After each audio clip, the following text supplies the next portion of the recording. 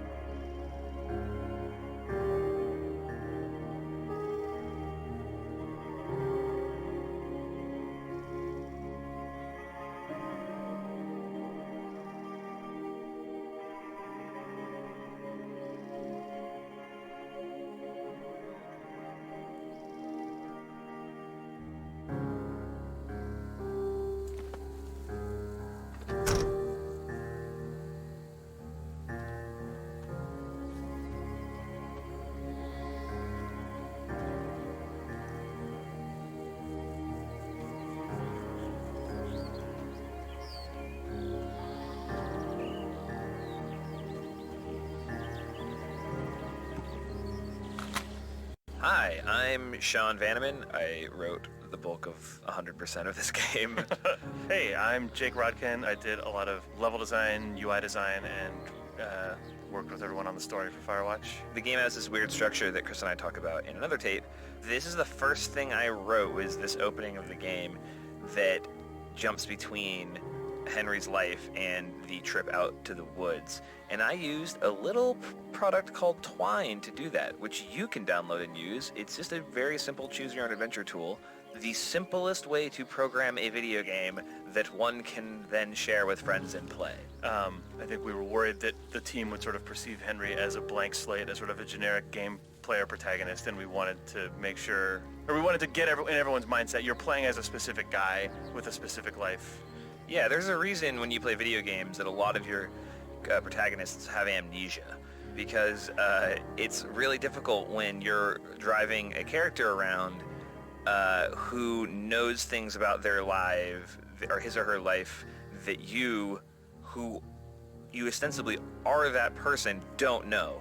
So yeah, we kept trying to write an opening of the game that happened sort of like weeks into Henry's experience, and then quickly realized that it was like, well, why would he not be able to say X? Well, because his relationship with his wife is Y. So, but the player doesn't know that. Yeah. And this was the quickest way to get everybody on board, was to just take the thing that I wrote that answered the question, I think, for Jane and you at the beginning, which was like, who is Henry? And I would write these character profiles that were really bad. And then I went, what if I just let you play a thing? And then you can figure out who he is. And we held on to that until we had the idea to put into the game. It means that when you're playing Firewatch and Henry and Delilah start talking about Henry's wife, you don't have to learn it through his dialogue, because you made the choices that brought him where he is today.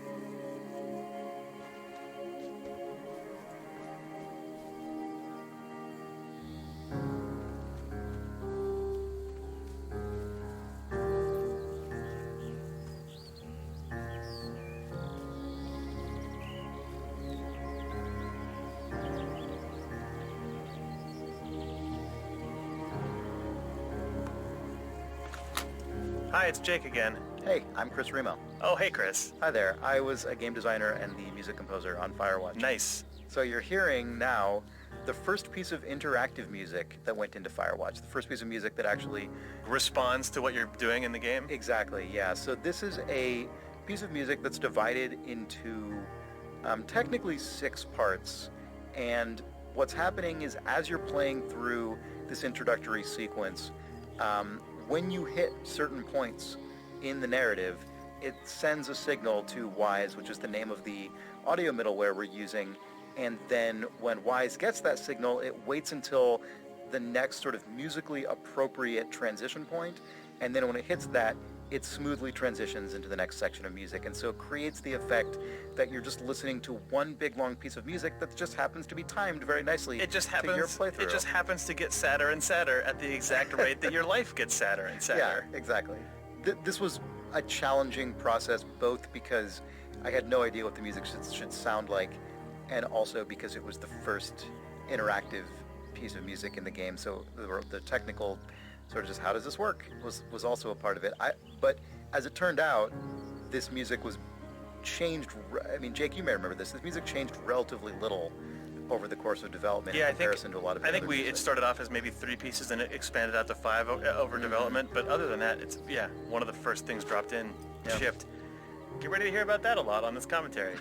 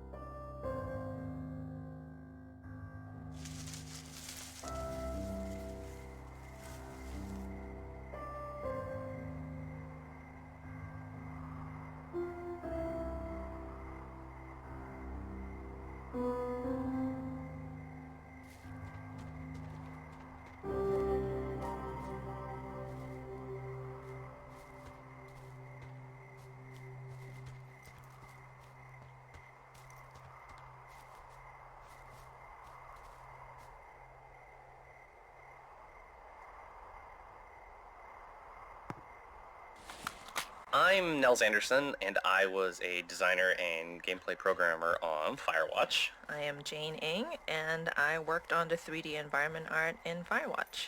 So you're likely standing at the base of your home away from home. Your home in the wilderness.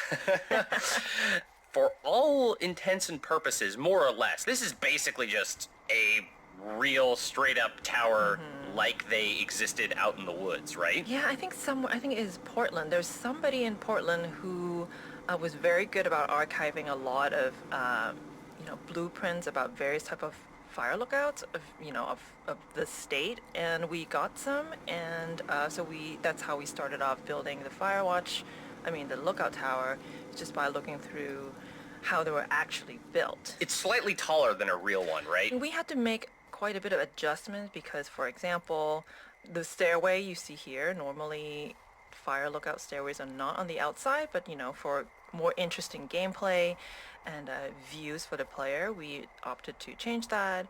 But ultimately we still wanted the tower to feel like a real tower, so we had to figure stuff like, hey, how does the plumbing actually work? How do they get water? Stuff like that. It actually is very important for a real tower. And if you go look around the base of the tower, you will actually see a big old plastic cistern. We are not a survival game of any sort, but it is important to make sure that all that stuff is actually thought out, so the space feels realistic. Right. You don't want someone playing the game being like, wait a minute, there's no how does this guy drink? How is he not dead? When I normally play video games, I'm always interested in stuff like, hey, where's the bathroom? Here we have the outhouse and you can go anywhere, but stuff like water is very important.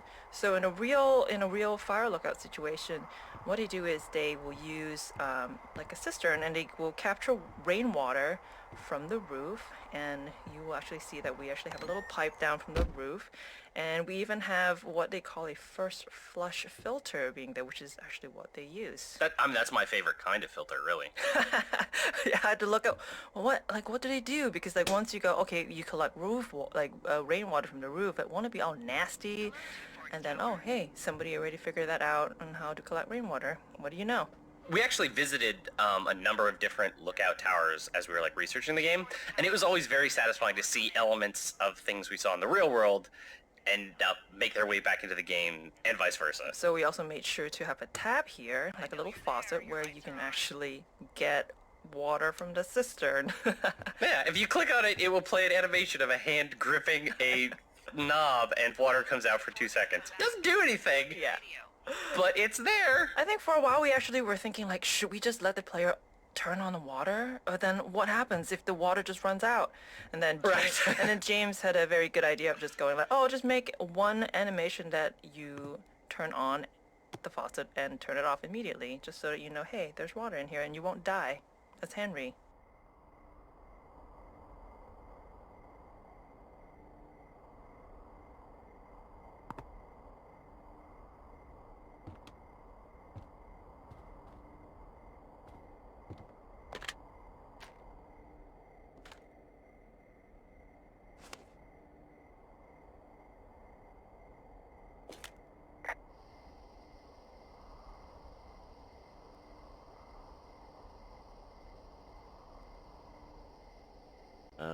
Hello?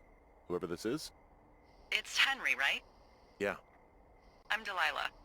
Yeah, that's what the guy said on the phone. So what's wrong with you? Excuse me? People take this job to get away from something. So what's wrong? What's wrong with you? That's a great idea. Go ahead. Look, I just hiked for 2 days, so I don't really follow whatever it is you're doing right now. You take a stab at what's wrong with me. Fine, then can I... sleep? Forever? Sure, buddy. Okay, now go ahead.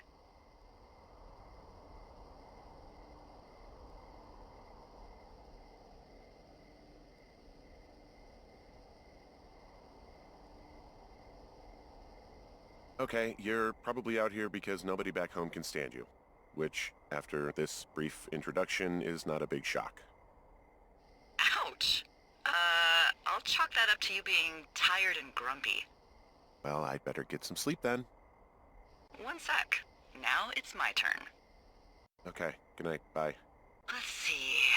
I don't know anything about you, but 9 times out of 10, folks out here simply got dumped. Huh, is that it? Close? Good night. Good night. Welcome to the job.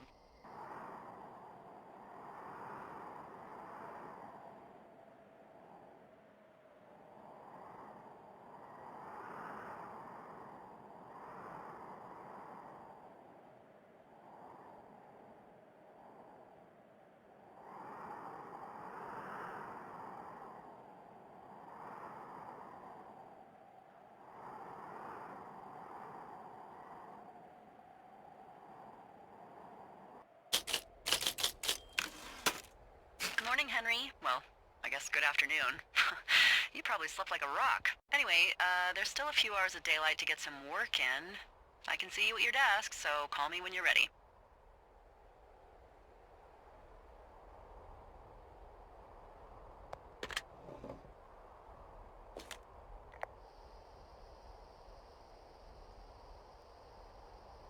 Hey, sorry, guess I slept in. You got a relaxing, 14 hours of sleep? Whew. Yeah, Jesus, I guess it's what, 6? 6:45. Whoops. Don't worry about it. That hike puts everyone out of commission for a day or two. But now that you're up, let me quickly get you acquainted with the job. There's a thing in the middle of your room with a round map on it. Do you see it?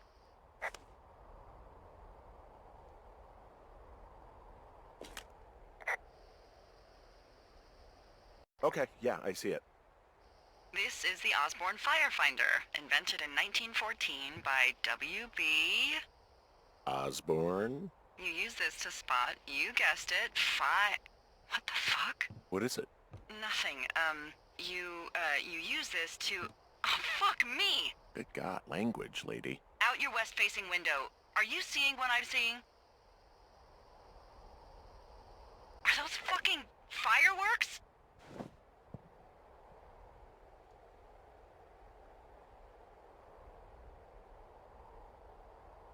I need you to confirm. Do you see them?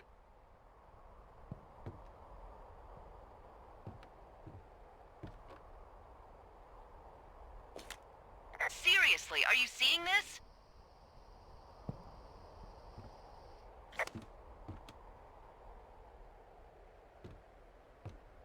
Henry?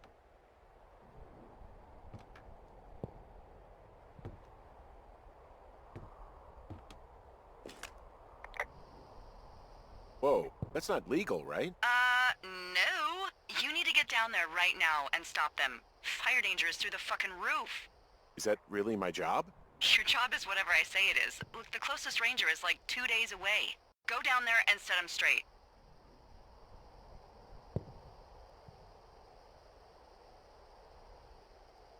Do you think you can handle that?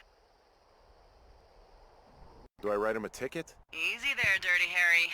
Well, Get going. You'll probably need a rope to get down the shale between you and the lake, if I remember right. There should be one in the supply box on the way.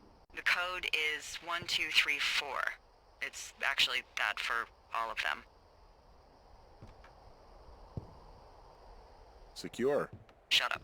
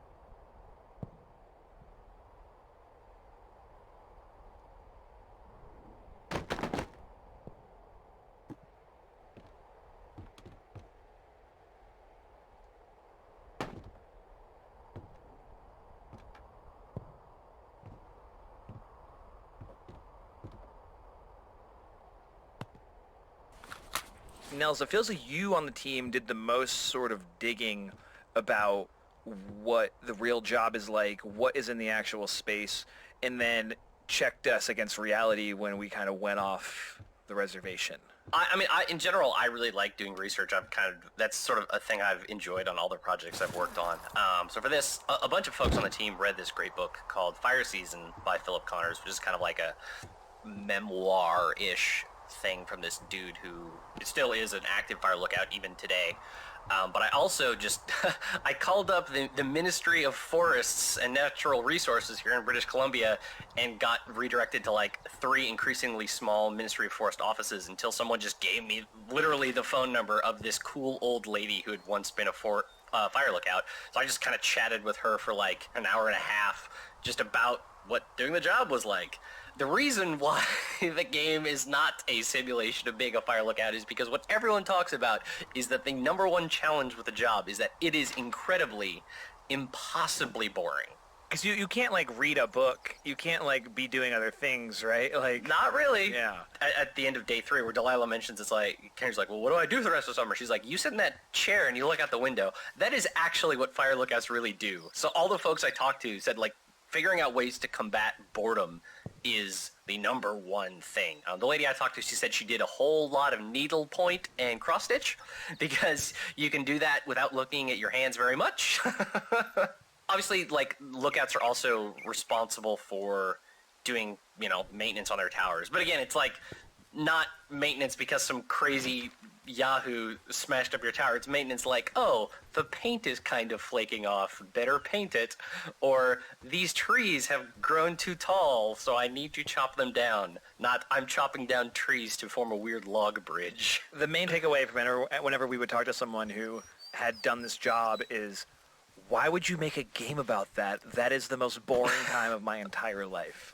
So hopefully we showed them how. It feels like people who do this job like fall into 2 camps, right? They're the people who think they can do it and can't hack it and bail after like a month or 2. People like Jack Kerouac, who tried to do this and wrote about it in Desolation Angels, and then he went crazy from a lack of cigarettes and then left.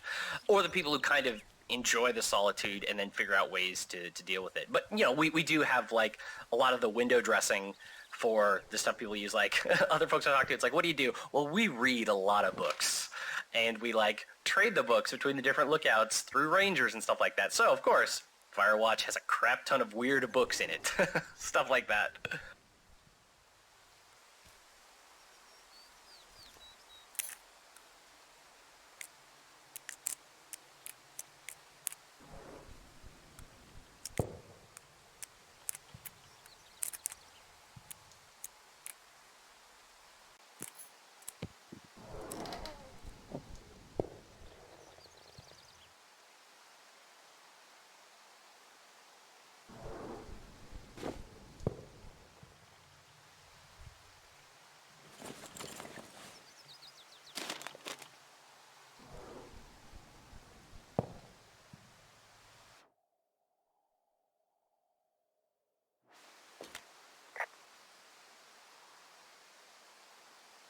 Hey, I found a note to a guy named Ron from some guy Dave.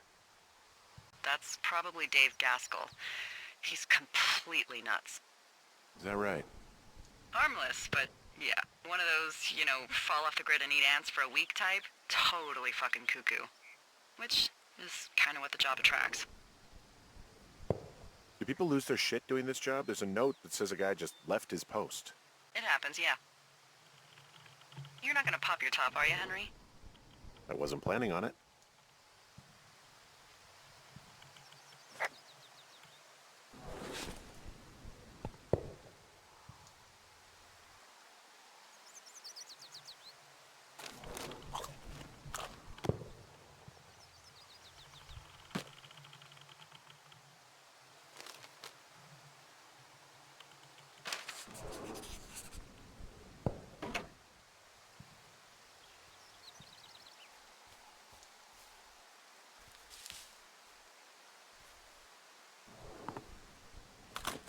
Hi there, it's Jake. And Chris again. Hey, so here we are in the cash box clearing, or at least I guess that's what we call it. There's a lot of cache boxes in Firewatch, but this was the first one that we placed into the game. For a long time, this was the cache box. It was the cache box, even though we knew we wanted to have more. This area was actually one of the first areas that we built out to any degree that looks like a piece of the world. It was a really good proving ground for us. Like when me and Nels Anderson were grayboxing the world at the very beginning, we tried a million different things. Like maybe this was on the edge of a cliff, or maybe it was a secret that you had to find.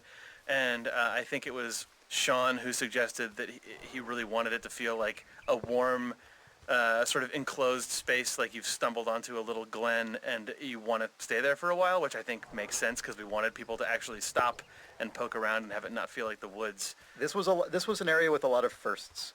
I remember this really ended up looking a lot like Ollie's concept art in a way I think that felt like an accomplishment when it all got built out. It was also the first audio I implemented in the entire game, I believe. The Foley on the locks and the lid? Right, exactly. Oh, this was, yeah. this was also, the cache box was also our proving ground for detailed object interaction with Henry animating the lock. And also, there is an exit out if you back up and turn left. That was the first time I prototyped one-way drops and also any like sort of secret paths, because the way that you cross the canyon also showed up here, and I didn't tell anyone on the team about it for like months, and people only noticed it once they started playing the back half of the game, and it was very fulfilling for me. Nice. Cache box. Cache box, land of firsts and secrets. That's the state flag of cache boxes. Jake, Oh, hey, Sean. you did a neat thing here in the game that I like a lot, which is when you make a dialogue choice with Delilah about what this dangerous hill should be called. It shows up on your map, and I like that a lot. Yeah, when we were putting the map system together, well, actually, the map weirdly was one of the latest things, one of the final things to come into the game as a fully fleshed out piece. But an upside of that is we built the map using a lot of tools we already had. For instance, the system that checks which things you have and haven't talked about, which things you haven't found in the game. Use the same variable list as our speech system. So when I was putting this together, I realized, oh, not only can I put a mark down on the map when Henry finds it or talks about it, but I can totally look at the same tools we use for dialogue and figure out what the player said and put it on the map. And the end result felt really natural. I actually wish we'd gone a little deeper on it in the game, but I'm really happy with what's in there right now. Also, please name this Shitty Boss Is Gonna Get Me Killed, because that's objectively the best name for the hill. Is that your handwriting? Yeah, you gotta cram that in there, but it's still readable.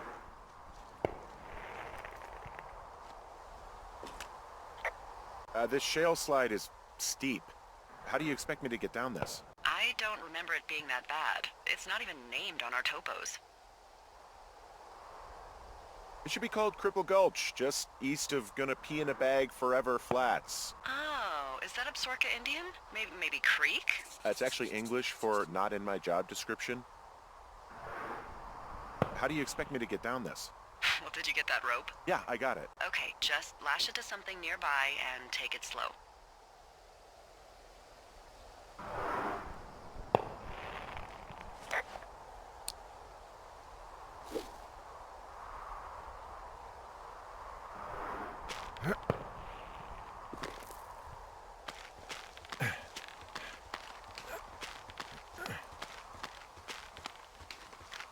No, no, no! Oh.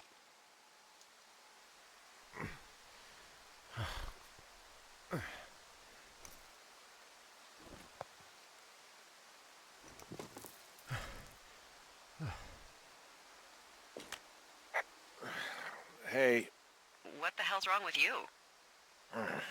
Cripple Gulch got me. What exactly happened? My rope snapped coming down the shale slide. Think you'll have to pee in a bag for the rest of your life? No, I think I'll make it. Well, be careful for Christ's sake.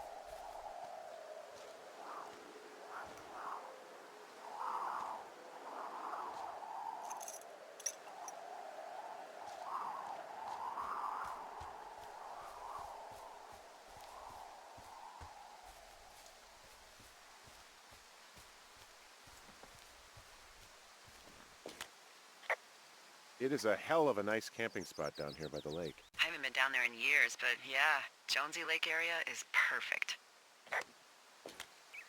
I'm staring at the big outcropping down here, but I'm not quite sure where to look for our pyrotechnicians.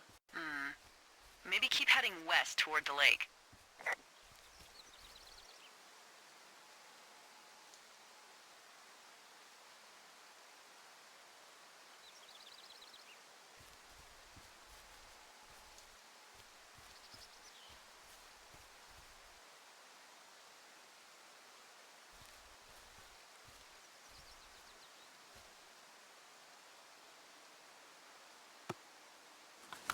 Hi, this is Ollie Moss, and I was the art director on Firewatch. I'm Jane. Hi, Jane. Let's talk about this teen Let's party talk about zone. Let's talk about the Teen Zone.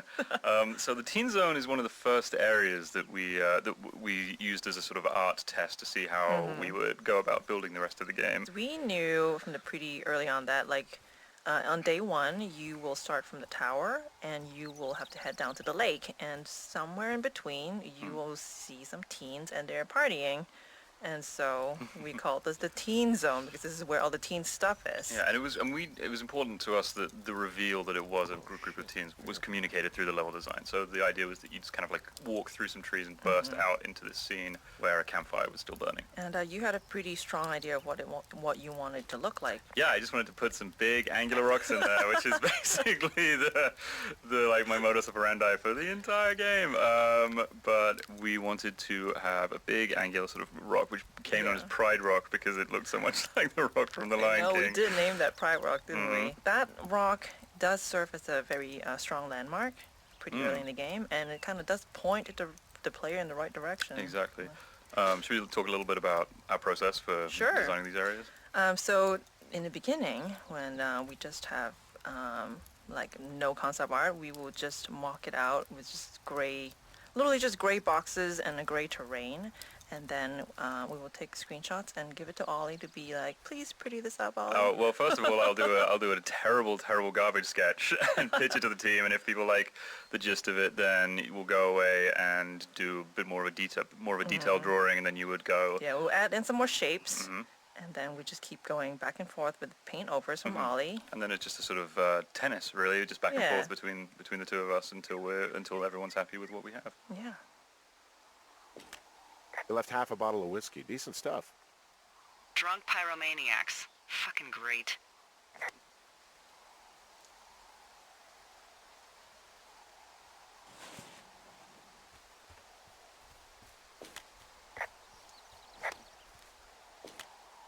They left their packs tied up here. Don't fuck with them. The last thing we need is some hikers filing a report about harassment. Oh, look, they decided to have a campfire, too. You know, they color-coded the fire danger signs in case people were illiterate. But I guess that doesn't take into account just plain stupid, does it? Found the fireworks. They didn't even try to hide them. Ugh. Well, confiscate them. Finding a bunch of empty beer cans. They threw them all over hell. Are you fucking serious? Yeah, sure am. I would like to retract my statement about knuckle sandwiches. Feet away.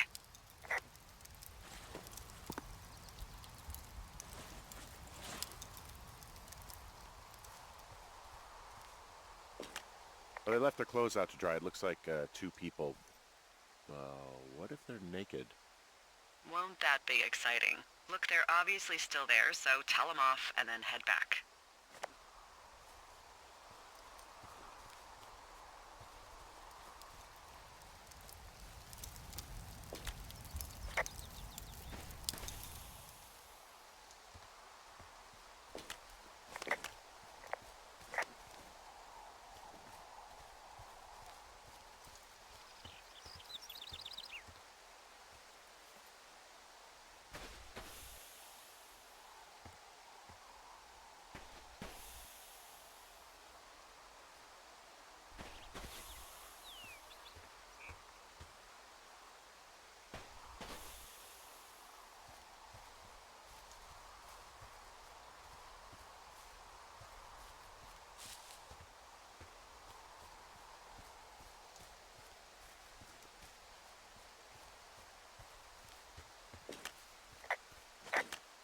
I found a bra. A nudie pyromaniac. Remain professional.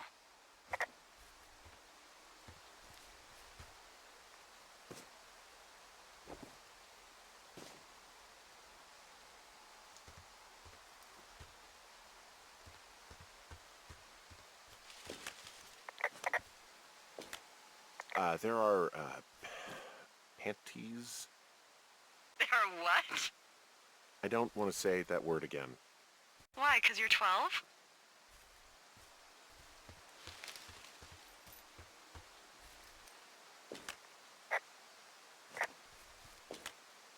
There's a... Ooh. Yes? There are 2 naked ladies out here. Can you handle that? Come on, I like naked ladies, same as anyone, but there's, you know... 2? Yeah. I know this will be tough for you, but try to pick your tongue up off the ground and do your job. Okay. What is that guy doing over there? I found them in the lake. Skinny dipping. Yeah. Oh boy. Enjoy dealing with that.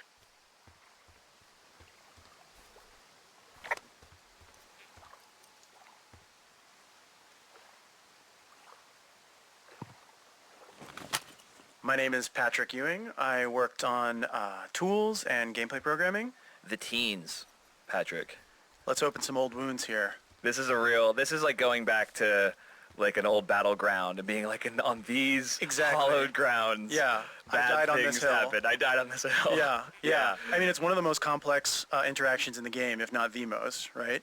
Yeah. And it was in the game from the very first vertical slice we did, and then I think we kind of added to it as we played through it and saw like, oh, we should be able to throw the boombox in the lake, obviously, right?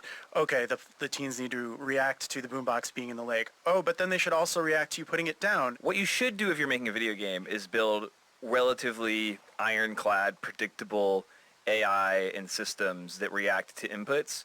But instead, we built a series of relatively flimsy state machines that were like, if this, if this, if this, but not when, and also if. Right. And we're able to create this scene as designed. And Patrick was sort of the shepherd of this scene. So whenever anything would break, if you were to throw the boombox and the teens were not to respond, or you leave with the boombox and they would talk about something else, it was Patrick's job to ferret into the state machine and figure out what was going on. Yeah, and I'm happy with how it turned out. There are so many different ways that this scene can play out now, depending on what you choose to do. Do you throw the fireworks at them? Do you talk to them and then start messing up their stuff and throwing it in? And it ends up being pretty like believable. They feel like real characters.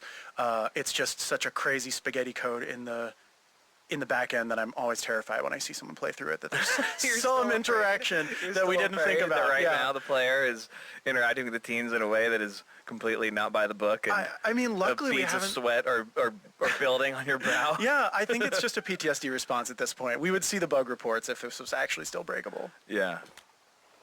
I know you guys are setting up bottle rockets out here, okay? How? Because you're hiding in the bushes spying on us? Give him a break, Lily. He probably hasn't seen boobs in 20 years. He's probably still a virgin.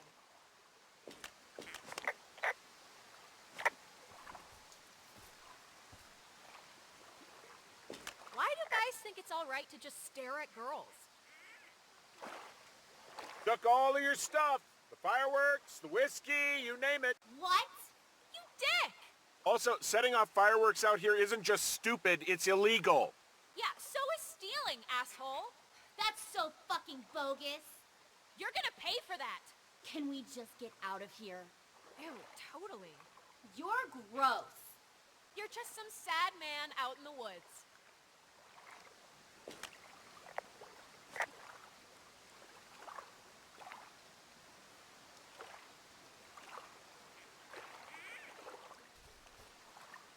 Hey, that go okay?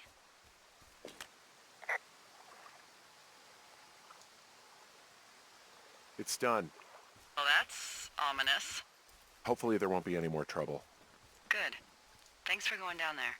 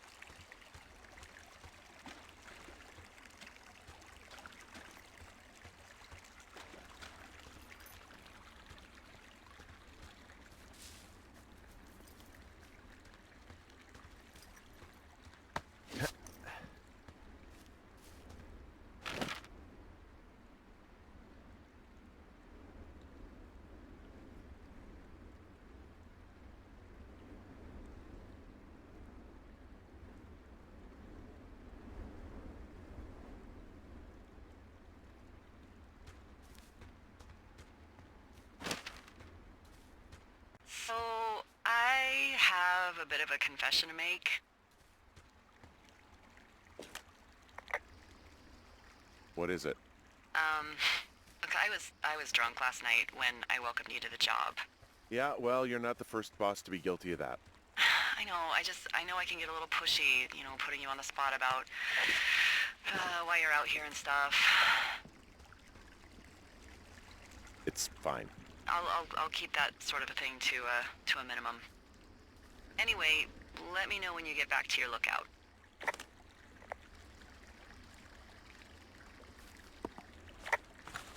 Hi everyone, this is Ben Burbank. I'm a programmer at Campo Santo, predominantly doing graphics work and performance stuff. And I'm here with Jane. Hi, I'm back. And we're going to talk a little bit about, in general, how the world sort of streams in. This is a big open world game. There are, tens of thousands of trees somewhere in there? Yeah, and we have how many chunks of the world that we stream in and out? There are 100 plus? Yeah, I think over 120. One of the big challenges with that was we have to remove parts of it when you're not looking at it, because video game consoles and computers don't like to draw things that aren't seen. Especially not a lot of trees. Yeah, it's a lot of work for that little graphics card to try and draw all those that big forest. So the canyon's one of the spots where we have obvious occlusion where you can't see most of the world. So we unload the tower hub. The tower that you see in the canyon is fake. It's a small fake version. Yeah. Which is a common trick. Yeah, so it's like a very low cost version of what it would actually be there. One of the biggest challenges for Jane and people building the levels was figuring out line of sight. So how far can you see? If you have a point where you can see entirely across the map, we had to be very careful about what is actually loaded and what's actually drawing. Yeah, so even though the canyon is pretty much a straight corridor, we had to put in some kinks in there. So, right sort of in the middle, there's a little area where you have to go around a rock. This is so that we could make sure you won't be looking at the lake when we basically delete it out of the world. Yeah. The game also, it's sort of non-linear. There's a linear story going on, but there's the ability for the player to just go backwards. So we also had to keep in mind reverse line of sight and things like that, which is a little different than a traditional action game or something. Yeah, it's kind of like a little puzzle game almost to figure out when we stream in and out things. So hopefully you don't notice any of it, because if you do, that's actually us not doing a great job. You probably will notice it though sometimes. I'm sorry about that. Hey, I heard some thunder. Yeah, I've got eyes on a storm out to the north. Well, that's bad, right? Because of the lightning? It just means we'll be busy. Hurry home, and try not to get hit by lightning. I got hit by lightning when I was 9 years old, so I'm safe. It's not going to strike twice and all that. Well, there was an old lookout named Roy Sullivan who got hit by lightning 7 times. I don't like the sound of that. Yeah, well, if it makes you feel any better, it wasn't what killed him. What killed him? Suicide. Would you believe? What's in this cave down here? In Thunder Canyon? Thunder Canyon? Hey, I didn't name it. But in the cave, I don't know, rocks? NFS tells people not to go too far in there. It's pretty dangerous. So I say, fuck it. You're a grown man, you can go where you want. great. Used to go caving with someone back in Colorado. She loved it. Might be great to explore it sometime this summer. Hello?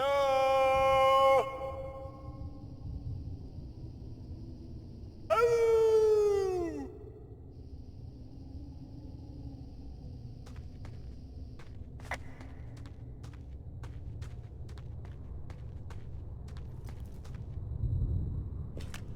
This cave is gated off. It's to stop spelunkers from dying without getting the keys from the Forest Service office first. Makes sense. Although Debbie says she lost them like 3 years ago, so maybe its mysteries are locked away for good. Ah, damn. Yeah, but maybe you can find another one to get your caving kicks in. Oh, this one's so close to home and convenient, though. Aw, sorry, Hank. Hi, I'm Jane. We're back. And I'm Ollie. Let's talk about this cave, Ollie. Oh, let's not. This cave really gave us all quite a bit of headache, actually. I was actually kind of having a mini panic attack because one of the hardest things to light in games actually is any area that's sort of half indoor and half outdoor, and this cave is a pain in the butt to light. It is. Well, having we thought you'd be an old pro at this, having worked on a game called The Cave. But yeah, it caused a lot of problems in terms of the logic gating of the environment switches, because every time the time of day changes in the game, it then like sets that time of day. Because there's no doorway really. So the way the cave is lit, it actually just changes the time of day in the whole game. So like when you hit a trigger, if you could somehow magically transport yourself back outside the cave, you'd see like the sun spinning through the sky, like the sky changing, and it was really hard to make that process invisible to the player and make it feel natural. Not to mention that when you're inside the cave, everything also has to look really dark. And we use a method called image-based lighting throughout the game. And that basically means that all the objects, like all the trees and rocks, just look out to the sky to see what their lighting should be. And so in the cave, we actually had to do sort of like a fake sky for anything inside that is just pure black. So the lighting inside would be appropriately dark. But still navigatable to a player without the Exactly. flashlights. And so, and also to be able to have a smooth transition when you're going from the brightly lit outside to the really dark inside and coming back out again, and having all the appropriate logic for the time of day, like Ollie said, it was just a real pain in the butt. I love the little details in Firewatch's branching dialogue. There are a lot of very subtle, hard to notice things that Sean put in while writing it that you really couldn't notice without multiple playthroughs, but they add up to this feeling that you're talking to real people who, just like real people, kind of echo back things you said earlier, who continue in jokes that have been established, et cetera, et cetera.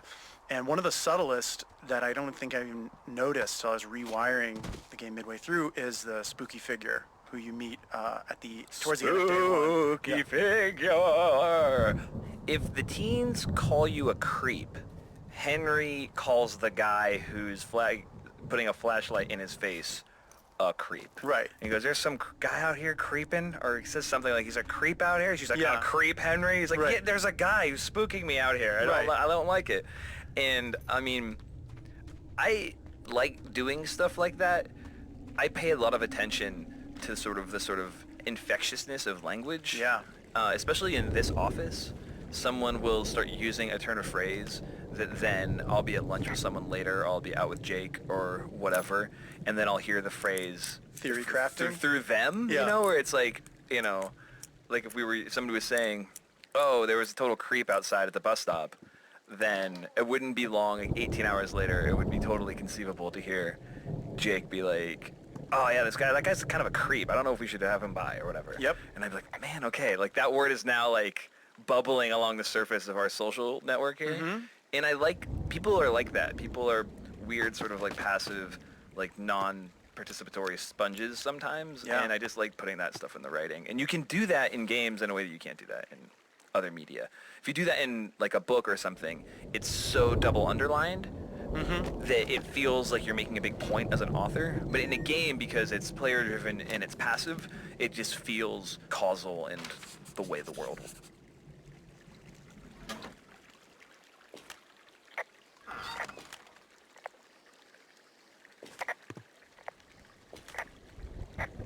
Yeah, I get the sense that not everything in here is useful.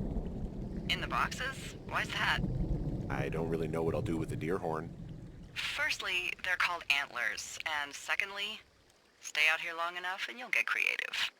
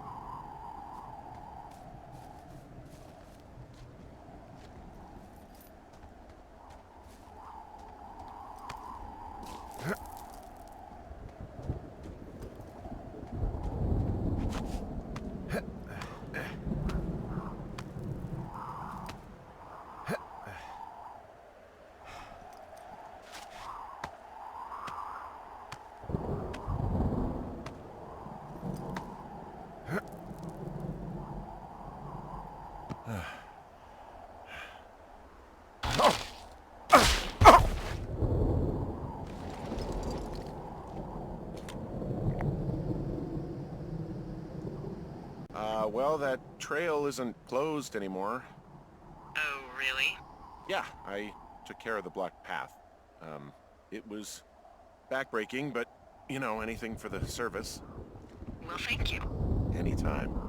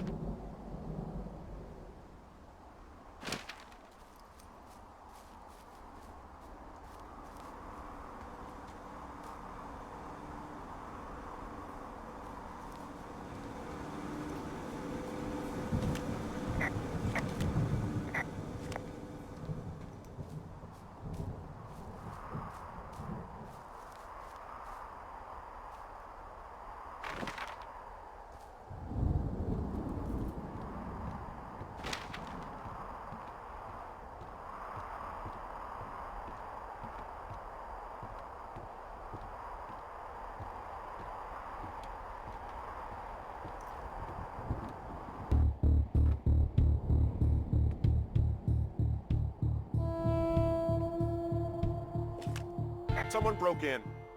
Hey, what? They wrecked the place. Threw my typewriter out the window.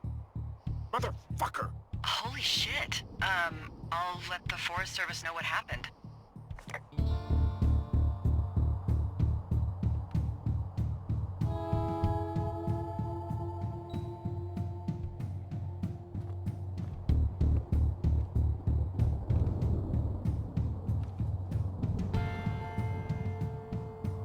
Okay, I put in a call.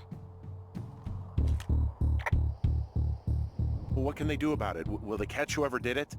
This is the Forest Service, Henry. They're not exactly Hawaii Five-0. Do you have any idea who would have done this? Maybe that guy I saw in the canyon, but I don't know why the fuck he'd want to mess with my stuff. Well, I'll have the Rangers keep an eye out for a man hiking on his own and question him if they find him. I can't believe someone would do this. I worry about bears and fires, and that's about it, and now I've got to worry about some deranged hiker going after lookouts? Great. Okay, in the morning I'm gonna call my friend Patty, who works the desk down in Cody. They keep a list of everyone who's officially been in and out of the trailhead since, I don't know, forever, and see if we can get a list of names. We won't get much, but at least if anything else happens, we can refer to it and see if anything comes up. Thanks. I need you to feel safe out here. Just point me to the Forest Service weapons cache and I'll feel safer than the Pope in his little car. Yeah, someone made the choice years ago that leaving people with infinite amounts of alone time and a gun was kind of a bad idea. Grenades? I'll see what I can do.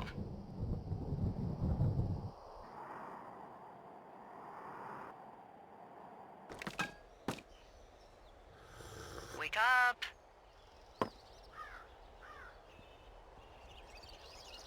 Hey, wake up! I'm awake. What's your problem? Our problem. Sorry, our problem. That storm knocked out the phone line I used to talk to the service, which means we're cut off. I tried radioing out, and that's not working either. I don't really know why that would be the case. Should I be worried? About what? We can't get help if we need it. Oh, you're tough, Hank. You don't seem like the guy who likes to ask for help.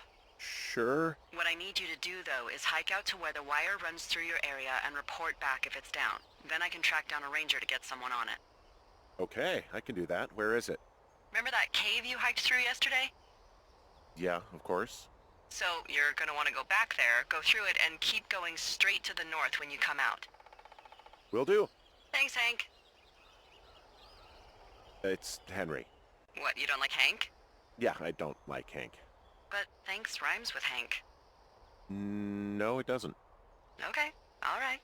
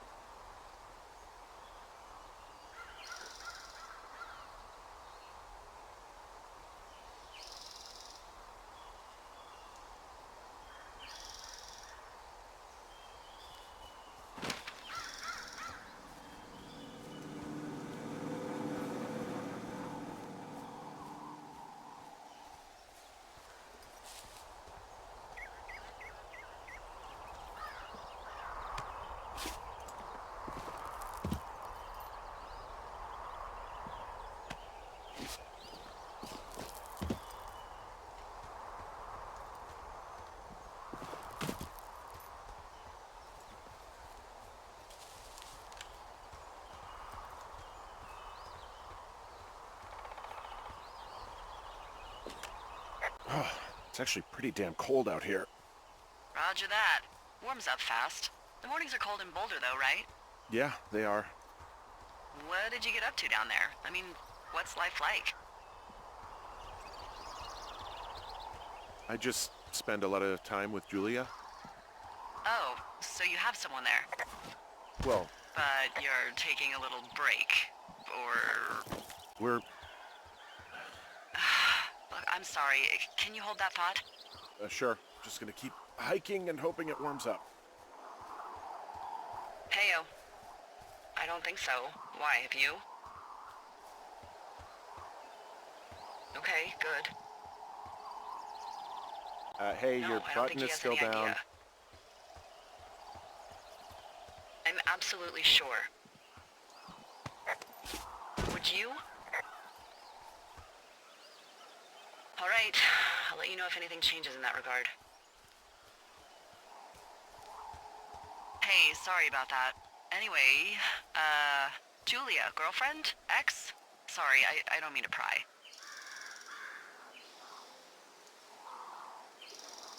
That would be my wife, Julia. Oh, like your wife? Or like she's taken half my stuff wife? My wife. But you're here.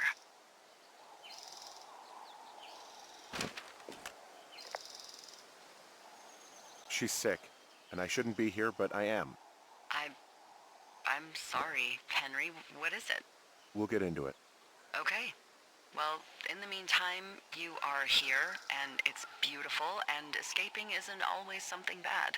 Yeah, sure. Like, I gotta go do a thing, but I'll have a radio. Okay, call me if you need to.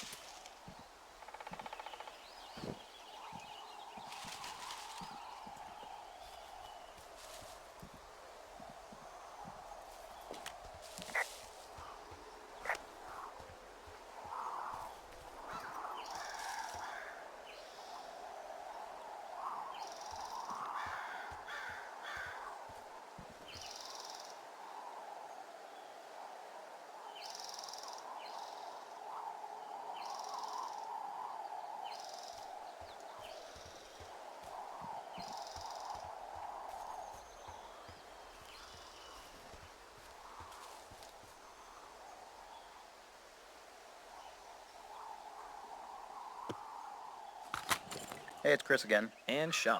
Hey. Hey. So the conversation that you may be hearing or may be coming up soon has Delilah taking a call from another lookout. Unbeknownst to her, Henry can hear this all happening. And when she finishes that call, you as the player can choose to call her on it or not call her on it. And that was a very interesting piece of writing and design, I think.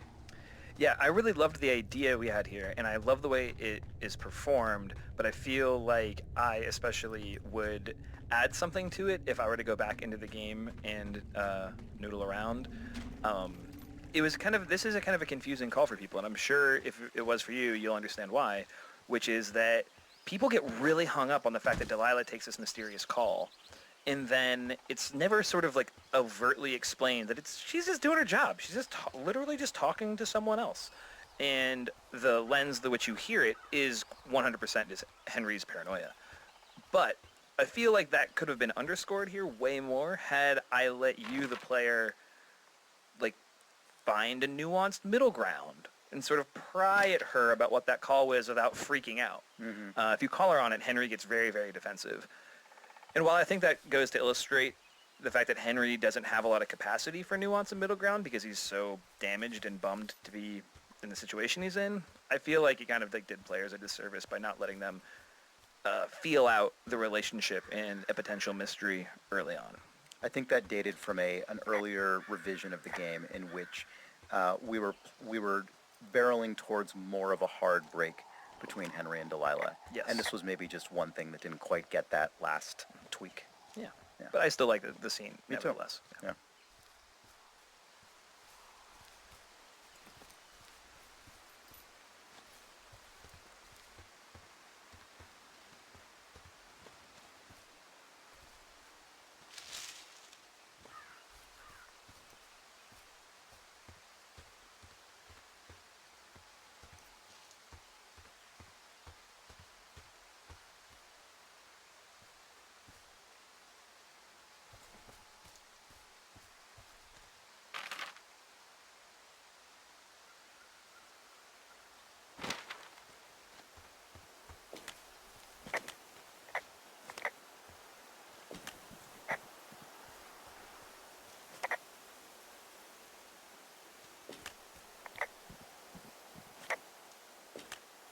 I can see the wire you're talking about. It looks like it's in good shape from here. We'll follow it up to the top of the trail if you can. You can head back as soon as you give me the all clear. Got it.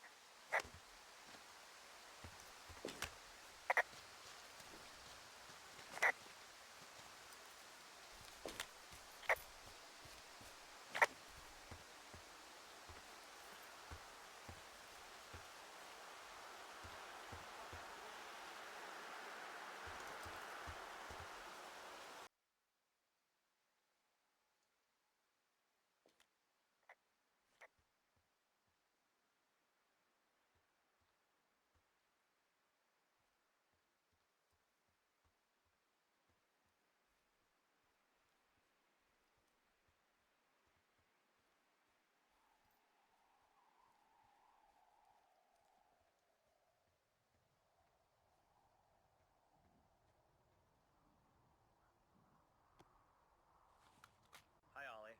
Hi, Sean. It's nice that we're doing a tape together. I know, is this the first one? It's our first and only one. Oh, that's a shame. I feel like we've done so much together not on tape. At least not recorded in a way that you know about. Okay. And here we are talking about Hawk's Rest. Hawk's Rest. You concepted this area. Yeah, the idea was that it would seem from the outside a sort of innocuous little house on the edge of a cliff, much like your own lookout, but when you open the door you get the surprise that it's been burnt away and you just see a vista and sort of rush of wind as you open that door, and I thought that would be a really like fun reveal to the player. Yeah, and I sort of screwed it up when I first wrote this scene because all of these sort of like Hawk's Rest dialogue and all the stuff about Raccoon Carter was as you were walking up the hill, you could report the cabin, which was a lookout tower, at the top of the hill, and then get into this story about its former inhabitant as you were approaching it, and then it sort of buried the moment in a way. So we took all that stuff out, and I hacked in very like inelegantly, I think, that Delilah just doesn't answer you when you ask her about what the house at the top of the hill is. And then you get to experience it alone before getting the story about Raccoon Carter. And I'm really happy with the way that worked out. Also, There's a secret. but the raccoon that lives in the stove that you may or may not know about is only there on certain days because of a myriad of design reasons. But if you're here on any day that isn't day 2 and you open that stove, there's a little Spoilers. critter in there. And that was animated by James, textured by Ollie, drawn by Ollie. I really like that raccoon, Oliver. Thanks, Sean. You did a very nice job on that raccoon. Also, you did a very nice job on the rest of the game, and I'm only going to tell you that on the Hawk's Rest tape. I'm actually going to edit this out. I don't want anyone hearing me ever compliment you Fantastic. in the record, but because it's only taped together. But yeah, I really love the way this area came together. It's lovely. Lovely the way it is. Very nice. Well done. Huh. Found an old hat from a Korean war vet. You'd be surprised how many former service members take this gig. Well, makes sense. I imagine if you've been through war, you probably can't get enough silence.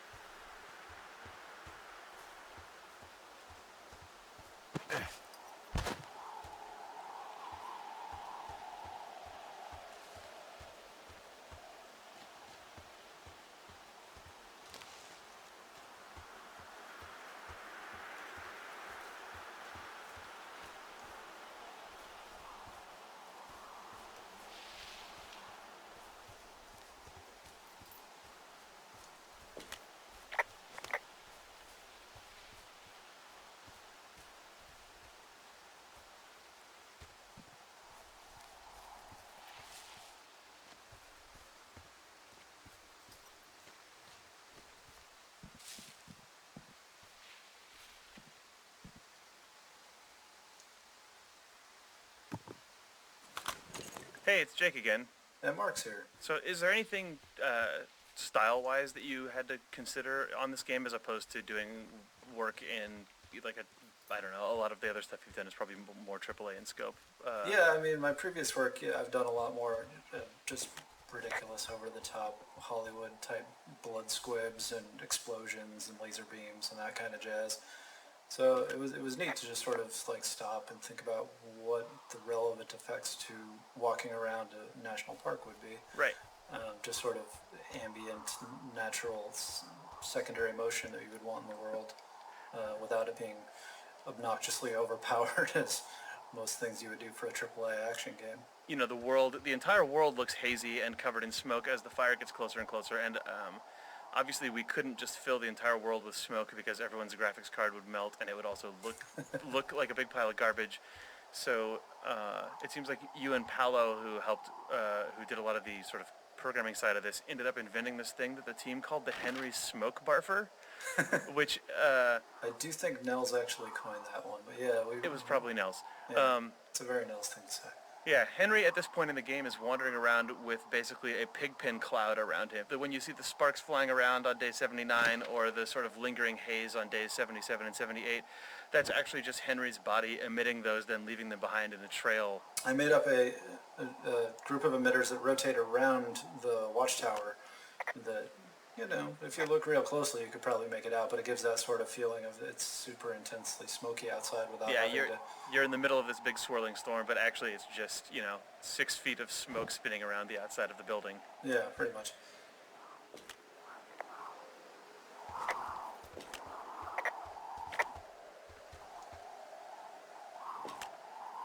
So we really can't reach anyone any other way than these wires? What else do you suggest? Smoke signals? Just seems dangerous. Well, if they don't hear from me for a few days, they'll send someone out, but I'd rather it not come to that.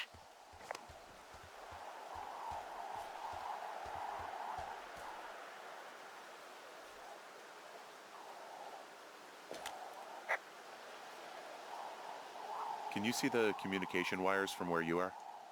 I can see the poles, but I have no idea if the wire's in good shape or not. They run a good distance up to a spot called Beartooth Point. You just need to walk along them all the way up there and make sure everything's in ship shape.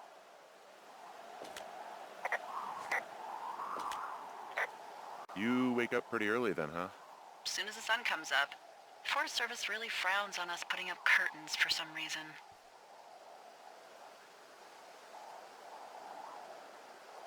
I just covered my head with my pillow. Seems to do the trick. Wow. The forest could never burn down on your watch.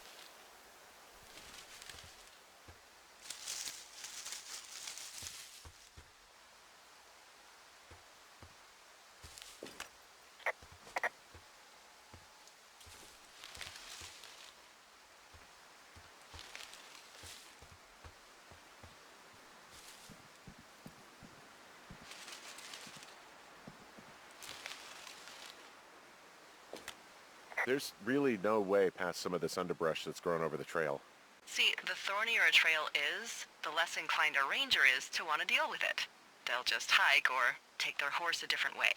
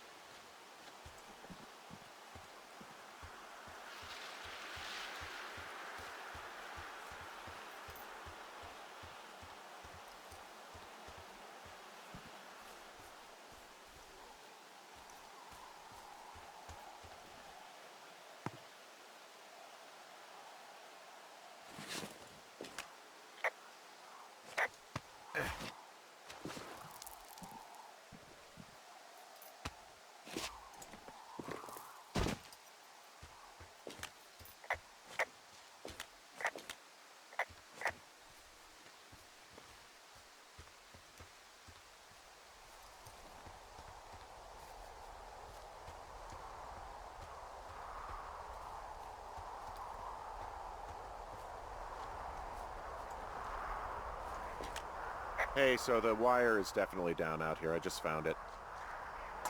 That's actually good to hear. I can send someone out to fix it. Good find. Yeah, the thing is, it doesn't look like the wind. It looks like it was cut deliberately. It's snipped clean through, and there's a bunch of beer cans out here. The same beer those girls were drinking. They also left us a message. These idiots are gonna pay. Do they realize this is how people die? I mean, what if something happened to one of my lookouts while this was going on? And God forbid there's an actual fire burning out of control. What do you want to do? I want you to go find them. And then what?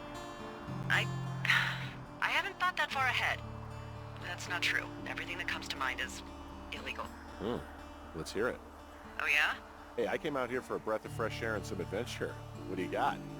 I think I want you to just find them and scare the hell out of them. Yeah, I'd make a spooky ghost costume, but they stole my sheets. I don't know. Wait for them to wander off and wreck their camp. Something that would make a teenage girl run home to mommy and daddy. I'll find them. Thanks. But I am gonna need a raise. Don't hold your breath. I'd start by hiking back towards your tower and just keep an eye out for anything that would lead you to them. Well, they're big into Red Eagle. Great. See if you can find the path they took down from there. Maybe they looped back around towards the lake or something. I doubt they're where they were yesterday, but they obviously can't have gone far.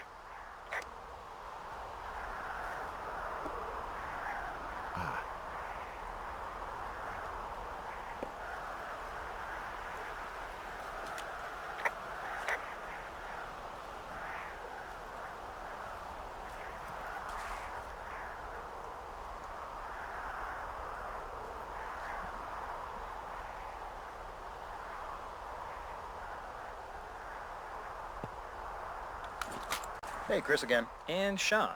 Hey, if you saw the second trailer for Firewatch, there's a moment that takes place here where Delilah points out that there's someone in Henry's tower. Henry points out that he's not there. Camera swings back to the tower, and it's a big dramatic ending. Of course, that moment happens in a completely different part of the map in the actual game and has totally unrelated to this moment that you're now experiencing. And this was a trailer that we had debuted with Sony at E3, so we knew we had a big audience and that a lot of people were going to see it.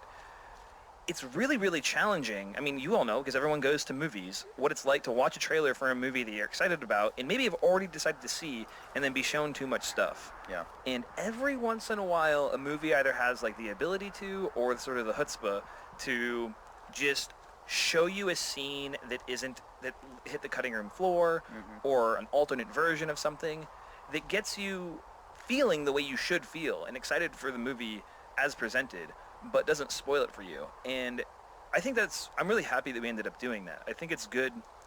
Like, you're not lying. It's not like we showed you a mechanic that you can't do or anything like that. I think that we basically had to find a way to accurately convey the type of tension and mood of the game without spoiling it, and so we basically ended up just writing those trailers to fit.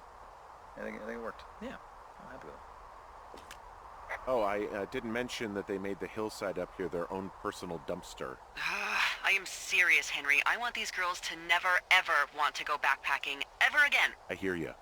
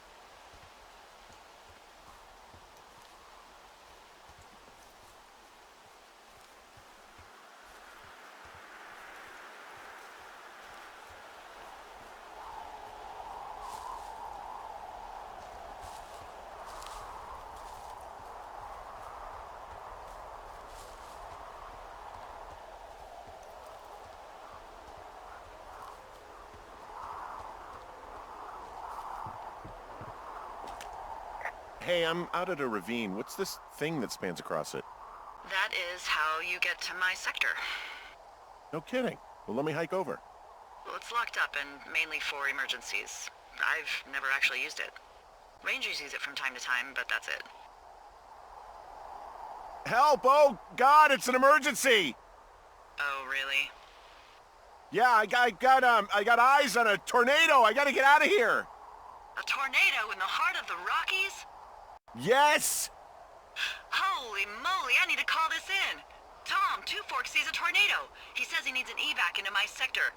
It's a meteorological impossibility. There haven't been tornadoes in the greater Yellowstone region in 100 million years. You're gonna need him to stay and take a detailed personal account, even if it means giving his life. Okay, I'll tell him. Sorry, Hank. No dice. Man.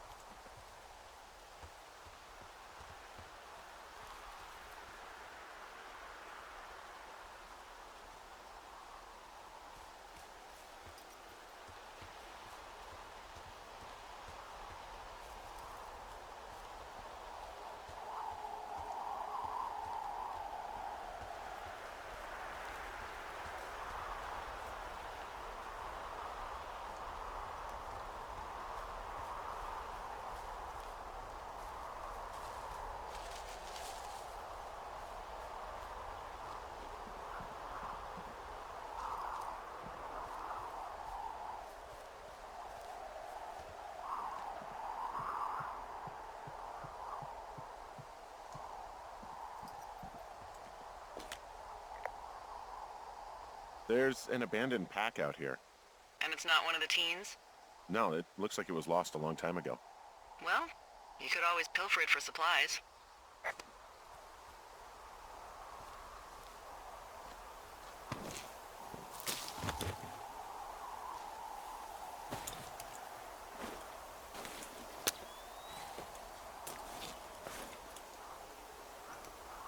Well, I am flush with ropes now. That pack was full of them, in decent condition, too. That's lucky. I mean, there's enough rope here that I could just leave them hooked up, I think. Oh, get this. This pack came with one of those cardboard single-use cameras. With pictures left? Yeah, he only used 3 or 4. Neato. Thank you, Brian Goodwin. Wait, who? The bag had the name Brian Goodwin sewn into the top. Huh. Wow. Do you know him? Yeah, I just haven't heard that name in a few years. Was he a ranger or something? Oh, no. He was stationed in Two Forks, your lookout, with his dad Ned 3 summers ago. Great kid. You can bring children out here? No. You know, I'm not a stickler for rules. They took off halfway through the summer. You guys keep in touch, you and the Goodwin kid? Nah, they took off pretty unceremoniously. Plus, what's a 40-year-old woman gonna do with a teenage pen pal? Good point. Anyway, so it goes. Have, fun with that camera. Try not to snap anything that would scar a Photodome employee. I don't know, I got a lot of hiking to do. Might get bored. Well, I'm bored as rocks, so I'll keep you company while you find those girls, huh?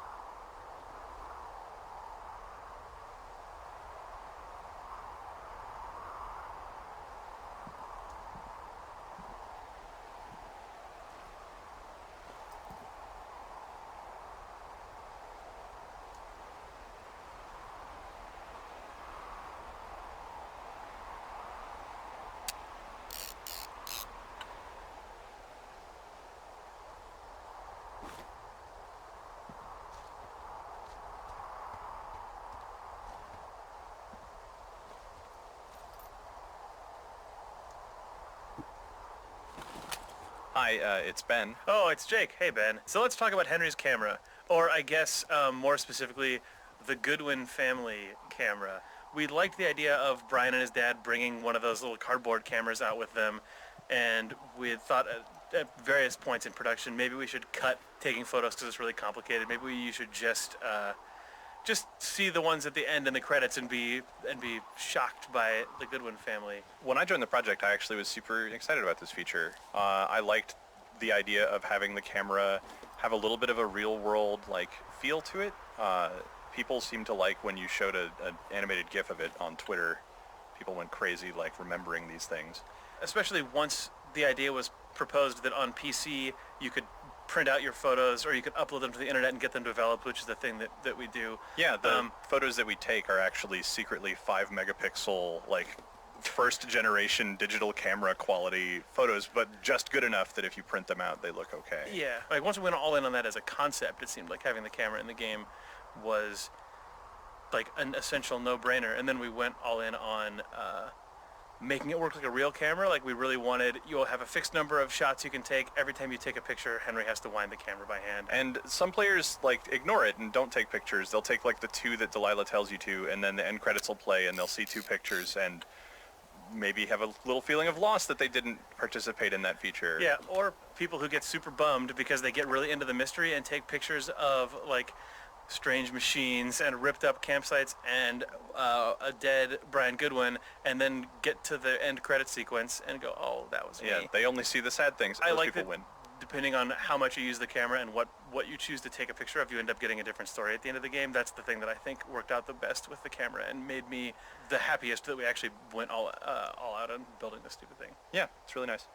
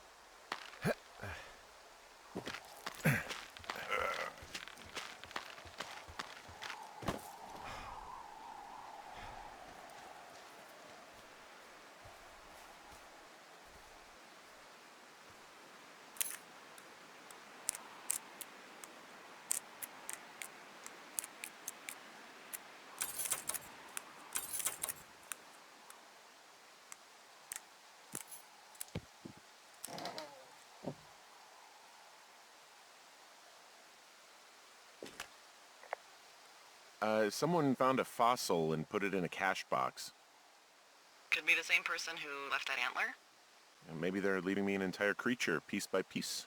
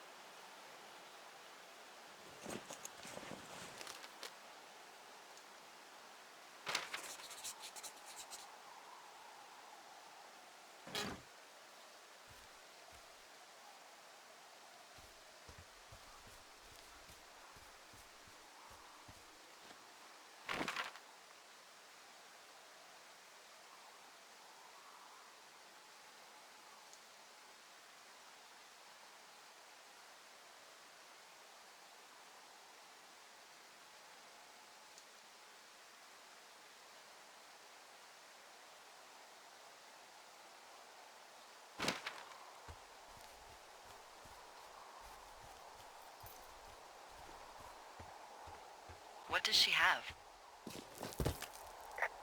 She's got Alzheimer's, like, dementia. Whoa. How old was she?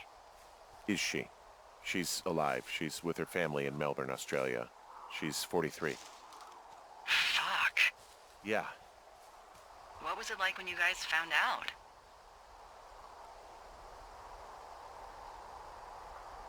Devastating. Especially for her. You can understand. And for you? Anyway, everything she worked for was taken away, and that was it. Yeah. I'm sorry to be such a downer. Don't even. I'm happy to listen. And, we'll try to have some fun this summer. I promise.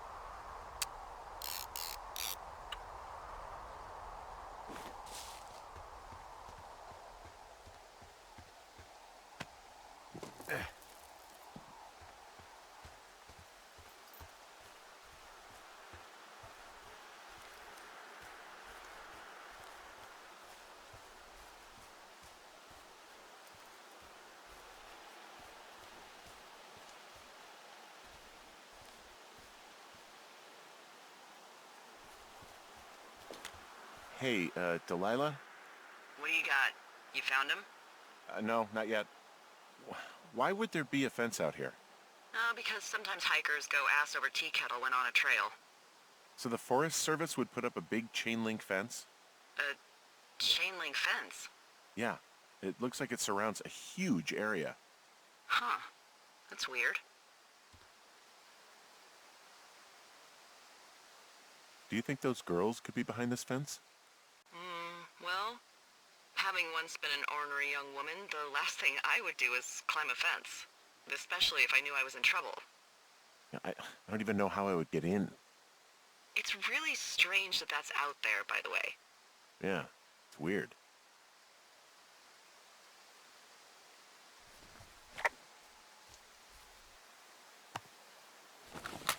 Hey, Chris here. And Patrick. Hey, Patrick. So at this point in the game, we're starting off on the search for the teens. one big challenge we frequently had on Firewatch was figuring out how to guide players when the person giving you your current objective doesn't actually know where to send you. Delilah knows you need to find the teens, but neither of you have any idea where to start. And in this case, we'd used telephone poles to get you up to Beartooth Point, and we're now using some beer cans to sort of lead you in the general direction away from that. Of course, we rapidly saw that these teens were drinking a truly ludicrous number of beers in one walk. I think you and I both placed quite a few of these beer cans, probably you even more than I. Yep. It started to sort of strain credulity. Right, which is why I think we had to add that case at the end just to make it plausible Yeah, that there are something like 30 cans out there. Right. Yeah. Probably the best tool we ended up coming up with for this, which was the smoke plume, Right.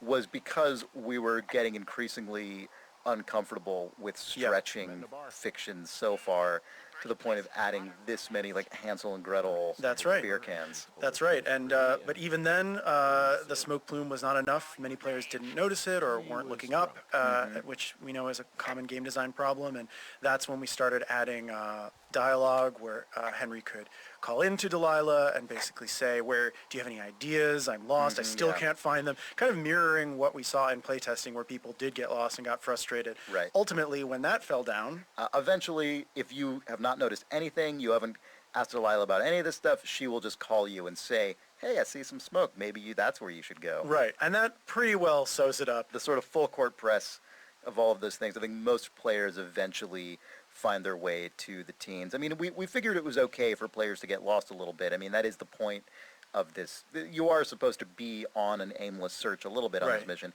But, you know, I think with all of the different tools we added in, most players eventually feel like they're actually Right. on some kind of trail. I mean, I suggested an omniscient satellite AI that could contact you and tell you Yeah. exactly where to go, but that was shot down. Yeah, it was a late cut. Yeah.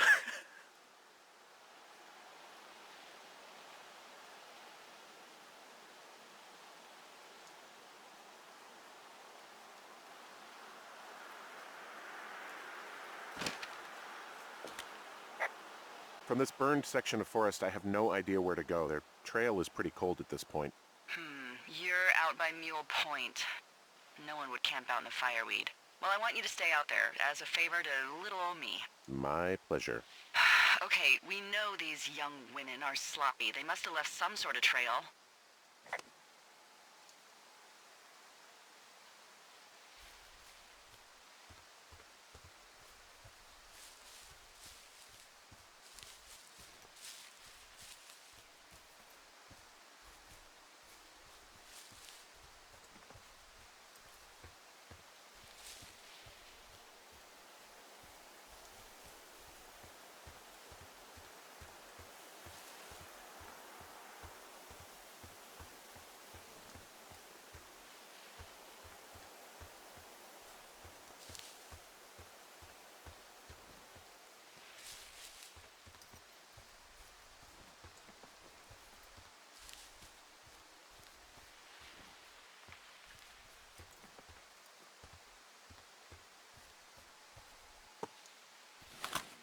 Oh, hey, this is Ben again, and I'm here with Paolo. Hello, I'm Paolo. I was the graphics programmer on Firewatch. So we're here to talk a little bit about the time of day system that the game uses and the skybox stuff. You're in an area where there's a weird device that you can use to step and mess around with those while we talk. As you can see around you right now, you can walk on the different parts there, and you'll see the weather changing. So immediately when we started working on Firewatch, there were a couple of important points. We had to have a dynamic time of day. So at any point, people could trigger changing the sky, changing the fog, changing each individual component independently. At the same time, this has all sorts of technical implications, but the most important are, okay, how do we represent all this information? Games have many ways of baking data, which means that you sort of gather the lighting information in a scene and then you save it into memory, which is usually a texture or other data structures, to then use it in real time. Now, the problem with that was that we had a lot of different permutations and we wanted them to change in real time, and also we didn't know ahead of time how many we were going to have. So we tried to go with a fully dynamic solution. In this case, what dynamic means is just that as you walk around, you'll see the sun moving around, the sky color changing, the fog color changing, and the shadows moving. So all those components are always rendered every frame, and there's no information that is stored anywhere. So what pieces make up the sky again? The sky, we tried first an approach of representing sort of a simplified version of the scattering equation and seeing what that would look like. And it was looking good in the game, but it was still very difficult to author. And since Ollie, as the art director, is absolutely talented with colors, at some point we just sat down and we sort of worked together and said, okay, imagine that you could just paint the sky in Photoshop and think about how that would work in the game. It might just magically work. And by doing that, we basically dissected his process of assembling just a painted sky in Photoshop, and we created a shader, which are basically programs that run on the GPU to render things, that suited his exact style. So really the sky is just a series of gradients that blend into each other with a couple of controls to change curves and attenuations between them. So as you walk around, you'll be able to see how both the sky changes and then the fog adapts to the same color and the sun moves in the right direction. And then there were just a couple of numbers to make sure that like the brightness around the sun would be higher so that it would still sort of represent and give the feeling of what the sky and how the sky behaves. And this like gave Ollie the ability to test some things very quickly. Exactly. Having immediate feedback for filling a world that was as big as Firewatch, especially for the sort of limited team size that we had, was absolutely important. Like we had to have a way so that artists would make something quickly, have an idea of what it would look in the game, and knowing that it was pretty close to what we were going to ship. Yep.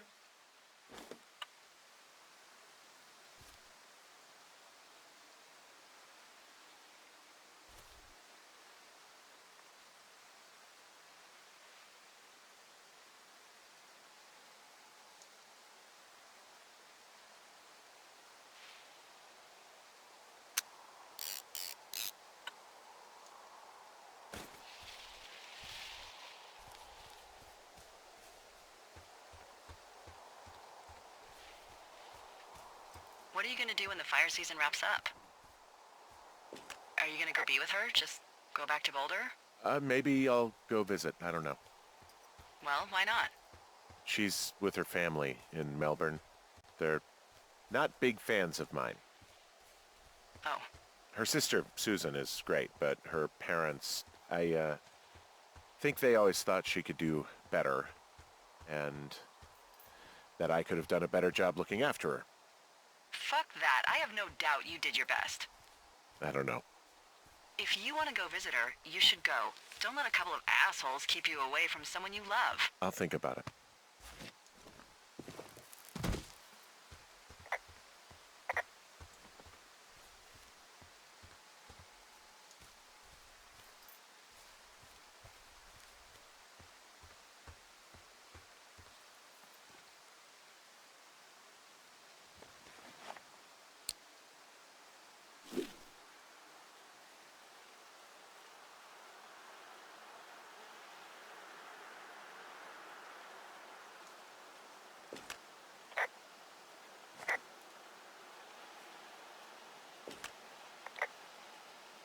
I see a really thin plume of smoke.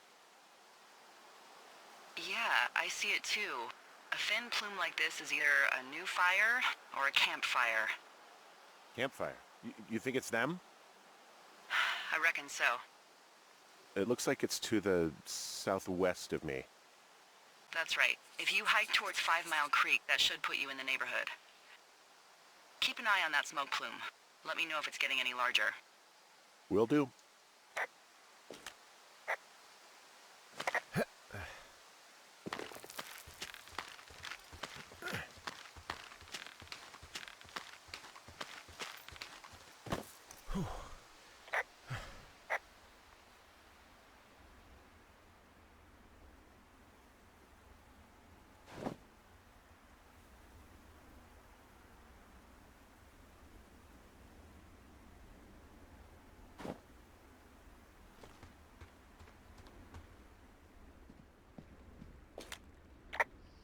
Wow, I'm on top of a natural bridge out here.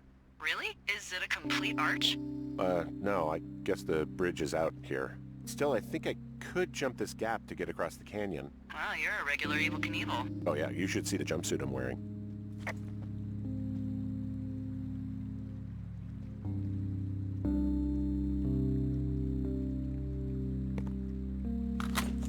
Hey, Jane. Hi, Jake. Let's talk about how I almost killed you over this canyon crossing. Why would anyone have any objection to something in a game as lovely as this area? So originally, when we first built this whole canyon, you can only walk through the bottom where the creek is. It looks really lovely when you're walking along the bottom looking up. And you cannot get close to anything. You can just up here. imagine what the top of the canyon looks like, and you don't ever have to see it or make it. Basically, there was nothing up here. But what if, think about this though, what if you could walk across the top of it and look down, and then we built all of that too? I just remember the day when you mocked this out in the paper map and just gingerly just showed it to me. And then I looked at it and I was like, what's that line? What's that line doing going over the... No way, Jake. There was no way I was gonna win that. I mean, I ended up just building a lot of it myself to And try. then, and I think you were like, okay, how about this other thing? I was like, okay, this other thing is fine, but this is definitely not happening. I just secretly built a million walls and trees and did every single thing that I possibly could to make it so But you would look at did a it. good job though, because the thing I was really worried about was when you're up there, you end up seeing basically the whole length of the canyon, and then also all the way to basically towards Delilah's tower, which means it's Right, way all the way through the Beartooth Point it would be area. way too much game to try to draw. Mule Point. Yeah, So that exactly. that was the original sort of It was a lot fear. of very careful, then you go around this turn, and then you secretly drop down 3 feet, and a bunch of huge trees come up. I was very happy that we were able to get the canyon crossing in, because it's one of the few places where I think you do a total figure 8 over yourself. It was nice that you managed to problem solve all the sight line areas before I lose my mind. Thanks for not killing me. I'm alive to be on this commentary track.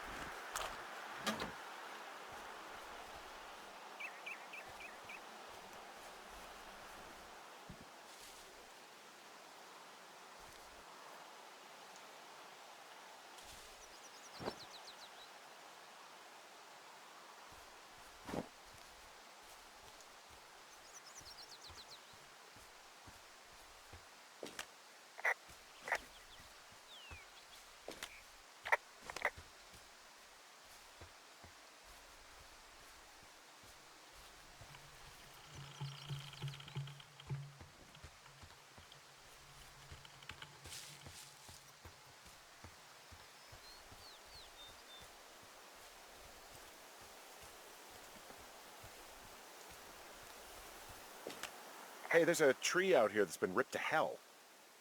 And? Don't you think that's, disconcerting?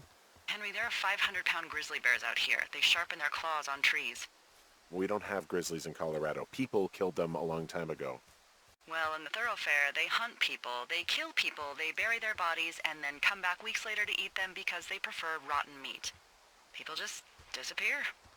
Don't you think that's disconcerting? No, Henry, that's life. Christ, lady. I'm down by Cripple Gulch. You ready to give it another shot? Do I seriously have to? To get down to 5 Mile Creek? Yeah, afraid so. It's quite a ways downhill from here.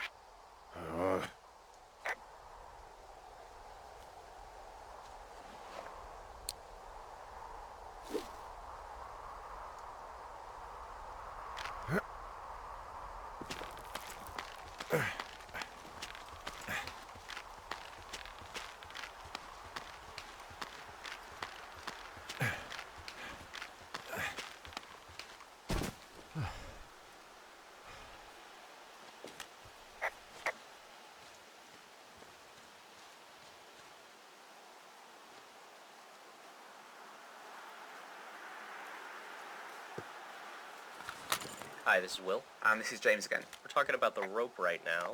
You should be one nearby. Yeah, the rope was the very, very first thing I ever did in the entire game.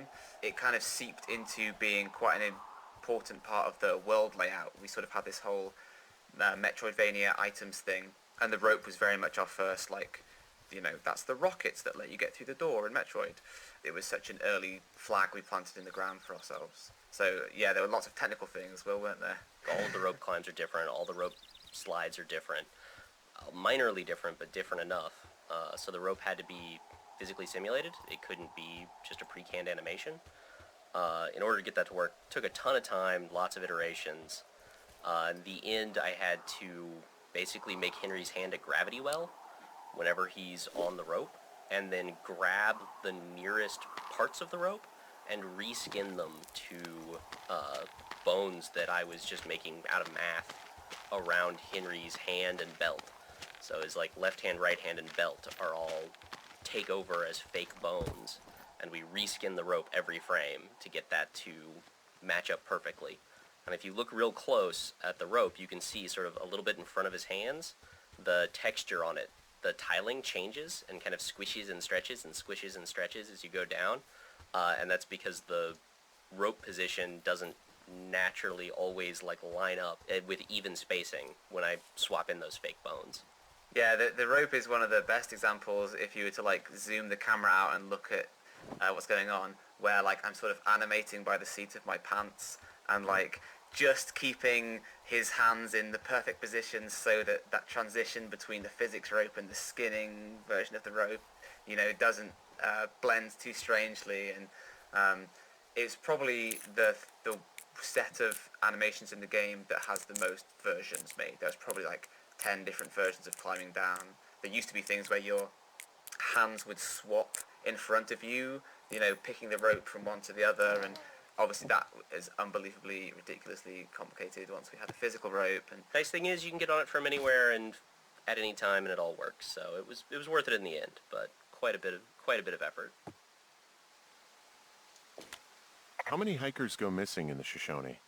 More than none, unfortunately, with most of them being in this area. The thoroughfare because it's so remote.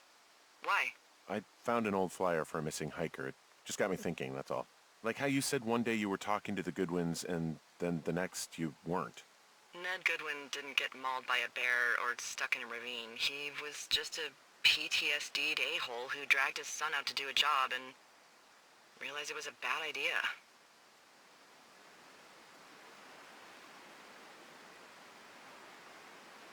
PTSD? That doesn't sound good. Yeah, I don't know. He was in the army. He was off. It's actually the saddest story. He was only discharged because his mother, Brian's grandmother, died. She'd been taking care of him, and Ned was the only next of kin. Damn. And you got to know Brian a little bit? Yeah, I talked to him way more than I talked to Ned, that's for sure. How was he at, spotting fires? Better than you. He actually liked to stay in the tower.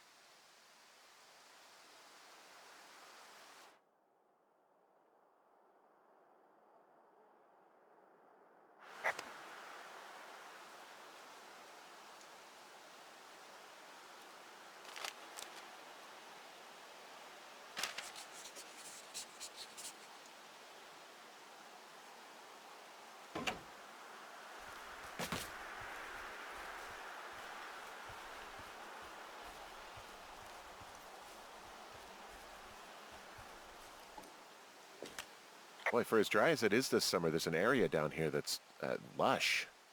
Oh, you must be talking about the Aspen Grove down there. Yeah, I think that's where I am.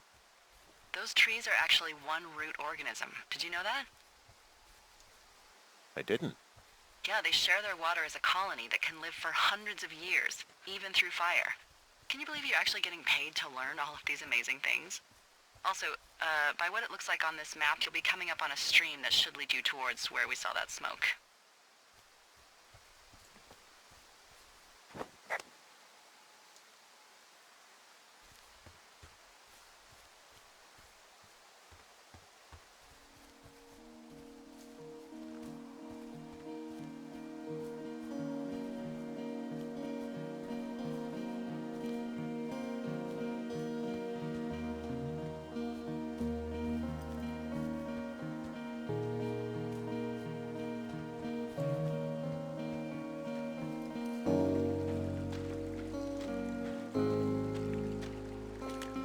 It's a really nice waterfall down here. Given those girls love a skinny dipping, I bet they're nearby.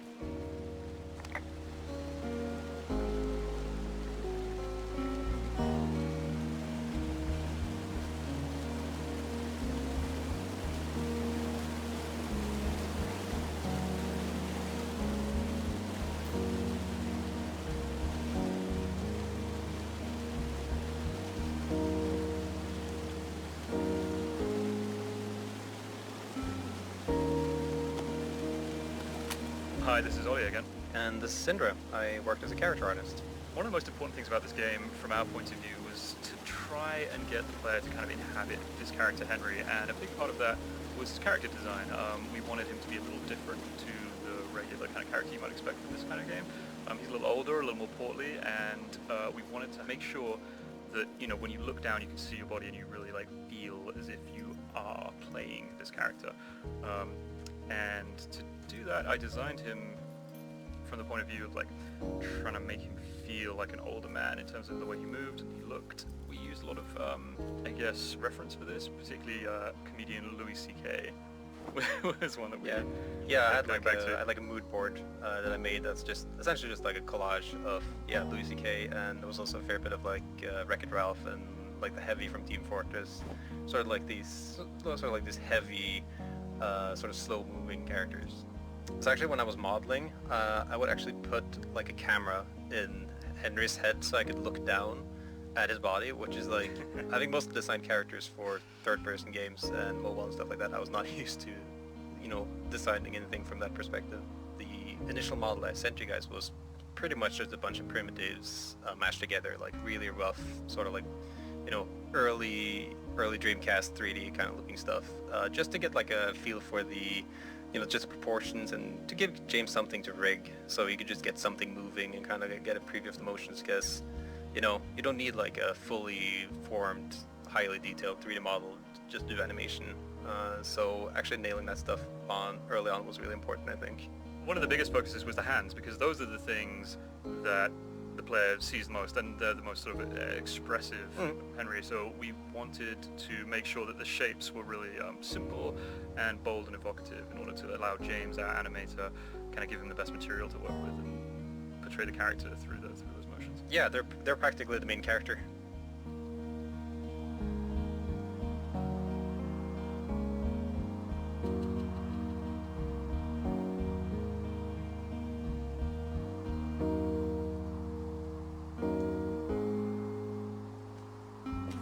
Hey, what's to the south of here? Mexico? Is this some sort of riddle? I just have a nice view to the south. You know, trees and mountains forever. Well, eventually you'll wander into the area overseen by Chimney Rock Lookout, but that's probably an impossible hike in terms of terrain.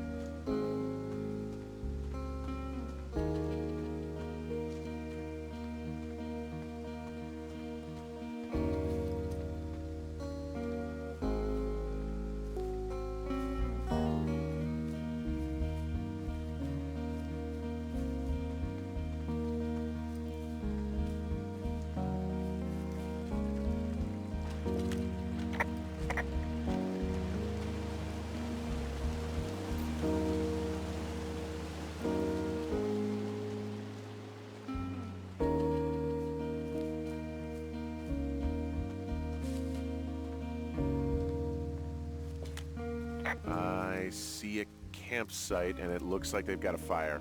Is it them? It seems like it. I swear, they must have dragged 4 cases of beer out here. Track them down, and don't let them see you. What a job this is.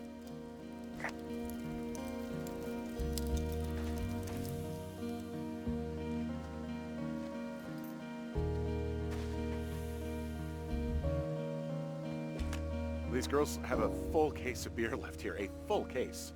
Well, they're impressive little shits, I guess. That is some dedication. Well, I found some dangerous hunks.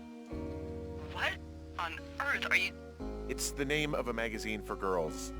It's on the ground here at their camp. I have entered the teen zone. Oh, really? And where's that? It's another one of those magazines. Ah, found my sheets! So they did break into your tower. Looks like...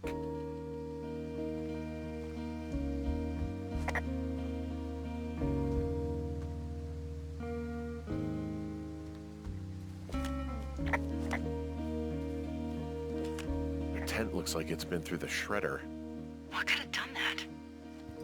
Like a bear or, I don't know, it sounds crazy, but even a bull elk if it's off its rocker. Whatever did it, did not hold back.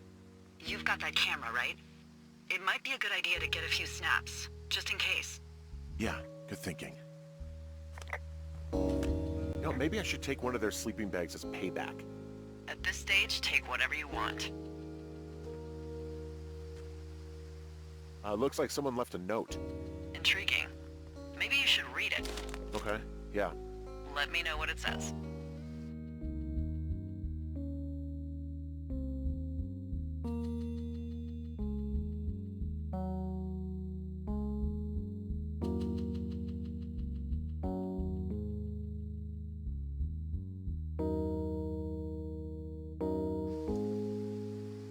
Well, they're gone, for sure.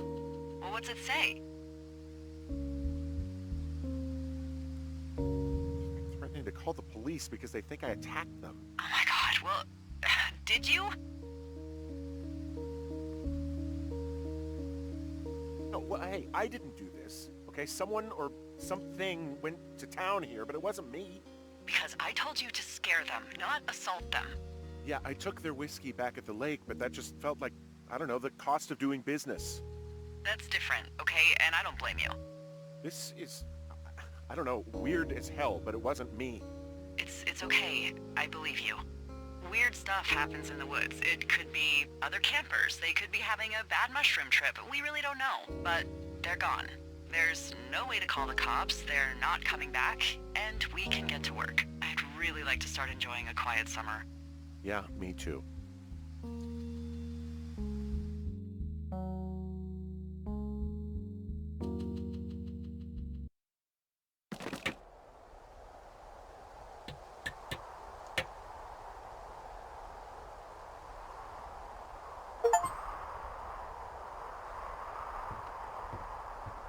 Hey, Henry? Yeah. What do you look like? Why are you asking? Because I'm horribly superficial.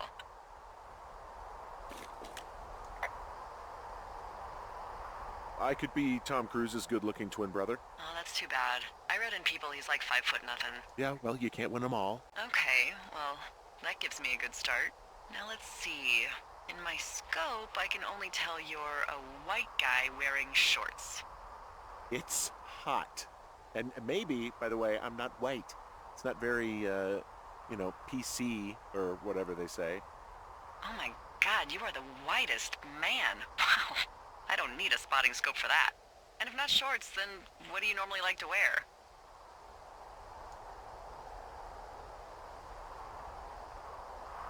Clothes. I don't really think about it. Oh, come on. I got a sweatshirt I like. Good jacket I got at the Buckle Barn. Ooh, I love the Buckle Barn. Just one of those brown ones, you know? I do. Now tell me about your face. I'm looking at you across the bar. What do I see? I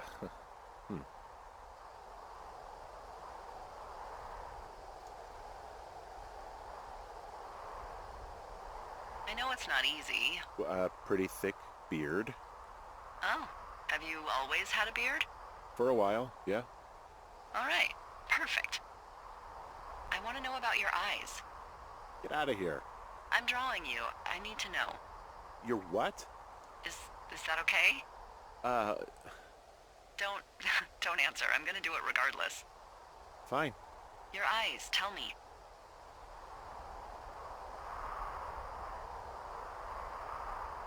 They look tired, I think. Oh, yeah? Yeah, you hit a certain age and you think you're a younger person who just looks tired all the time. Speak for yourself, mister. But I guess that's getting old. Well, some people might see distinguished. Okay, got it. Thank you, Henry. You get what you need?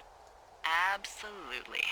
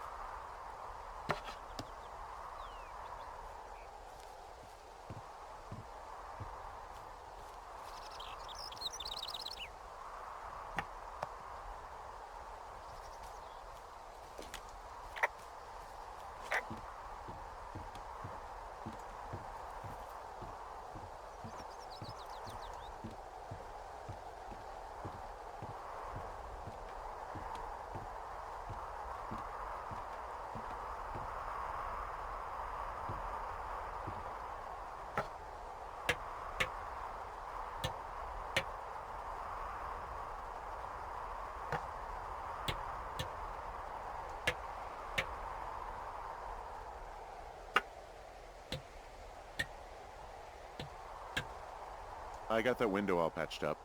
So, what should I do now? What's next? What's next? What do you think is next? Well, you've been the one giving me tasks for 2 days straight. What's next is you sit in that room until September 1st and call me at the first sign of smoke. Oh, yeah. Why don't you let me know when you're mentally prepared for that task, and I'll give it to you. Okay, I think I am ready to tackle my long-term commitment of keeping this national forest safe from total destruction. I am glad to hear you've really thought this through. You know, I'm gonna hike around for a while before I really put my nose to the grindstone.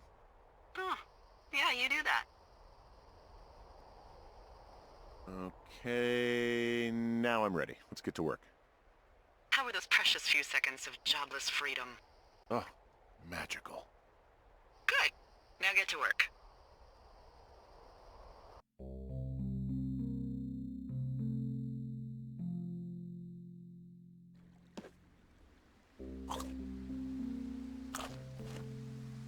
Hello, Henry. Having a nice afternoon? Not too bad. I could get used to it out here. That's nice. Look, I called with bad news. 2 young women, Chelsea Stevens and Lily McLean, were reported missing.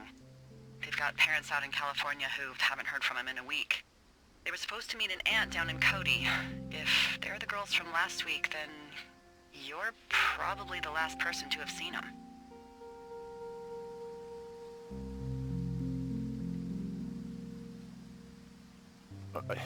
You should tell whoever that I'm happy to be questioned. Look, it's not gonna be an issue. I mean, if they turn up dead, then maybe. Should I just not say anything and save us the trouble? I think it's worth mentioning something. Yeah. I'll keep it vague. I really don't want to talk to the cops. Me neither. All right, Henry, thanks. Enjoy the sunset.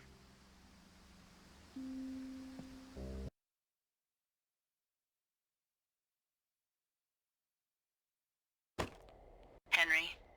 Henry, wake up.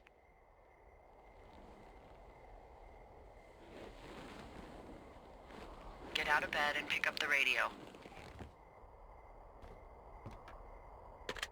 What do you want? Hey, you big dumb idiot.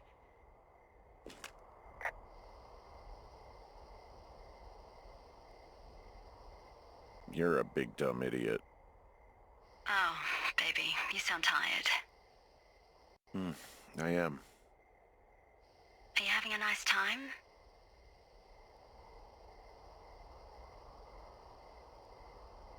Sure. Are you? Everything good there? Jules? What? Oh, sorry, Henry. Yeah, I'm good. Oh, that's good. Well, I'll let you get back to sleep then. Okay, Jules. Delilah seems nice. Sure. Bye, baby.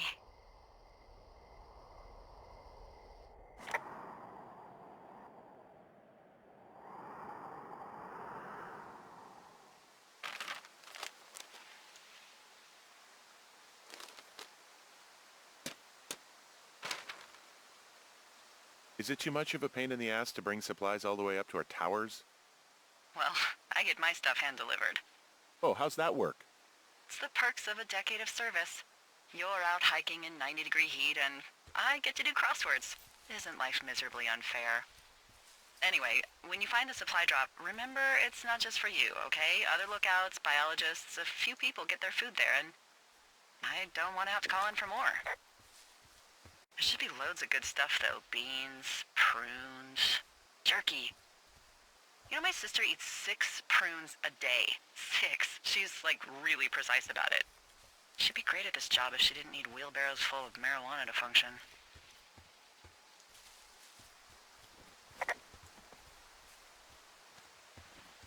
So, like, 2 weeks ago, you called me in the middle of the night?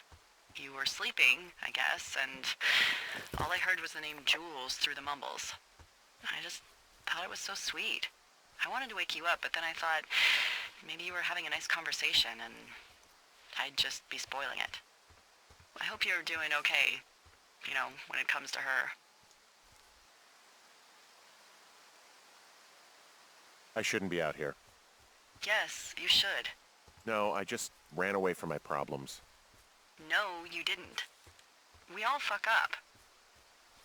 Look, so a couple of months before I took this job, I was with this guy, Javier. Ugh, he's incredible, caring, sexy as hell. He was a driller down in Casper. We dated for almost 5 years. I was working with the Wyoming Outdoor Leadership School, and I was obsessed with it. I wanted to be an instructor so badly. And I was sure I was going to marry Javier as soon as I could be bothered. Walls was also a good excuse to get out of town, drink whiskey in the mountains, cut loose. Then, Javier's brother got killed working in Gillette, and for some reason, I didn't come home. Javier said it was fine. He'd go to the funeral, take care of his mom, stuff like that. It'd be easier solo. When he came back, he left me. I came out here, I lied, and told my sister he fucked our neighbor. I've just lied about it for over 10 years. And, for some reason, I wanted you to know. I figured you've told me so much about you, so, you know, there's something about me. We both fucked up.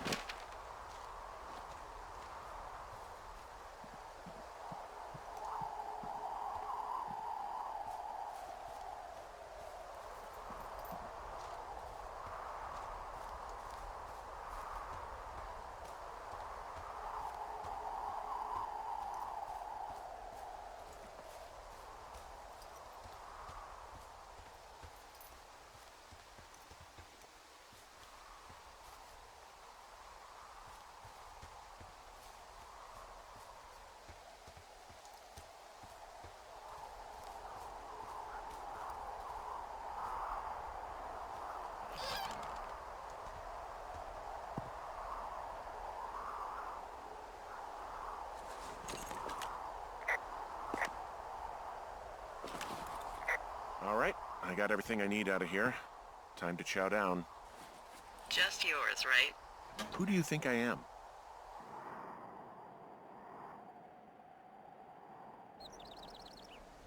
Hey, you didn't take all of the supply drop food, did you?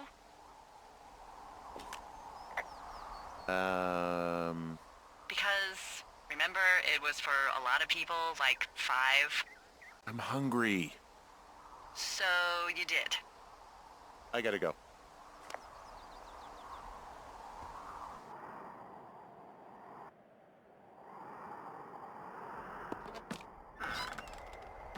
You've got a front row seat for what might be the biggest fire of the year. Yeah, it's really going. I'm gonna call it in. They'll send in a hotshot crew for some suppression, but I bet we'll be stuck with her for the rest of the summer. And she doesn't have a name yet. I usually think of something funny or something practical or a little risque when coming up with them. But why don't you do the honors?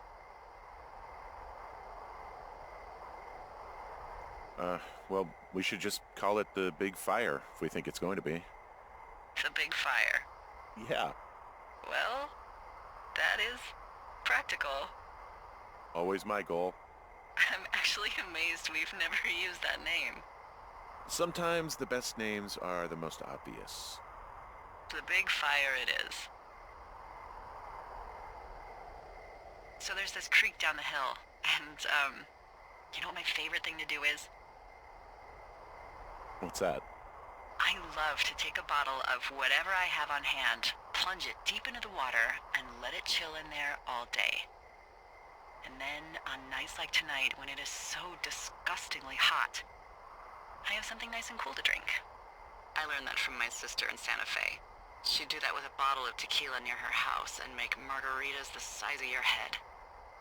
You'd like it there.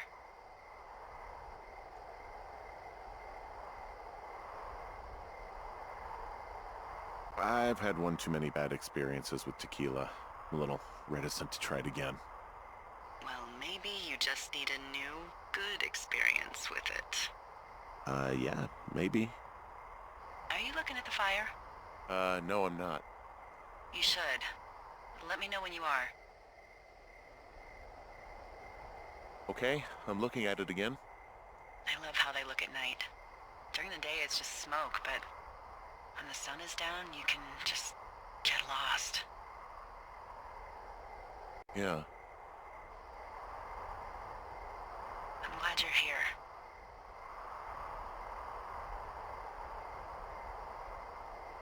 Why do you say that? Because I do. I'm not crazy. I mean, we've had such a good time, right? Yeah, I think so. I don't talk to the other lookouts as much as I talk to you. Not in the same way. And I know you're not really available, but I want you to know, well, maybe it'd be nice to get together at the end of the summer. Look, we don't have to plan or even talk about it. I'm just having the thought. I wish I was over there. It'd be nice to be near somebody. We could talk without these radios. We could, you know.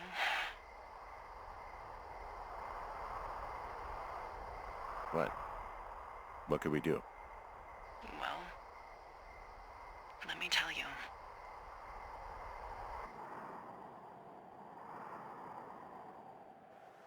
You're going fishing without a license?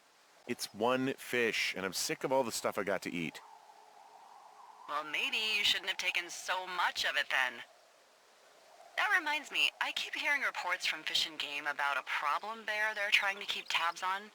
Can you search around the lake for fresh tracks and just let me know what you find?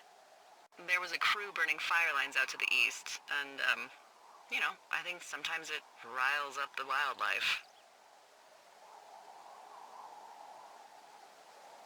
Huh. Problem bear? Fuck that. I am of the opinion that they are all problems. Come on, please. Yeah, well, I've seen what they can do to a tree, and trees aren't even food. Thank you, Henry. Yeah.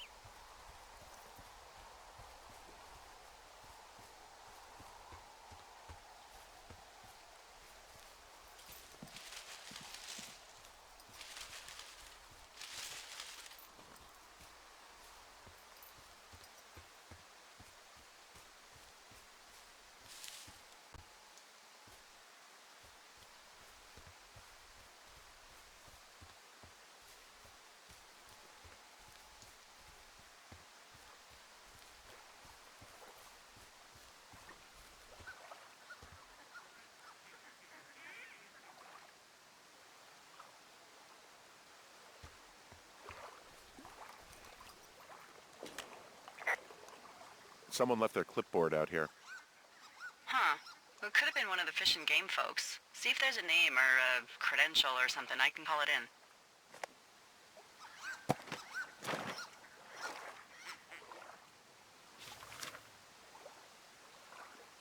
What the? It's...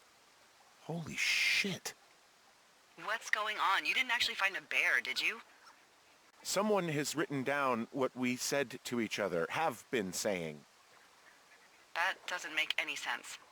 I don't talk to the other lookouts as much as I talk to you, not in the same way. No way.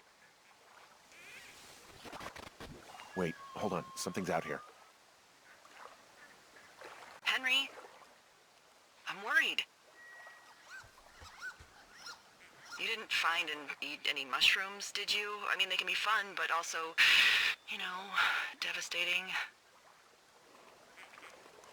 Regardless, just let me know, okay, Buckaroo? Oh, God. I don't know why I just called you that.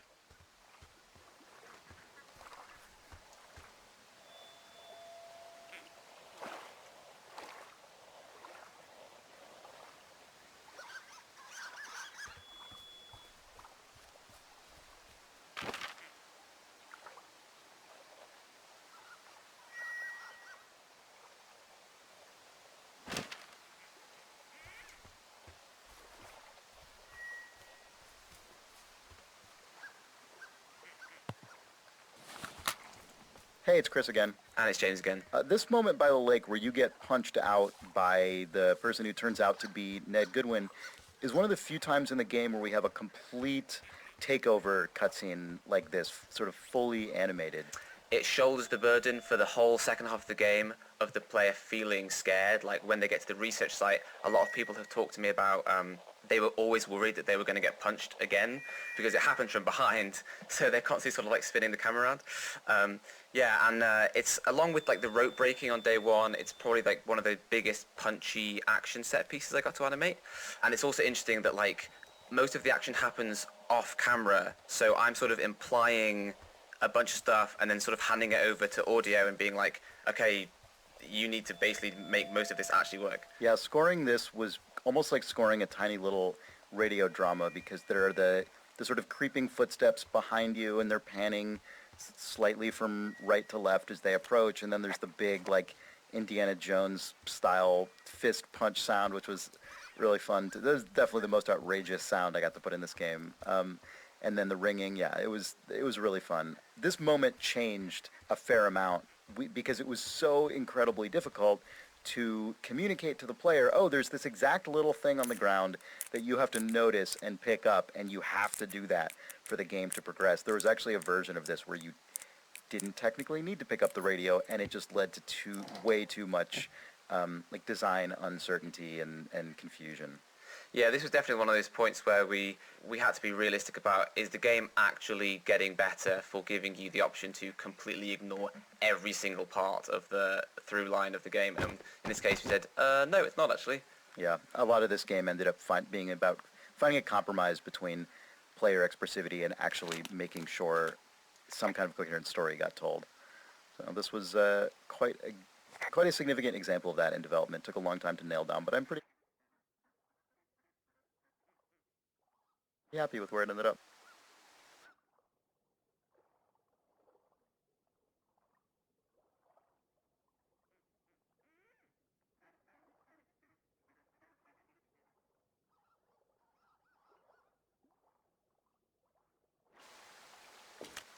Hey, who are these guys, Ron and Dave? They're leaving notes for each other in the boxes. Is there any chance that they had anything to do with those girls disappearing? No, they're both rangers. They're not out here this season. I didn't really know him that well, but I always assumed the only thing Ron cared about was chasing tail and getting loaded. It's somehow comforting to know that he was able to keep up a correspondence with someone who wasn't going to send him a topless Polaroid.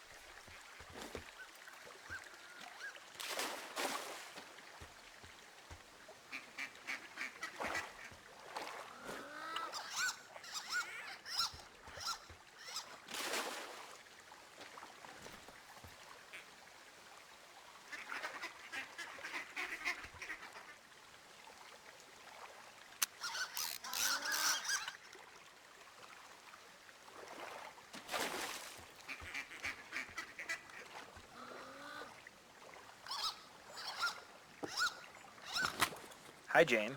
Hi, Sean. There's a turtle here. There's a turtle here.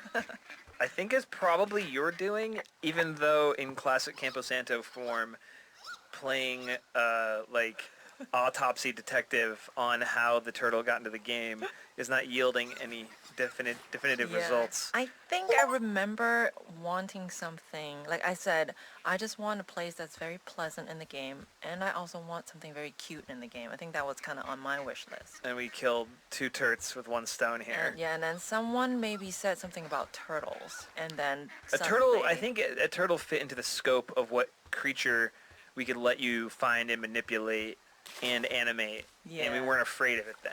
Because we were also thinking, we had the idea really early, and we were afraid of animals. Yeah, because you're like, what if someone wants to like throw a thing? Like if you throw a cute animal, usually that will hurt the animal, and then maybe someone said, it would be fine if it's a turtle. And you can definitely launch this turtle right into the lake, and hopefully Henry will say something about it if you do, which is one of my favorite moments in the game. And then I think Turt Reynolds, the name you can choose for him, was a bad joke made by a guy who shares an office with us, Zach Johnson from Kingdom of Loathing. He came out and said, "What about Turt Reynolds?" And we all groaned, and then I wrote it down. And then we were like, well, now we have to have a turtle in the game. Yeah. And then Turt made his debut at E3 2015 in the Firewatch E3 trailer, and people lost their silly minds. Yeah, we were like, if we put Turt in this trailer, then we have to make it work in the finished game. Yeah, we have to, he has to be a cornerstone. And then, you can feed him when you put him in you can give him a granola bar when you put him in the box back in your tower. I think that's still in the game. Yeah, you got all your wishes. I know. I found a walkie-talkie out here, too. Okay. It's going shithouse. Well, get it if you haven't already, and then we'll figure out whose it is. Will do.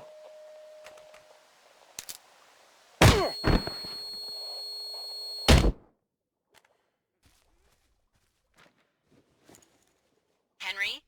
Are you there? What happened, Henry? Holy hell, I got hit in the head. Punched or something by someone. Are you serious? What the hell is going on out there? I don't know.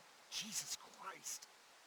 Let me get this straight. You found a clipboard with, what, transcripts of our conversations? What else is on it? I don't know. It's gone, along with a radio of theirs.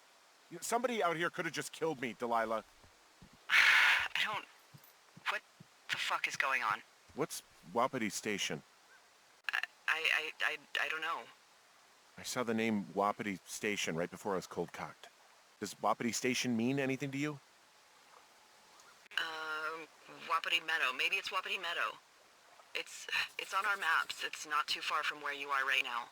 It's where you saw that damn fence. It's north of the lake. It looks like there should be a trail somewhere on the north shore of Jonesy Lake. I'll start hiking that way now. God damn it, my head. Are you sure you saw what you saw, Henry? Maybe you pissed off some more campers and they came back to sucker punch you.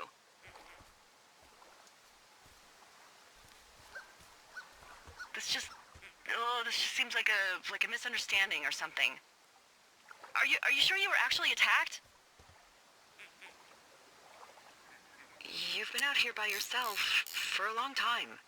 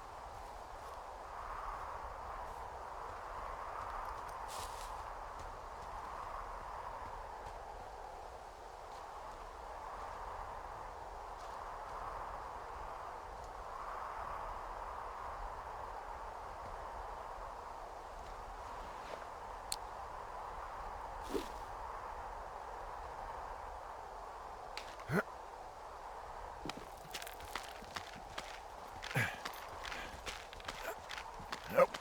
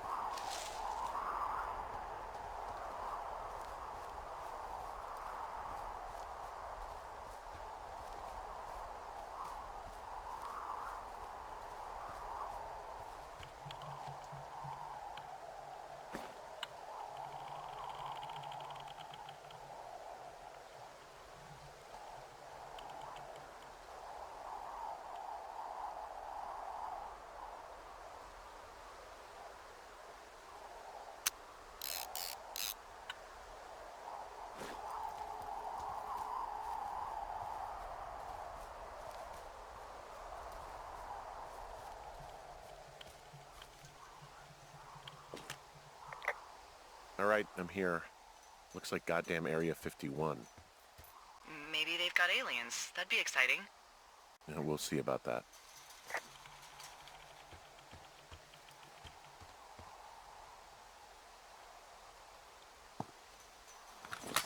So here we are at the gate of what Henry only knows is Wapiti Meadow. Soon to be known as Wapiti Station. Dun dun dun.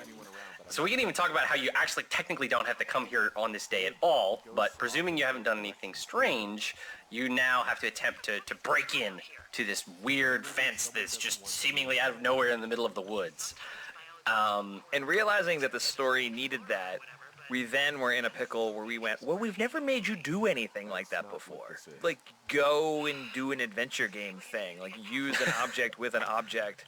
And so we kind of put ourselves in a position via the story, and I think this is what I would classify as, like, not great game design, folks. Correct. Where I, for lack of, I'll take full credit, I guess, had pushed us into a place with the story where you needed to try to get into this place to justify going somewhere else less important to find a way to get in later. Because when you're telling a story, like, and then you have to kind of create a diversion, you don't want to be like, the most important thing you want is behind this gate, but you need to go elsewhere to get behind it. It's like the biggest, like, bugaboo of adventure game design, but we had written ourselves right into it, and the story was now like, or the game design was now subservient to the story, which is really bad if you're a game designer or an aspiring game designer. Not the best place to be. Not great. So Nels and Will and James set about piecing together the concept of being able to pick up things and then contextually change the action you could do with those things. And in terms of look and feel, I think you guys did a great job of being able to pick up the rocks that are to the left of the gate. There is, you probably don't know this player because it's very difficult to see, but there is a stick to the right of the gate. And there's another one off to the left. Once you try to get in some fashion, the game is agnostic about which. Then you can say like, hey, Delilah, I don't think I can get in here.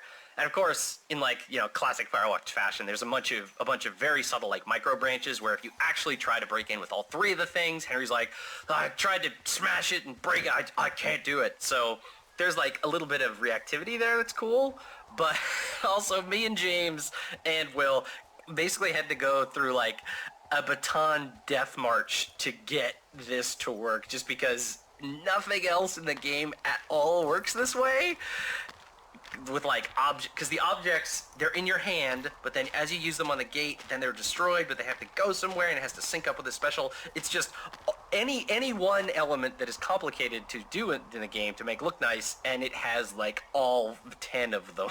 And it's not built on any sort of like reusable system because we didn't imagine we were making a game where you would use thing like you do in like Monkey Island or whatever. But we walked ourselves right to that, unfortunately. But I think you guys did a valiant job, and I really love the way it actually feels to do it. I am just glad I wasn't the gameplay programmer on it. I'm very happy about that. Lucky you.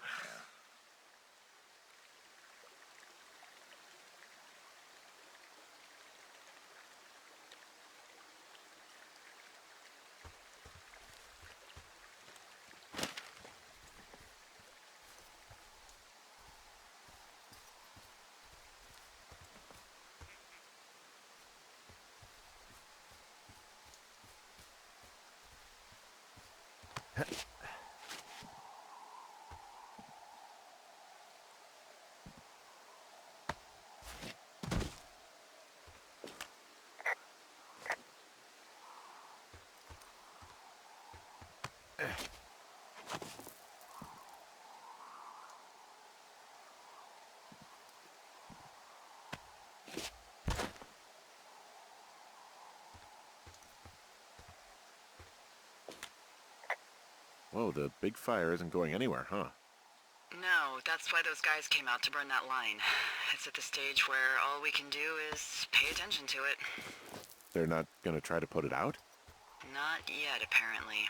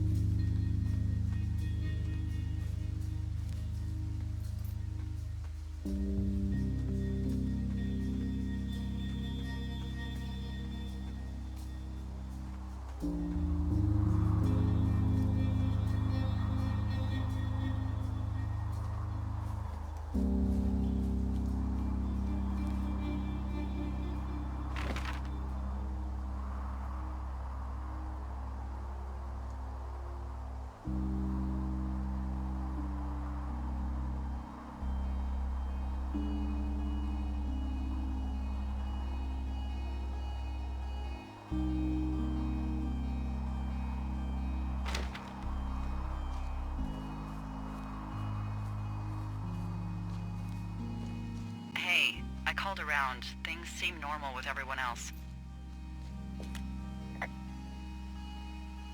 Well, are the other lookouts telling the truth? Of course, why wouldn't they be? I don't know, maybe someone told them not to. You're suggesting that you and I are actually being watched by whom exactly?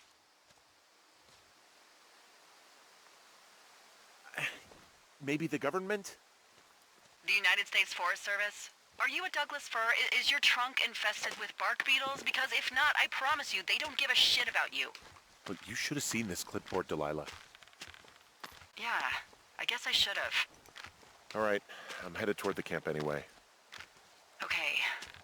Keep your radio close to you. Hey, what you just said, keep my radio close to me. Yeah? Before I got attacked back at the lake, I saw a radio on the ground, kind of like the one I use. And? Do you think that maybe someone was, I don't know. What?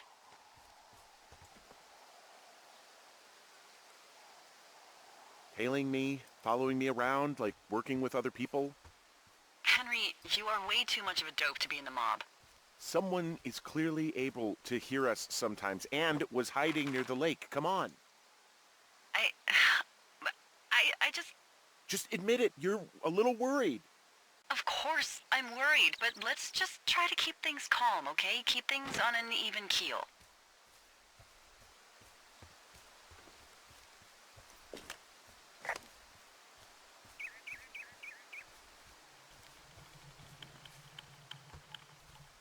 I know we don't know what's going on yet, but I don't have a good feeling. I don't like feeling vulnerable. It's not like you can just call the police. I was thinking about the Goodwins.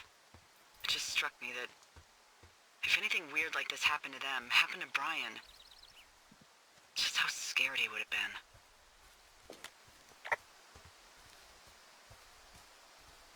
been. He had his dad to protect him. Ned, right? Yeah. You don't think he could? No, you're probably right. It was 3 years ago. He's in high school now. He's on summer break. Yeah, you're right. You're right.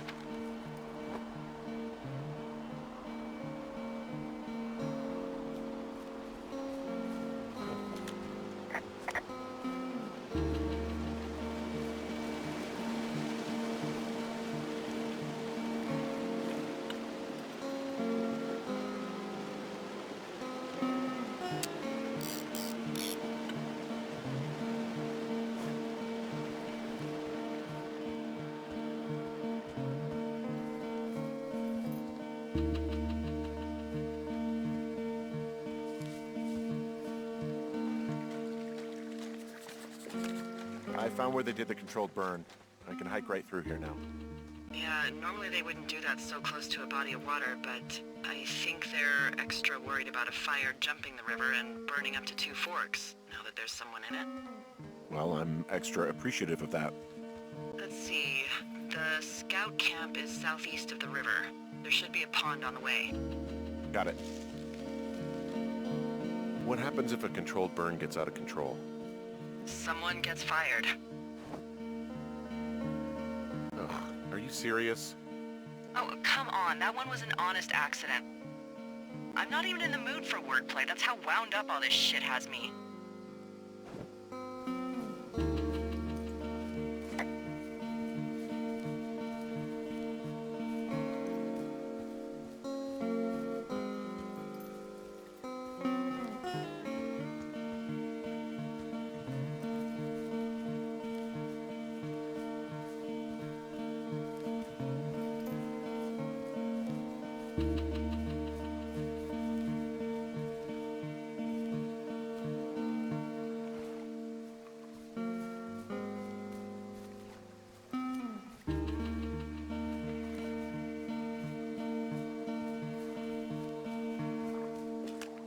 There's some old snowmobiles out here. That's crazy. Looks like one of the poor bastards was cruising across this pond and dumped it. That was not a fun hike back to civilization. Whoa, someone stripped these snowmobiles down to the bone. Huh. And that's weird, right? I mean, I can come up with a bunch of not weird reasons someone would do that out here, but given what's happened, yeah. Yeah, that's weird. There's an old pond out here, not much more than a pile of mud. Do you have it on your map? Yeah, I know where you are. Yeah? Where am I? Pork Pond. There used to be a sign up for it, but, well, folks kept stealing it. Because it's called Pork Pond? It's a good goddamn name. That sign would look great in a den, or, you know, anywhere.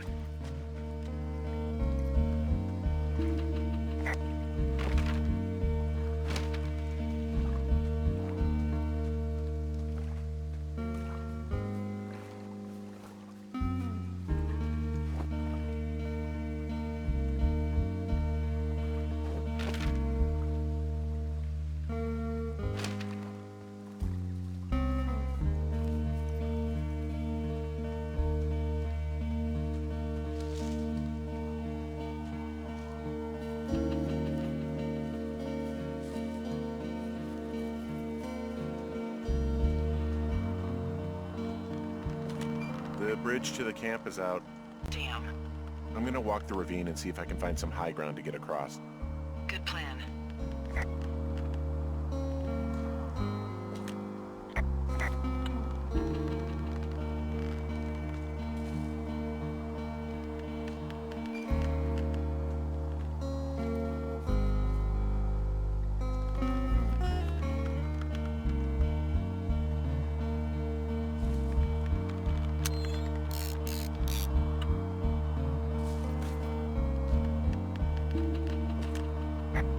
I'm still looking for a way across the ravine. Well, there must be one. I mean, the firefighters made it from that camp to Ruby River.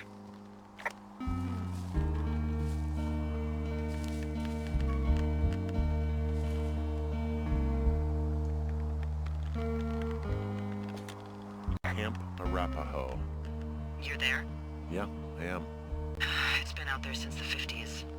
I was never really into the idea of the Scouts. It's something about men organizing boys around their ideals. Never sat right with me. Beware weebelows in large numbers. Beware of anyone in large numbers.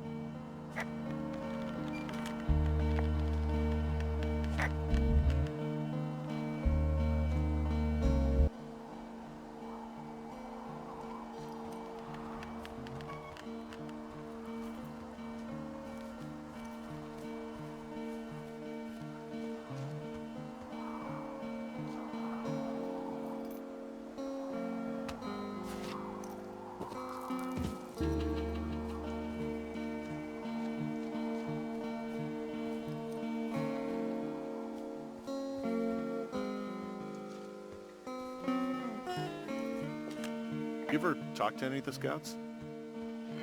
No, they haven't been out here in a while, and I generally don't have a lot to say to preteens. Unless it's Brian Goodwin. Well, if forced, I mean, I can make conversation with anyone. Plus, it was sort of fun to hear about all of his nerdy hobbies. I mean, he wasn't a Scout or a Weebelow or whatever? I got the sense that boy could barely tie his shoes, let alone a clove hitch. What the hell's a clove hitch? Well, it's a knot that you are probably too old and too stubborn to learn. You use it to make rafts and shelters and stuff like that. You know how to tie one? Heck no, I'd make a weebelow do it. Yeah, these guys are gone. I found where they were sitting around before getting picked up. Damn.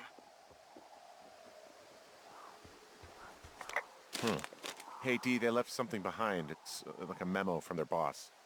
Did it say anything of note?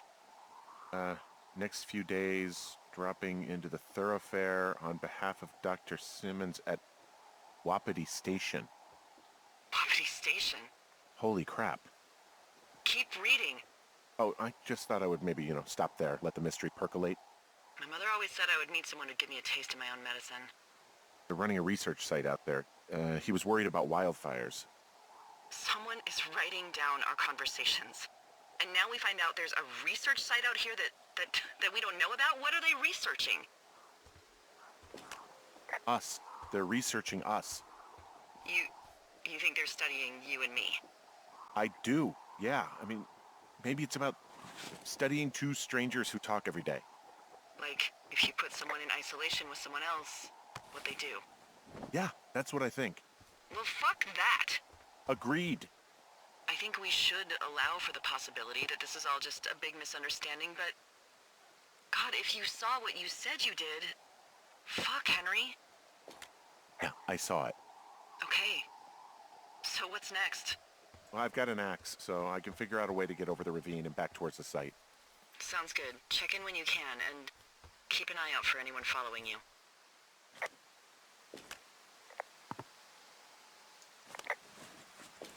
I found an axe. If one of the crew left it, that thing is actually called a Pulaski. It looks like an axe to me. This thing will be a huge help. For both getting through the backcountry and getting through that fence. Yeah, I'm out of here.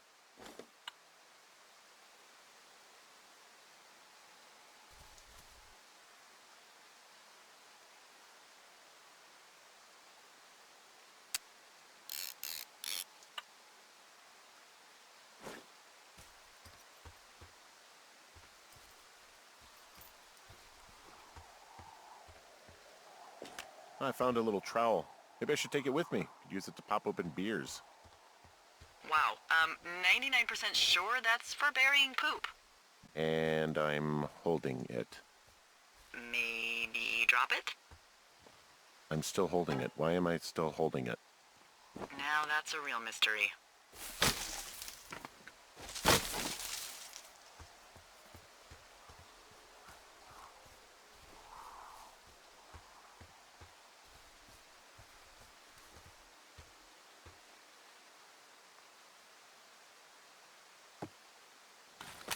Hi, this is Will. And this is James again. And if you look around, you should see a TV in front of you with a pretty weird-looking image on it. That is actually what Henry looks like from third person. So you're looking at Henry as we saw him in Unity Editor. Yeah, Henry is very much sort of an ultimate Cronenberg nightmare. He's got sort of like, we called them the spider bones, where you can stretch his shoulders really far away from his torso. Early on, I remember looking at a GIF with the team of like how Crysis was doing their first-person stuff, and if you looked at it, you could sort of see his spine and neck becoming this mad giraffe creature, and we took that concept and ran with it. So we ended up sort of like almost any animation in the game, if you look at it from outside of the exact angle we want you to, it would completely destroy immersion and you'd be horrified and possibly sick.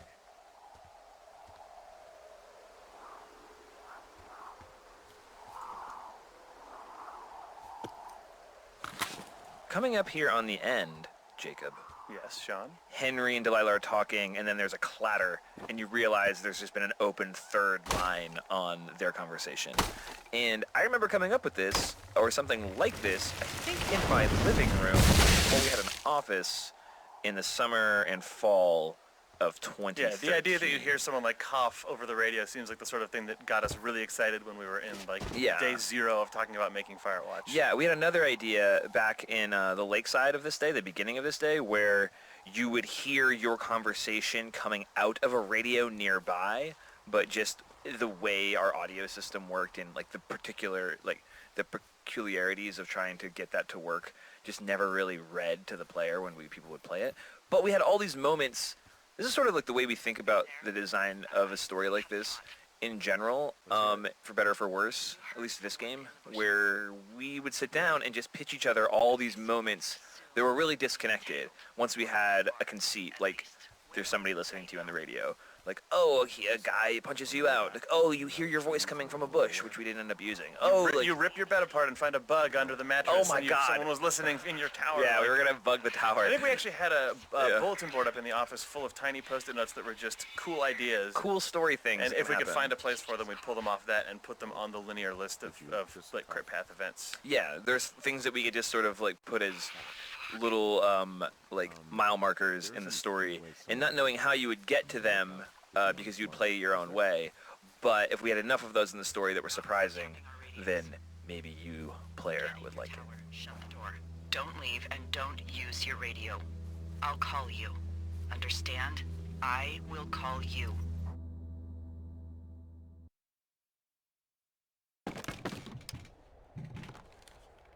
Thoroughfare Tower, this is Two Forks calling you for the, 50th time today. The big fire continues to move in a southerly fashion. Delilah, for fuck's sake, answer your radio. Hello, sunshine. Sorry, went out for a little bit. What can I do you for?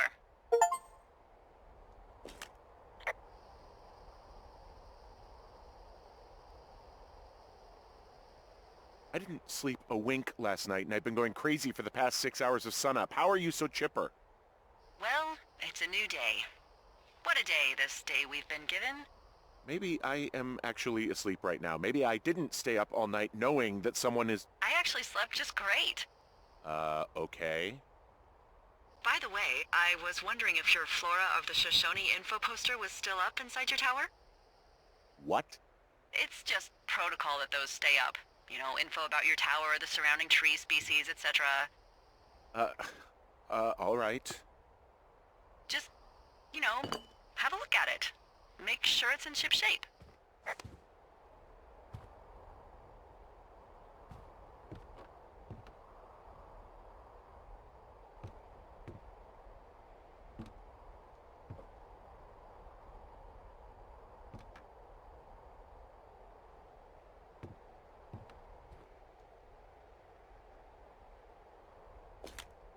Okay, yeah, it's up. Why are you acting like this?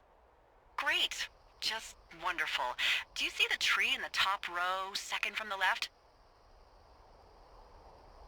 Let me look at it and I'll tell you. No. You don't need to tell me. Just, internalize it. It's a great tree. And there's an area called, that tree's name in your sector that maybe you should take a midday hike to. Maybe. Oh, yeah, okay. Maybe I should go for a hike. Nothing like an afternoon in the Rockies, I tell ya. Radio me the moment you get there.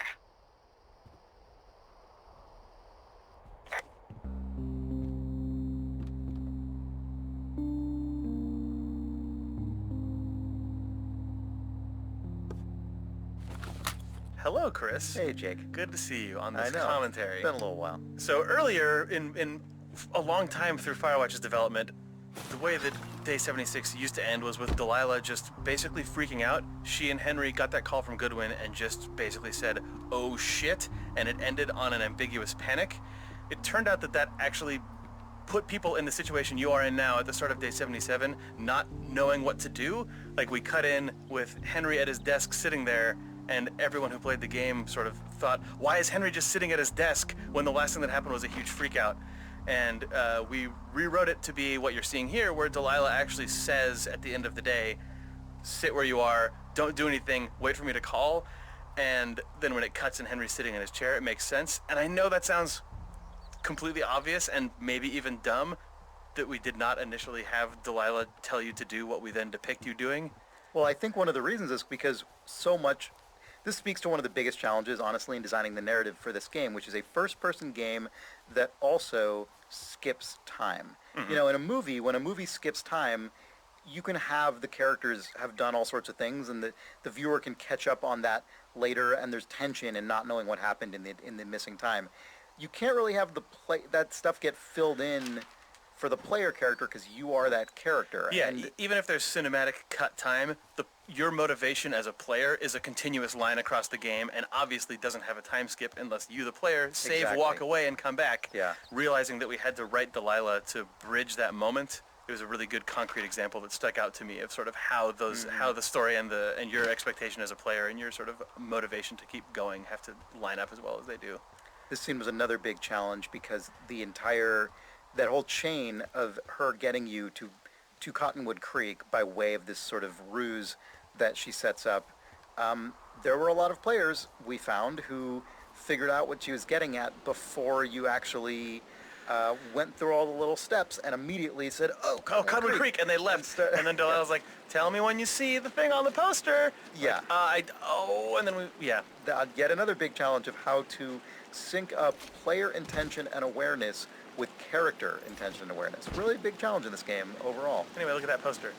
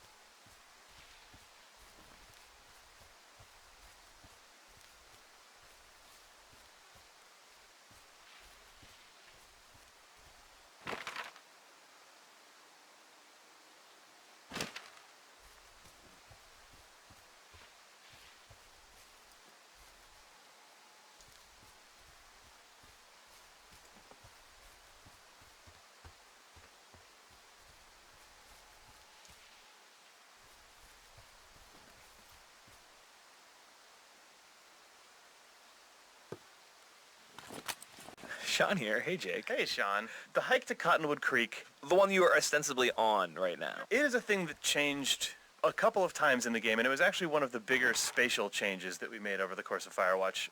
The place called Cottonwood Creek on the map is now in, like, due south of the middle of the map, but it actually used to be north of the lake. If you ever head over there, you'll notice there's a lot of cottonwood trees there. There's cottonwood trees in both places. It was originally where we ended up with it, though. It started where we are now. And then we had a crisis of conscience somewhere in the middle of the game, and what is actually walking around in Firewatch fun? Should we condense everything Is down? the core mechanic of the game fun? Oh no, hedge. You hit a point in development sometimes where you question these things, and we said, is this going to be too big of a deal? Do we want to put Cottonwood Creek right next to the research site?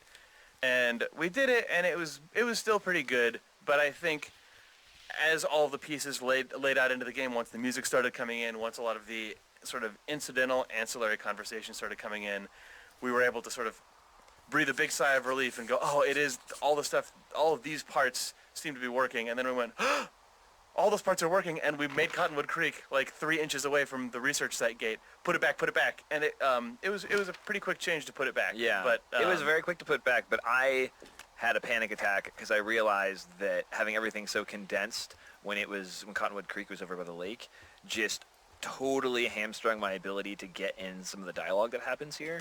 And I think this stuff's actually really important to the story and the character development of these two people. And I think with like 10 weeks left in development, maybe even less, it was a very short runway, I went to Jane and Jake and I was like, I think we have to move Cottonwood Creek back.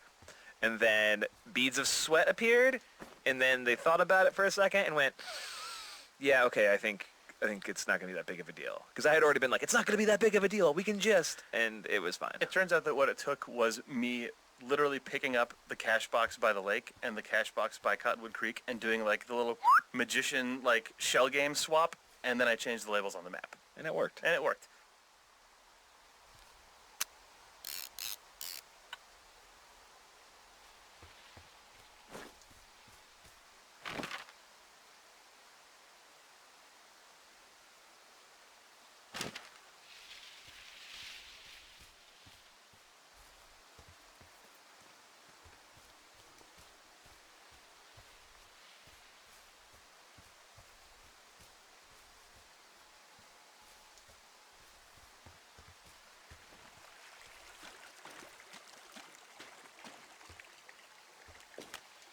I'm here at Cottonwood Creek.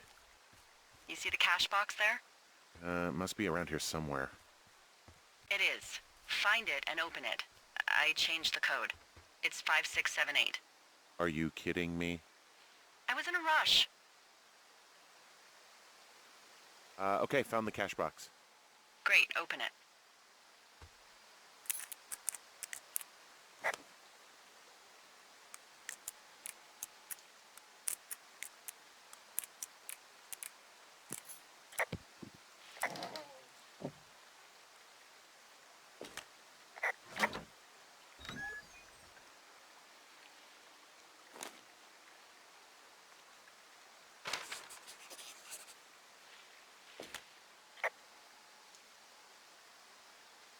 Hey, there's a different walkie-talkie in here. God damn it, Henry. Oh, this is what you left me. Yeah. And I was really hoping to keep it a secret. Take it and chuck the other one, then call me.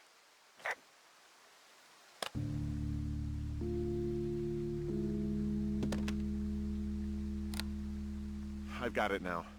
Good. I spent all day getting you that radio. I hiked to a cash box, lied to a ranger, lied to another ranger, and hopefully you are now holding a clean, untapped radio. Hopefully. Holy fuck, Henry, we have to get into that site. Whatever these people are doing is illegal, right? Tell me everything right now. All of it. You know what's going on, and you're gonna tell me right this minute. Why would you think I know what the hell is going on?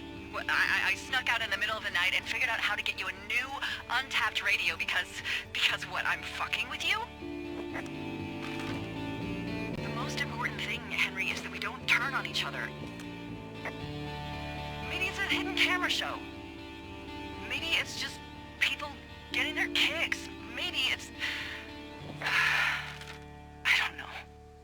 Maybe you're not real. Maybe I'm losing my mind. What? Like Julia. And maybe it's happening to me, and I'm imagining that I have a boss out here and that we're being spied on. Henry. Maybe there was something in the water, or our condo was underneath some power lines, and you, Delilah, you're not real. Henry, think about her. If what happened to her were happening to you, you wouldn't even be able to realize it. Okay. Henry, sweetie, I am real and this is happening. I'm as real as the sky is blue. Take a second and then call me back. I'm on your side.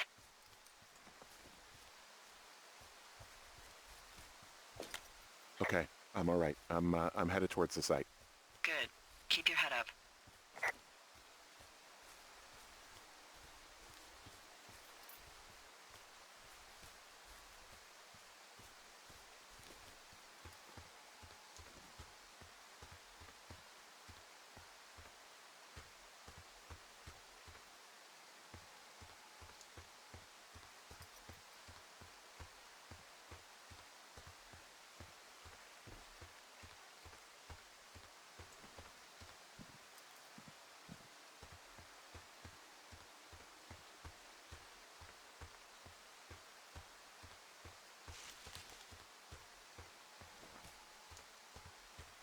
Hey, I just thought of something not great. What is it? I filed a report that said that neither of us ever talked to or saw those girls, the ones that went missing a few weeks back. Oh, shit. My thoughts exactly. Our radios were tapped. And now someone probably has a transcript of that entire conversation. And I've filed a report that's a blatant lie. Oh, and those girls are still missing. Yep. Fuck, Delilah. Fuck indeed. We really need to get to the bottom of this.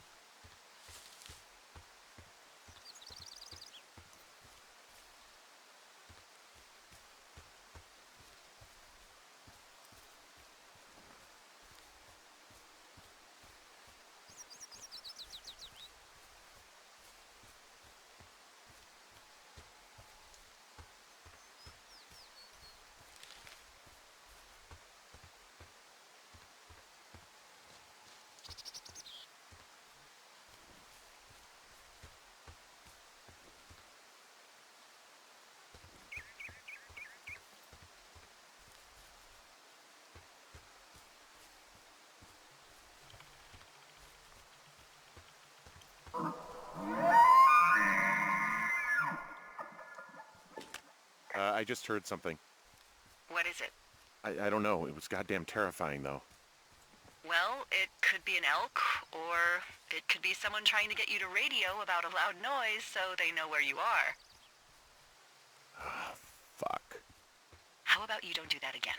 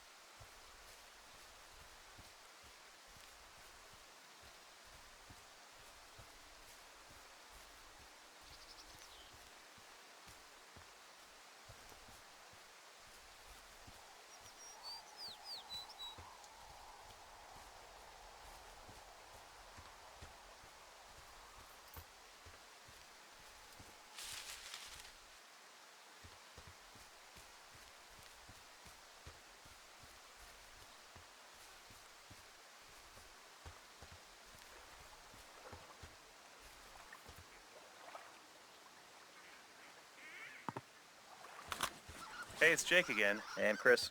And Sean. Hey, everyone. We had a design Hey, for guys. this tape, but I don't remember what it was. Well, then you're completely in the spirit of our stupid design process. Ah, yes. That's what this tape is about, the design process for Firewatch. It's really bad to admit this, like, on a recording that we're But you releasing. purchased this But game, you already, so and you're if inside. And if you played this, you already completed it, so you know that we nonetheless finished a game. One of the big things that we constantly ran into on the design side on this game was, okay, how do we reconcile this like linear story that needs to be told with something that is allows some degree of player exploration and choice and like a big world that we tried hard to not just like hard gate absolutely everywhere. But that meant we had to come up with a lot of just weird creative solutions to why you had to go to a certain place or why you couldn't go to this place. And frequently we would forget what those We'd forget solutions were. why it happened. For instance, the commentary Firewatch Audio Tour document says that this node should lie on day 15, and I'm sure that we had a really hilarious and apropos reason for why this remark should happen on day 15. Oh, we had a very, very great, very strong design idea for day 15 that tied a bunch of stuff together that didn't get written down coming out of a meeting and was lost to the... Oh, and we all laughed about it when we recesses of sat our down brain. to record this commentary node, and it's perfect that this is on day 15. So I'm sure you as a player, this is like the most perfectly timed conversation or moment in the commentary to hear about this, but we don't know why that is. But because like content games like Firewatch are designed around ideas and sort of loose concepts oftentimes, as opposed to systems with hard rules, it's easy to forget the decisions you made, and then when you do, you agonize over the perfect solution you kind of remember having for days until you finally just let it go and move on and come up with something else. You have to you have to trust that if you blow it up and come up with something else, it will probably be functionally about as good as the reason that you forgot. I mean, I think there are probably parts in this game that we redesigned 3 times, and I think what ended up happening was we sort of internalized all of the requirements of each of those particular things so often that it gave us a better understanding of the whole game, which is maybe just a horrible justification for We got very us good at being anatomy bad. by reopening up our patient over and over and Right. over again Right. and looking at That's his exactly insides. correct, yeah. Yep. Yes. So enjoy the result of our stupid labor. Man, I bet people won't even be on day 15 when they hear this in the final commentary. I'm busting the gate down. There's nobody around, and it's the quickest way in. Copy that.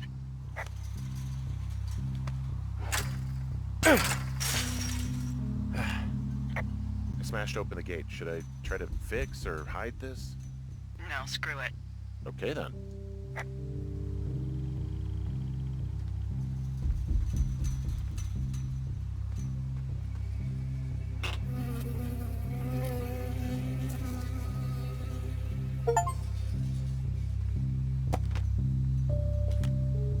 I got stung by a bee. Okay. Is that it? Yeah. Did it hurt? Yes, kind of. Okay, I'm sorry.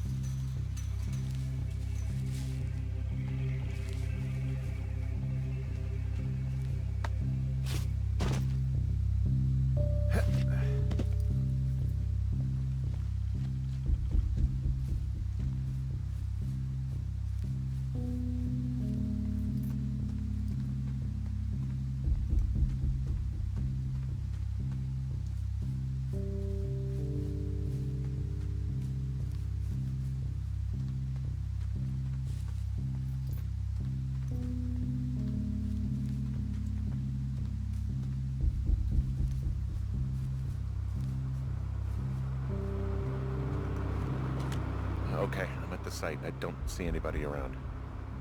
Lucky for us. Yeah, lucky for us. Dee, there's some serious comms equipment out here, wireless stuff. What do you mean? I'm talking a big 20-foot tall transmission tower, and they can probably listen to whoever the hell they want. They're nestled down in this valley, which makes it impossible for you or any lookout to see them.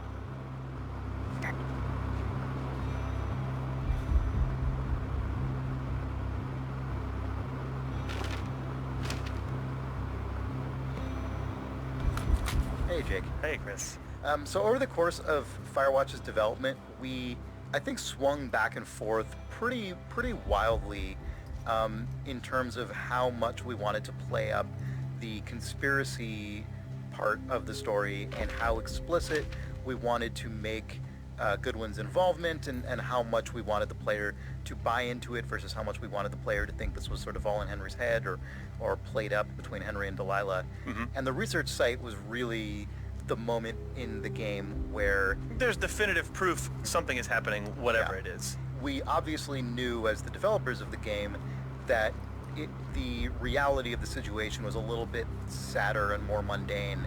I think we kind of wanted there to be this big moment that suggests, oh, maybe this is something really huge. Yeah, I think it's we funny. got carried away a little bit. Yeah, I think arguably. we arguably / probably did. And thinking back to it now, the reason that the typed reports came into the story at all, as you said about the pendulum going back and forth, I think we didn't like the story being 100% ambiguous. We didn't also, I don't know if we knew that we could support a world where Henry and the player and Delilah 100% construct a reality that doesn't have a single shred of proof. And we're like, okay, well, we got excited about maybe it's the 70s conspiracy moments of like, you know, you're in a room full of warring machines. I think we on the team kind of hyped ourselves up in the same way Henry and Delilah do. I mean, I remember when I first the first draft of the music that you're hearing right now, I showed it to you only, I think, because I felt too stupid to show it to anyone else because I'm like, this is so ridiculous. We can't put this in our game. Well, the one with and you were like, oh, maybe we should put it in our game. I don't know. Henry's going nuts. Everyone's going nuts. It's true. We're all going nuts. Maybe it could have been pulled back a little bit on all fronts from what you're observing right now, but maybe it's the best. Maybe it's for the best. Could be. Could be.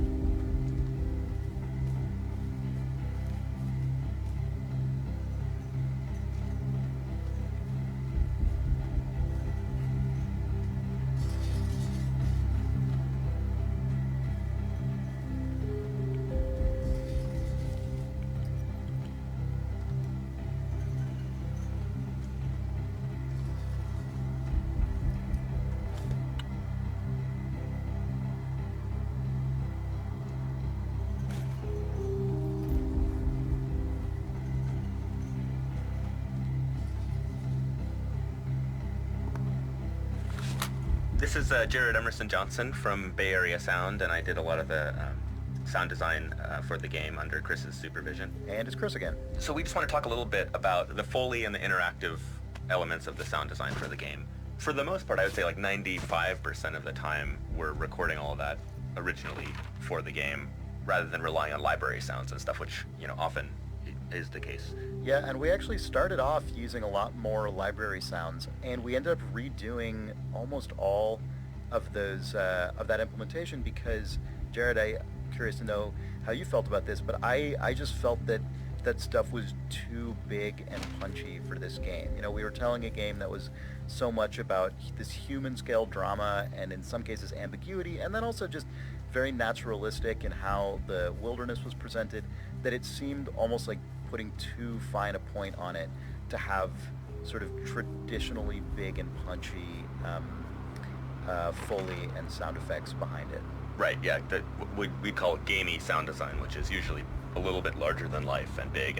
And you know, sometimes that's important because the player needs the feedback of when you get punched out by Goodwin. There's a couple moments of like that big outrageous sound design when it's really called for. For this, we went really subtle on a lot of it. You know, you still get the feedback, you still get that feeling like you're actually in the space and interacting with it, but it's a little more subtle, a little more tailored. And honestly, like when you have an opportunity to record live Foley, it always ends up being better than a library sound. You know, even in the big gamey games. Oh, sure. And so for all that, we just went out and, you know, either went out to a fence and recorded a fence, or you know, I got out my backpack and just spent several hours just getting every kind of little rustle and clank of the carabiner. I think you gave me like hundreds of different well, and you know, of course you're not going to use all of them, but you know, you need to be able to find exactly I sifted the right. through every single one and found the ones that matched the animation like as closely as I possibly could. It was what really mattered to me as I was playing the game and we were talking back and forth was really making it, you know, when you are interacting with something in the game, when you're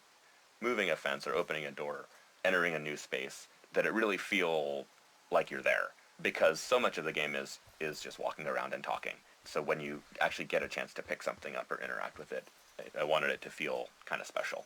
As development of the game went on and it became clear that sound effects and ambience were going to have to do so much of the heavy lifting, it was incredibly intimidating for me as a first-time audio director, but I'm ultimately actually really grateful for that because it was just so intrinsic to the game and had such a big impact on the overall experience. Yeah, and honestly, with every new game, there's a certain amount of kind of reinventing that needs to happen because you have to, you know, you just have to keep playing the game, put the sounds in. Okay, these ones work, these ones don't work. Play the game again. You know, we probably did that, I don't know, like 20, 30 times over the course of the production. Just, okay, this is working. Oh, no, this has changed, so now we need a new thing. And that's how you make a thing that feels good in the end, so.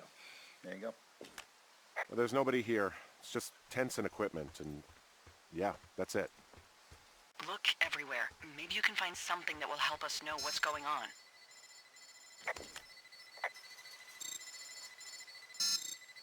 I mean, there's all sorts of contraptions and shit out here. Like what? Dishes and stuff on metal legs. There are wires all over the place. I don't know. I'm not really up on high tech. Why would something like this even be out here? Wouldn't it be easier to spy on people in a city, somewhere you can blend into the background? Yeah, it's also a lot harder to get rid of problems if there are people around. Out here, you can just disappear. Thanks for that. How about I stay in my lookout and you do all the hiking around? No thank you.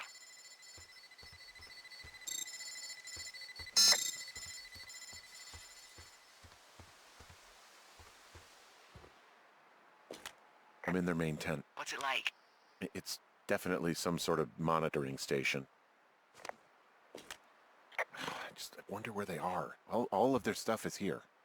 And they know you're there, so see what you can find and get out.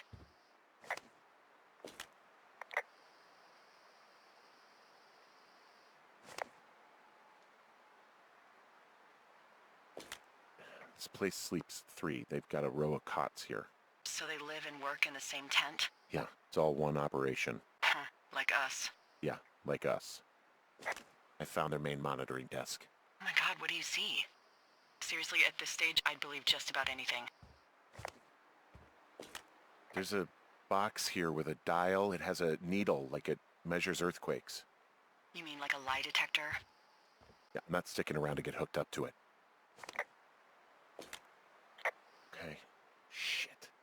Got a map here that confirms they're tracking our people's movements. The map's got all sorts of paths and areas marked off on it.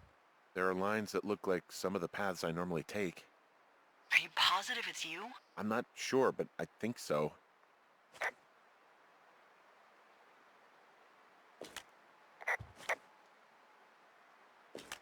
There's some sort of monitor. I don't know what it does. Maybe air quality or something? Maybe they're keeping data on everything that could impact our moods. That looks possible. This is crazy. Okay, so there's a log here that tracks the movement of 4 distinct subjects. You and me? Yeah, definitely me. And I suppose you too. What about the other 2?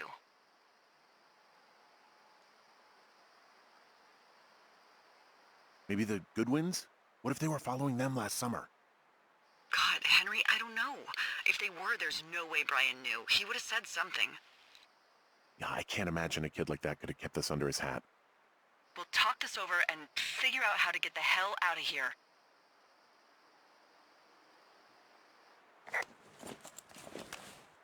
They're measuring the barometric pressure, too. Why? Maybe it's just a diversion. I mean, this stuff looks like it just got lifted out of the space shuttle. I have to tell you, if I found out this was NASA, I'd be a hell of a lot happier. The desk in here is a mess. I mean, it's like someone was in a rush or knocked a bunch of stuff over on accident.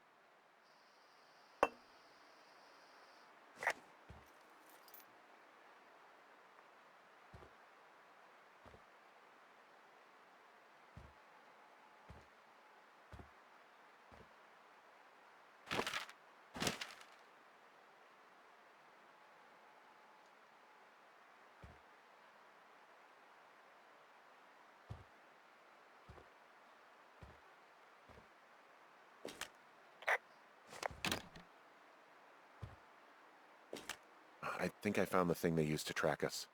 Holy shit. You know, you swear like a lot.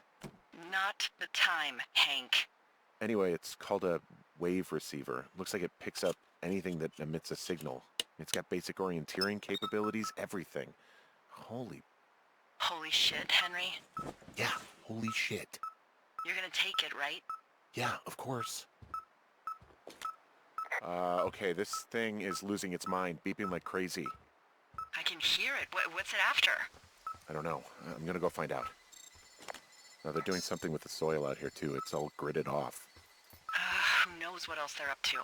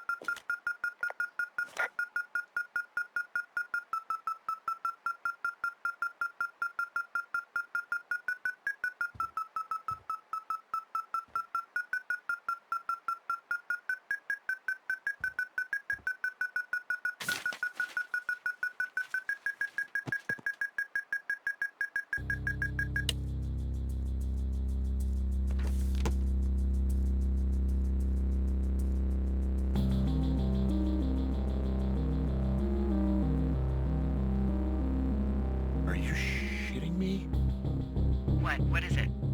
There's a folder of reports here. What do they say? They're assessments about the two of us. There's stuff in here about Julia. Like what? Stuff I didn't tell you. This is...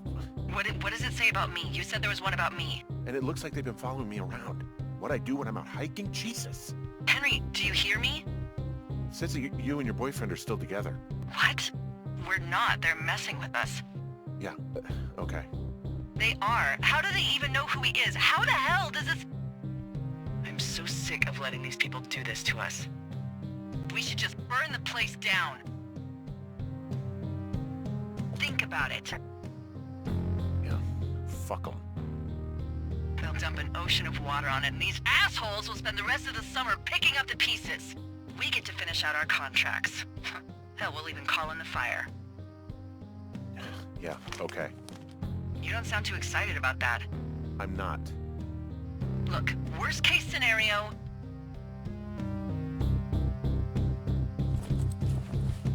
The whole forest burns down along with whoever's in it? Fuck. Yeah. Worst case. Well, maybe it's not the best idea. Yeah, it's definitely not the best idea. I'm so fucking wound up! It's all right. I'm just gonna hike back. We have the wave receiver, and tomorrow we can figure out what to do.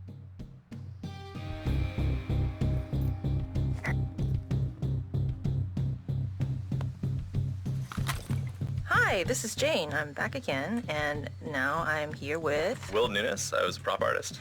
And this is one of the few areas in Firewatch where it's not just about trees and rocks. So we wanted to make sure that this area feels very man-made and that is spooky and is ambiguous. Like, the goal here is that you're gonna get here and you're not quite sure if this is like a surveillance operation or if it's scientific, and that's kind of what I told Will when we were trying to make a lot of props, and Will was really great about it. And I was just like, hey Will, can you please just make a bunch of boring scientific equipment? Yeah, I mean, we were actually just looking up a lot of stuff like, stuff that monitored, thermal energy and stuff like that, like very, very standard kind of scientific equipment, but arranged in kind of a sense that made it look kind of a little more eerie and a little more cluttered and haphazard and not really definable from someone that didn't really understand what this equipment was. Yeah, I think if you actually look up each prop, that they actually are real, like, equipment, right? Yes, I used reference from the late 80s for all this equipment. They're all real equipment that people use to, monitor the wind or environment, stuff like that. Is there like a favorite piece of prop in this tent, Will? I would say the equipment. Just it's really simple, but I had a lot of fun making it and kind of seeing the layout and kind of trying to convey this kind of eerie looking equipment, doing something you're not quite sure what it's about, ambiguously, technical, and seeing where I could take it and seeing kind of, the colors and the mood and how that would all fit together and how to set that scene right.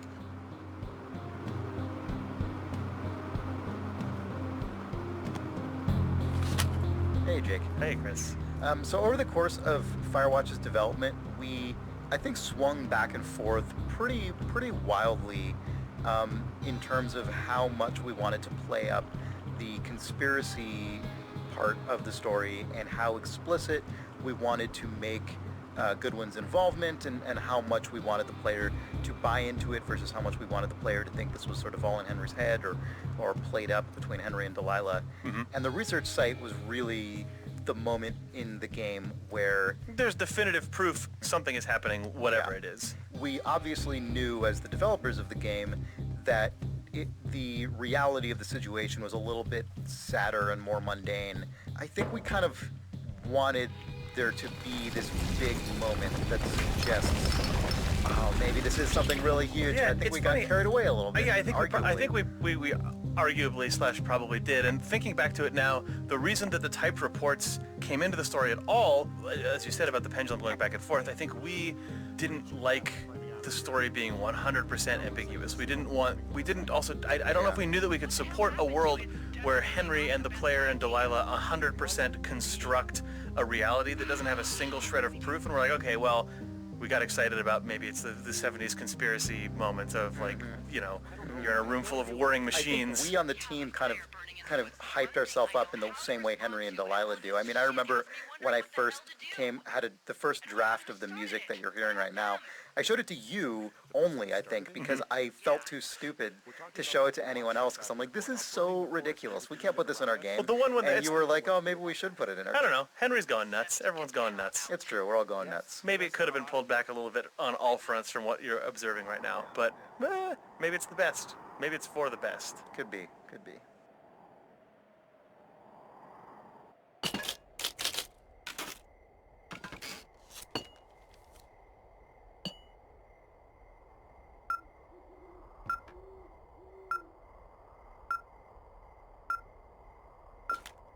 This receiver just picked something up.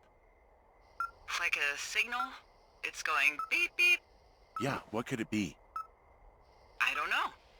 You gotta find out. All right, I'm on my way now. You know what I just picked up? No. A fifth of Major Bueno tequila from the creek. Are you drunk? No! I am getting drunk. Hey, Dee, I don't want to harsh your vibe, but maybe, just maybe, that's a bad idea. Henry. What? You're harshing my vibe. My thinking is I could stay up all night worried I'm gonna lose my job because of the side fire, or I could not worry and let the chips fall where they may.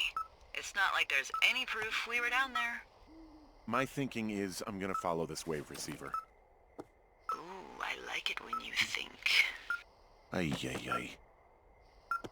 I'll just leave you alone with whatever these thoughts are.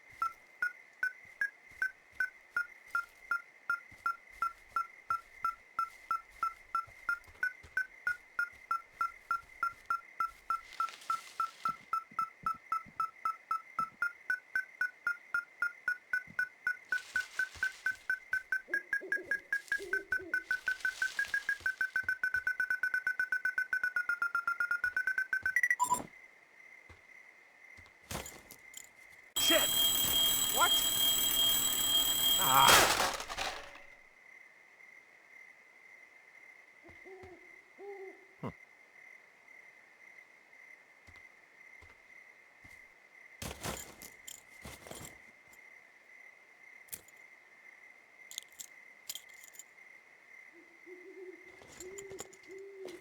Dee, I found some sort of supply bag, light camping gear, some clothes, basics, but it was alarmed. I think that's what was making the receiver go haywire. You're okay? It's not a trap or anything? Yeah, I'm fine, but there's also a set of keys here. I don't know why they'd be hidden out here. They say Shoshone National Forest, Cave 452. Is that the one in the canyon? Yeah, it is. Who the hell took them? And what the hell is in that cave? Okay, let's just think. Says the woman with a half a bottle of tequila in her belly.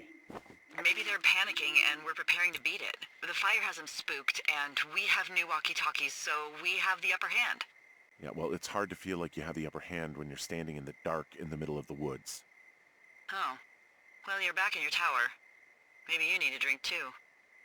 I'm not in my tower. I am looking at a man standing in your lookout. And it's not you? It is not me. Oh my god, go. I'm going.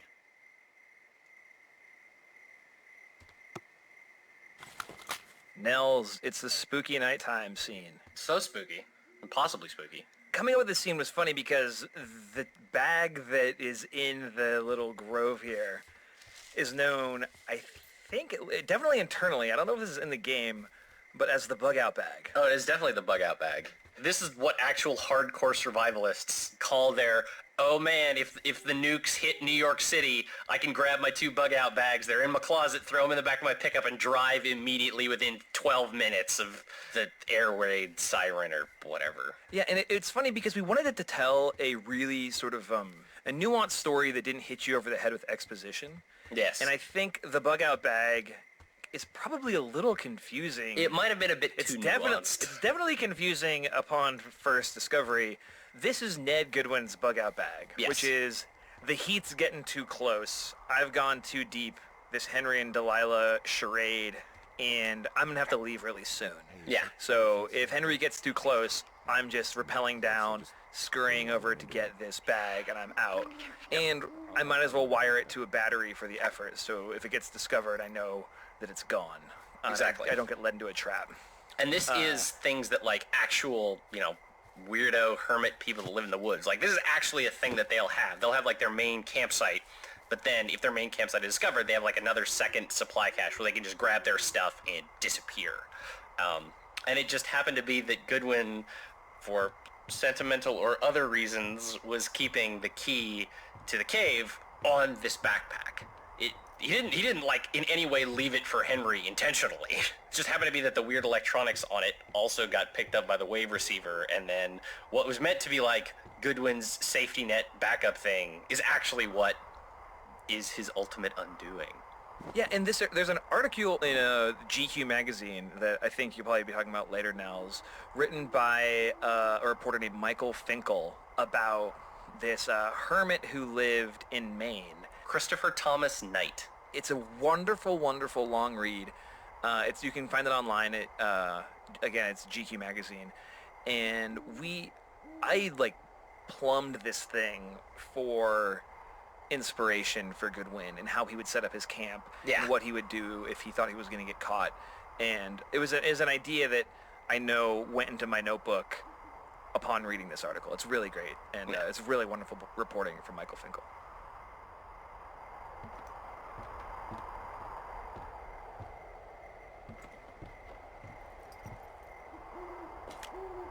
I don't see anyone up here. He was just there.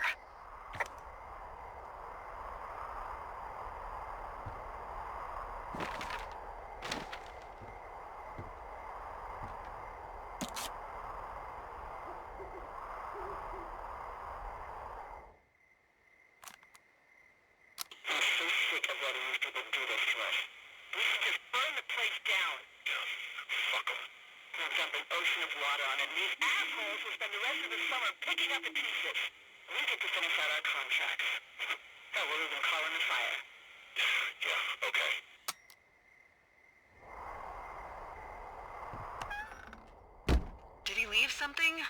Come on, I can see you over there. Is that a tape player?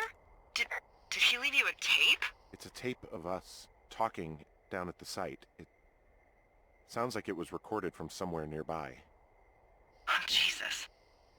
Yeah, and it sounds like we were the ones who burned it down and that it was your idea. No. We are screwed. No! Dee, just don't freak out, okay? Don't freak out. Oh my god, what the fuck is happening, Henry?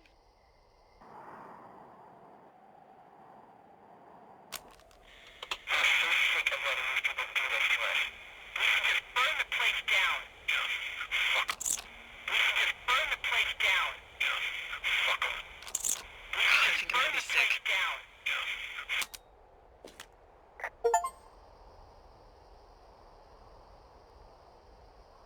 No, it's not because I'm hungover. Someone claiming to be Henry in Two Forks called a lookout in another sector early this morning and said that I knew what caused the Wapiti Meadow fire.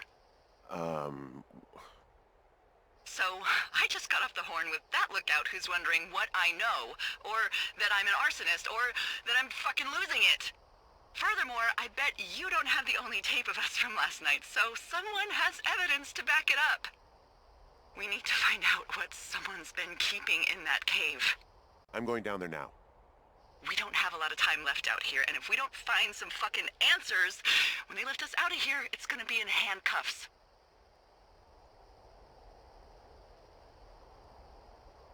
We have to stick together, okay? Keep our story straight. From the first day with those girls to the person breaking in on our conversation, everything. We gotta be honest and consistent. Yeah, I suppose you're right. I know.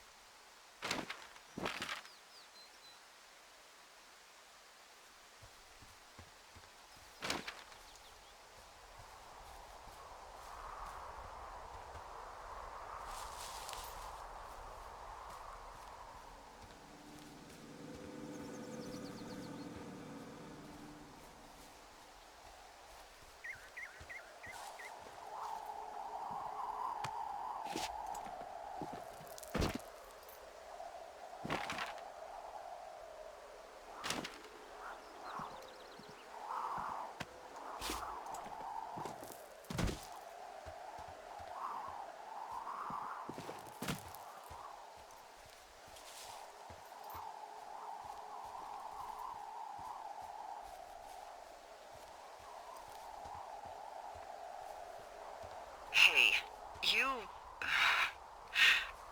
didn't actually make that call, right? To the other lookout? It just stuck in my craw. I let myself imagine how fucked I would be if you'd been lying to me. But now that I asked, I kind of just wish I hadn't. Of course I didn't. No way. They're trying to pit us against each other. Yeah, you're right. That's not going to happen, though. Thanks, Henry.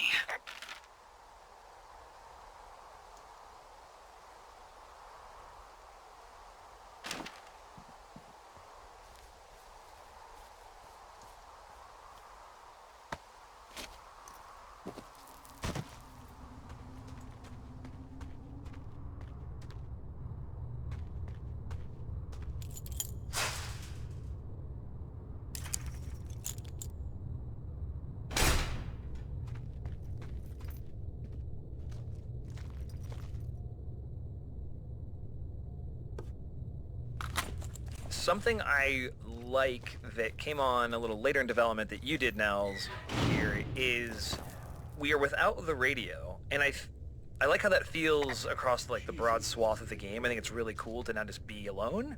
But there are these sort of reflexive Henry comments to himself based on things you're looking at, and the way those are tuned throughout here are really nice.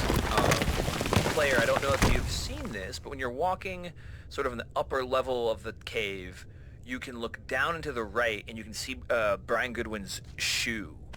And when you sort of like zoom in on that, Henry will just call out to someone if it is someone down there, someone in the cave. And Nell sort of like concocted that and put them all in the game, and we wrote some lines that worked for it, and they're not all over the place, but I really like the way it made the cave feel. Yeah, it's actually kind of one of my favorite moments in the game in terms of Henry's monologue too, because we conceivably, even though Delilah can't hear you, like we could have hooked up the same normal radio interaction to where it'd be like you could make these dialogue choices and Henry just either monologues to himself or like talks into the radio, even though we know Delilah can't hear him. But I don't remember. I might just like tried it on a whim. Maybe someone suggested it. I don't exactly remember. But just having those play automatically when you've been looking at a specific object or area of the cave for like anywhere between like half a second to 2 seconds, and then those kind of monologue moments show up, or when you perform a specific action like zooming, it feels very natural in a way that like little kind of auto monologue lines in games often don't. There's like a couple in the upper level of the cave and then a couple more down near the bottom when you actually find Brian's body. It was kind of a bummer that they came online so late and there aren't any other spots in the game where Henry doesn't have access to the radio, because I actually would have loved to have a few more of these in the game somewhere as well. You're always thinking about like what design tools do I have to like change the pace or make you feel something different. And I don't think we realized they were a club we had in our bag until we had sort of like laid the whole game before us, and we went like, oh, yeah, we really like these. Oh, I know. And Rich did such a good job performing them. It was just, yeah, they really work for me in the game.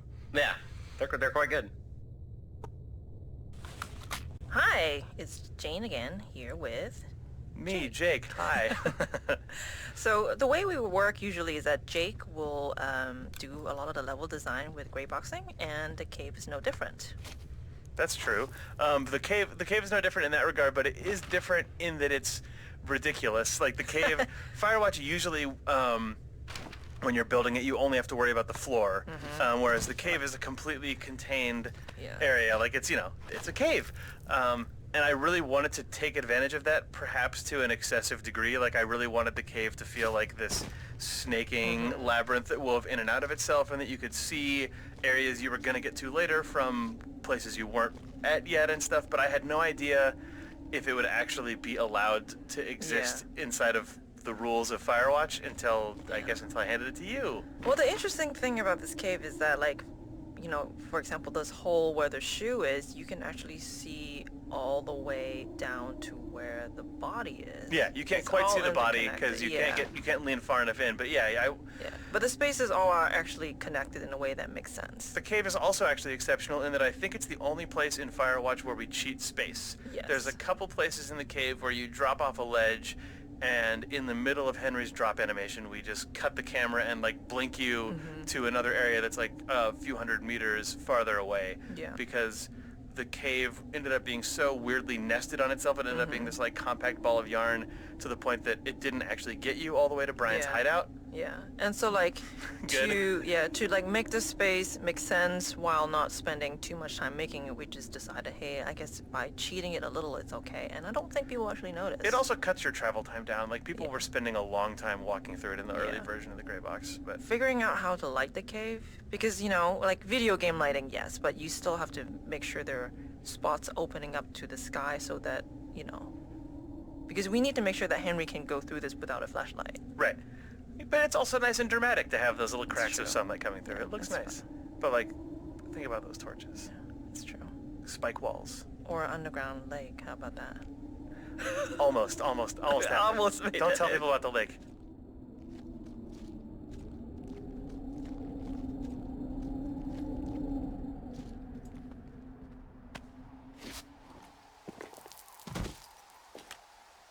Hey, are you there? Yeah, what is it? What did you find? Nothing yet, because someone tried to trap me in there. You saw someone? No, someone slammed the gate behind me and then ran away. I found another way out, but if I hadn't, Jesus! So you didn't find anything? No, there's a spot where someone had sunk an anchor, but the hardware's gone now. I don't have any climbing equipment. I just have my ropes. I'm gonna hike back to Two Forks and see if I can find anything that could double as an anchor to use in the spot. Well, that doesn't sound dangerous.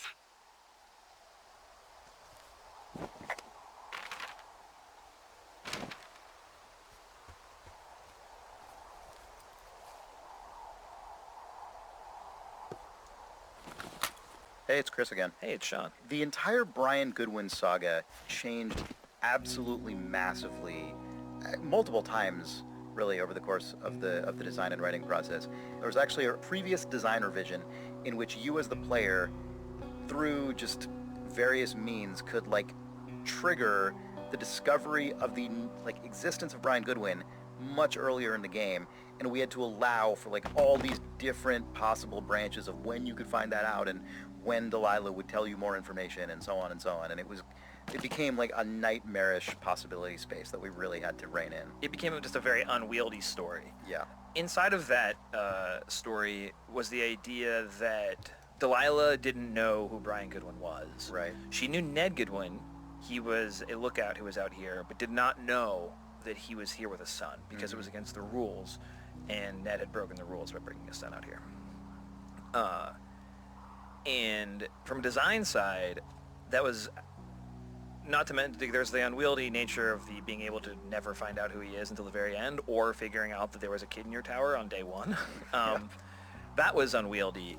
And then furthermore, we were running out of tools to communicate the story of Brian Goodwin, because the only thing we had was the discovery of objects, which felt very one note and very it felt very breadcrumby. Exactly. There's all this information you have to know in this order, so you're gonna find these things in that order, and there were too many of them, and it felt completely contrived.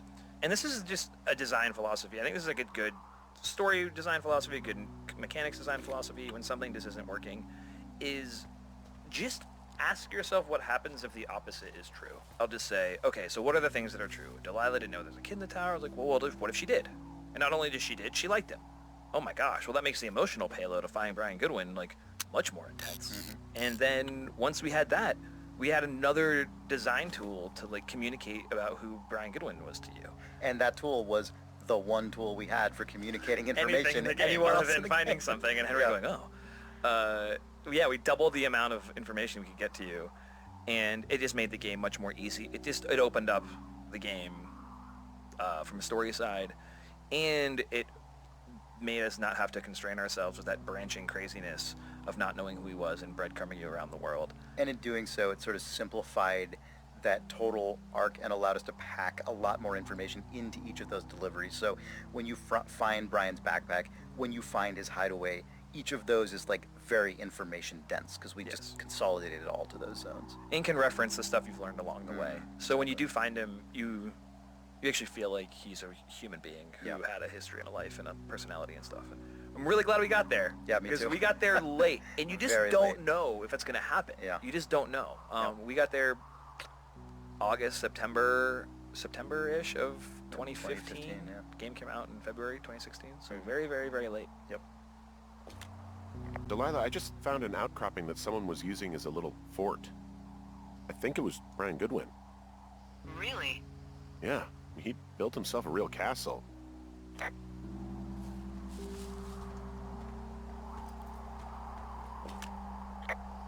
He was in the middle of really sprucing up the joint when they left.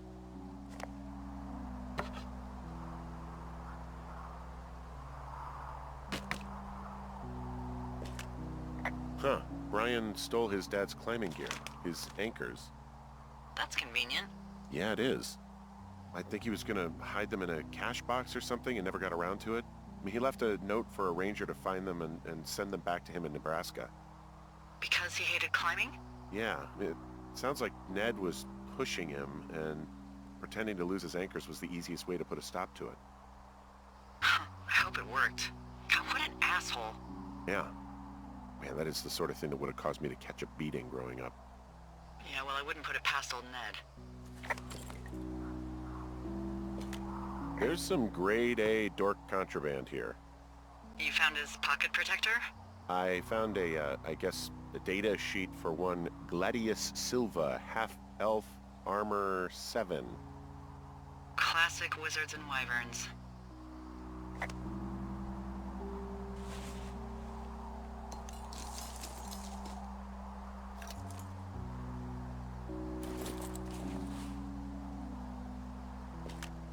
There's a ham radio schematic here, something Brian was working on. Yeah, I think that was the one thing Ned did do with him. You know, tinkering on stuff like that. It's a little weird that he'd just leave so much of his stuff out here. Well, maybe they were in a hurry when they left. Like I said, he wasn't supposed to be out here. Yeah.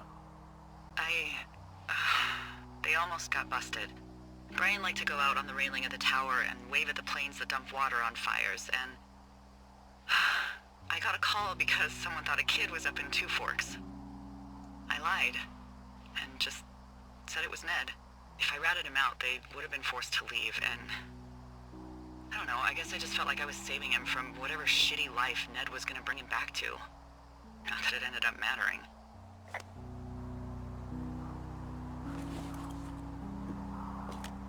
There's also a postcard here from Brian to, I guess, his neighbor. What's it say?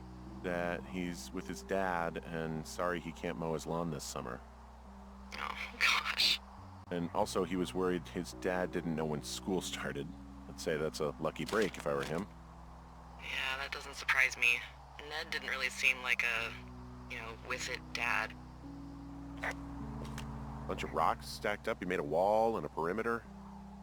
God. Yeah, that's perfect. You know, maybe he made it because he was afraid of them. Whenever I think of Brian possibly going through this crap, I get sick to my stomach. Yeah. Sorry. He'd hide out here to read comics. The Black Band, his grief is his enemy's sorrow. Everyone this guy loves gets killed, so he honors them with a black armband which gives him superpowers. Well, that's fucking dark.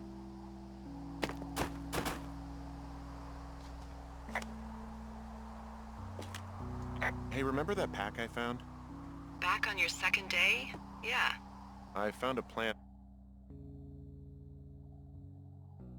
Brian drew about how he was going to get it back. Oh, I'm sure it was quite elaborate. It's some Wile E. Coyote stuff, I'll tell you that much.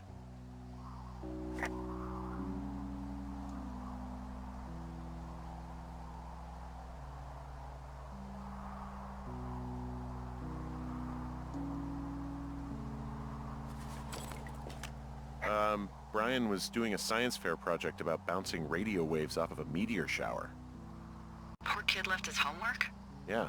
He must have been pretty smart, huh? Yeah, sharper than a lot of the grown-up knuckleheads I'm used to, yeah. What, you're saying I'm one of those knuckleheads, is that it? I wasn't, but, now that I think about it... Because I know lots of stuff. Oh, please, drown me in your surplus of knowledge. I've been waiting all these years for a man as wise as you to take this job. Well, that wait's over, sweetheart. Call me sweetheart again, and you'll use that big sexy brain of yours to fill out your unemployment paperwork. Sorry, boss.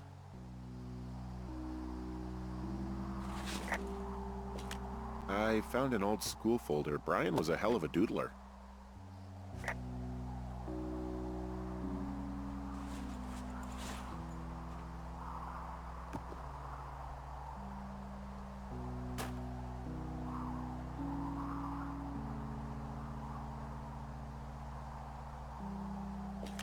He made the place pretty comfy, too.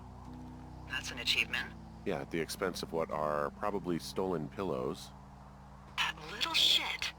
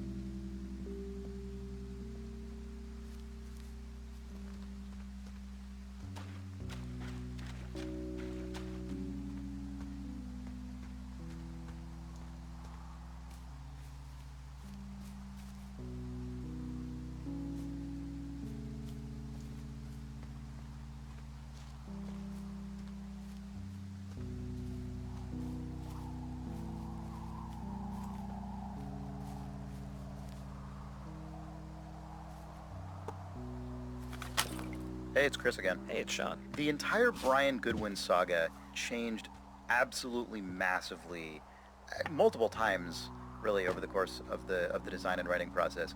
There was actually a previous design revision in which you, as the player, through just various means, could trigger the discovery of the existence of Brian Goodwin much earlier in the game, and we had to allow for all these different possible branches of when you could find that out and when Delilah would tell you more information and so on and so on. And it became like a nightmarish possibility space that we really had to rein in. It became just a very unwieldy story. Yeah. Inside of that story was the idea that Delilah didn't know who Brian Goodwin was. Right. She knew Ned Goodwin.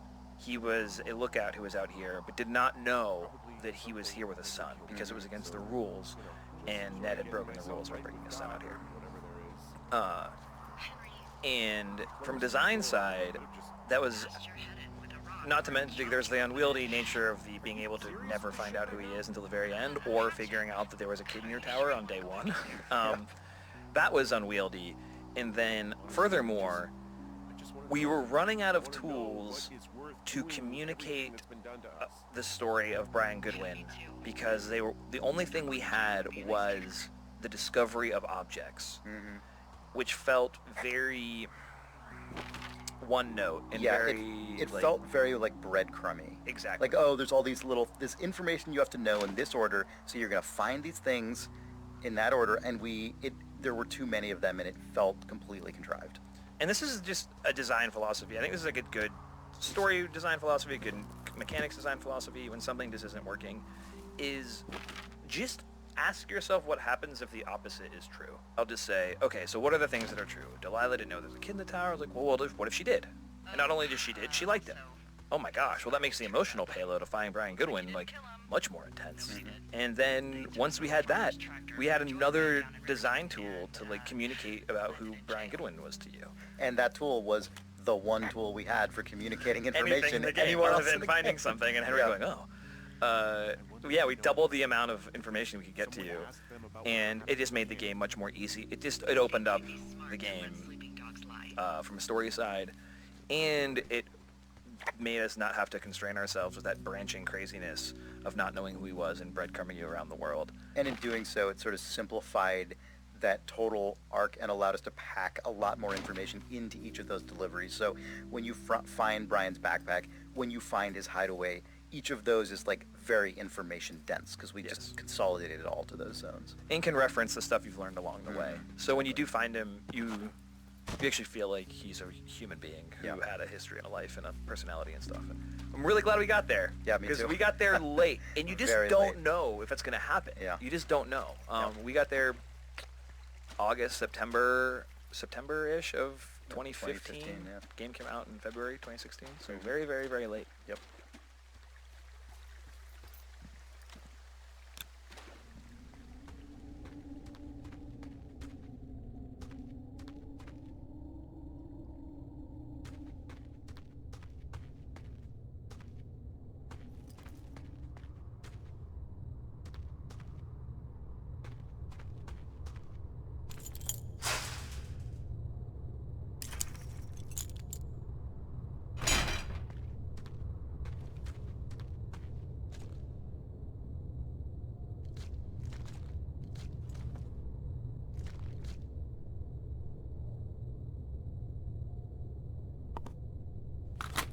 Something I like that came on a little later in development that you did, Nels, here is we are without the radio, and I like how that feels across like the broad swath of the game. I think it's really cool to not just be alone. But there are these sort of reflexive Henry comments to himself based on things you're looking at, and the way those are tuned throughout here are really nice. Player, I don't know if you've seen this, but when you're walking sort of in the upper level of the cave, you can look down and to the right and you can see Brian Goodwin's shoe. And when you sort of like zoom in on that, Henry will just call out to someone if it is someone down there, someone in the cave. And Nell sort of like concocted that and put them all in the game, and we wrote some lines that worked for it, and they're not all over the place, but I really like the way it made the cave feel. Yeah, it's actually kind of one of my favorite moments in the game in terms of Henry's monologue too, because we conceivably, even though Delilah can't hear you, like we could have hooked up the same normal radio interaction to where it'd be like you could make these dialogue choices and Henry just either monologues to himself or like talks into the radio even though he knows Delilah can't hear him. But I don't remember. I might just like tried it on a whim. Maybe someone suggested it. I don't exactly remember. But just having those play automatically when you've been looking at a specific object or area of the cave for like anywhere between like half a second to 2 seconds, and then those kind of monologue moments show up, or when you perform a specific action like zooming, it feels very natural in a way that like little kind of auto monologue lines in games often don't. There's like a couple in the upper level of the cave and then a couple more down near the bottom when you actually find Brian's body.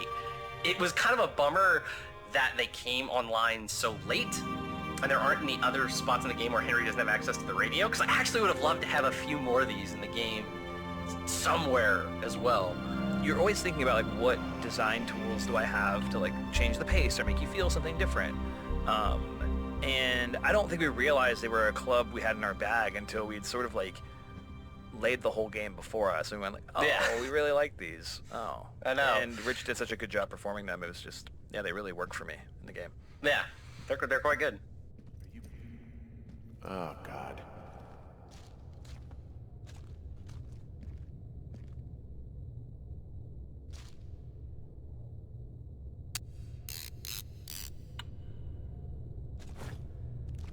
You're Brian Goodwin. Oh, no. God.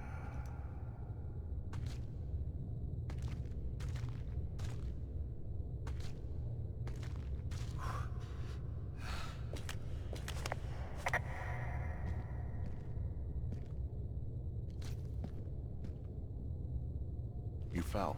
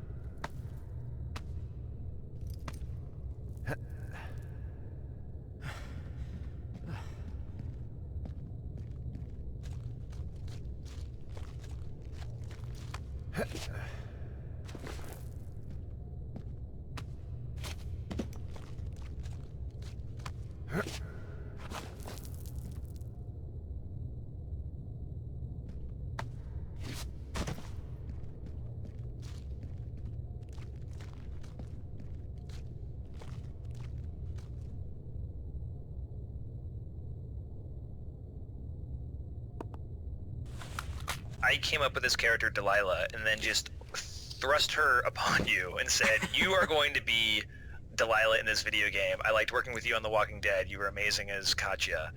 How did that character come to life for you? Well, actually, I think her name was Alice at first, if you'll recall. Oh, no, it was. You remember that? Oh, it was Alice. Oh, no. What a hilarious thing to have to remember. I remember getting that email from you about, hey, I'm writing a game, female protagonist, are you in? And I didn't even have to think twice about it. I knew whatever you're working on, whenever, throughout history and time, I will want to be a part of. But then you sent me the sides for Alice, and I got to read about this beautifully flawed but fun and self-engaged woman. And it's one of the things I love about the characters that you write is that they're actual people. They're not tropes. They're not stereotypes of anything. They're full-bodied people. And so I got to dig a little bit into my past and what's made me tick and what would make me take a job in the middle of nowhere and shamelessly flirt with somebody over a walkie-talkie and build her from there. The wonderful thing about Delilah is that there's actually a lot of me in her, meaning like I grew up in Idaho. There are a lot of mountains and wildfires and solitude and stuff like that. I left and I moved to Los Angeles and now I'm surrounded by concrete, but I kind of started out in the same place. I was integrating so much of the way you speak and the way you like tell a joke or laugh just back into the character. Do you feel like you had to create that stuff to be Delilah, or were you making a concerted effort to sort of like become her? I think it's a little bit of both. I am a bit of a smartass, and so a lot of the stuff that you wrote really lent itself to that. But as we started getting into the puns, wouldn't you liken to know and stuff like that, I was able to kind of sit back into this woman who just doesn't give a shit. She's out there in the middle of nowhere and having fun because this is her life. And so having that freedom to just be an idiot, it was really freeing. It was a lot of fun.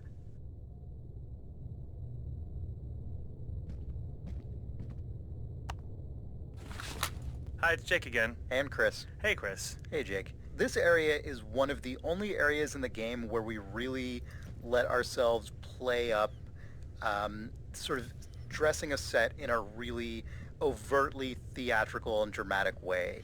This is the reveal of Brian's body was such a big moment that we kind of figured we should just go for it entirely. It was possible to do because I think this is one of the only places in Firewatch where the direction from which the player approaches and the time of day are 100% in our control. Like, you're only ever going to see this scenario under this circumstance. You're going to walk in and sort of the scene will reveal itself from this angle, and there's no chance that the sun is going to be setting in the middle of it or whatever else. So we leaned into it. I kind of ran with that with the music as well.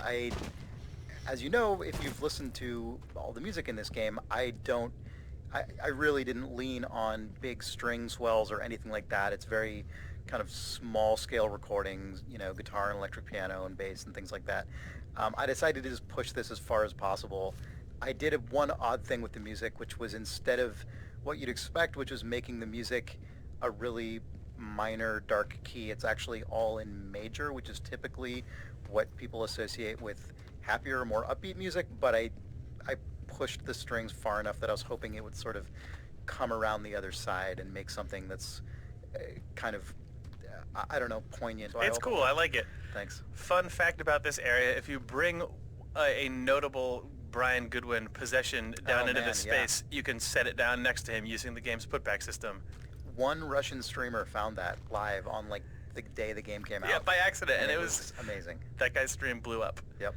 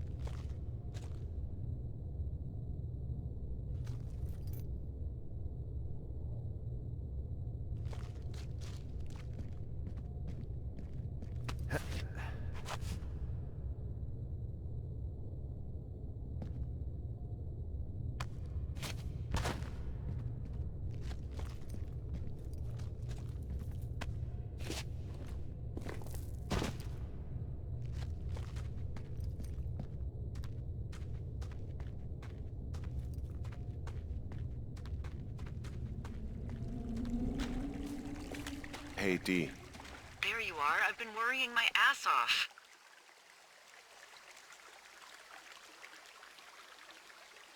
Hey, you, might want to take a seat.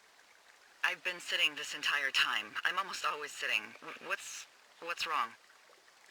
The only thing in the cave was a body. A body? God, what a mess. Delilah. It's Brian Goodwin.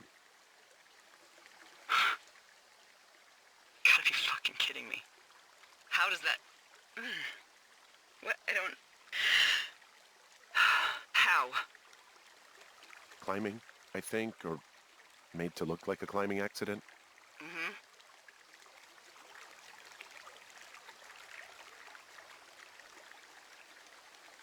I don't know, maybe it was Ned. If not him directly, he put enough stupid fucking know-how in his head to get him killed. Son of a bitch. Yeah.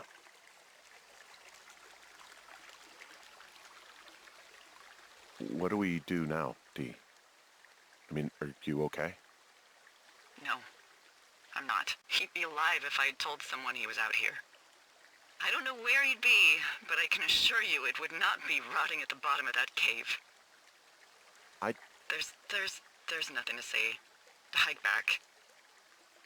I think we're leaving tomorrow anyway.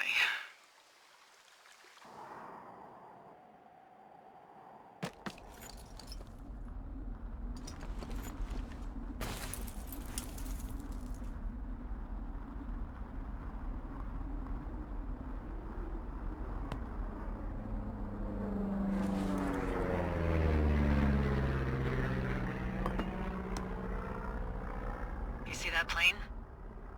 No, I was just busy packing up. Well, there's gonna be a lot more. The service says this thing is 2% contained. Is this the big fire or the site fire or... Well, the two fires merged into one unmitigated disaster. They're renaming it after my lookout. You about packed up? Shouldn't we talk for a sec, about things? About what? About how all this stuff is connected. The surveillance, the Goodwins, Brian's death. Look, I don't know what to say, okay? It's like the universe cooked up the cruelest thing to have happen. Does it connect to everything else? I don't know. I don't know if I even want to. Of course you do. There's got to be a reason. Does there? Maybe. Maybe not. I wouldn't even know where to begin.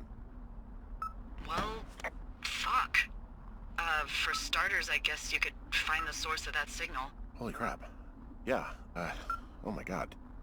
We don't know what it is. It could be nothing. Yeah, it could also be whoever was listening to us, whoever made the tape. Okay, yeah, look, you should pack up everything you need in case we get the call and you can't come back. All right, look, if something happens... I'll remember you. Oh, well, that's nice. Hey, it's Chris again.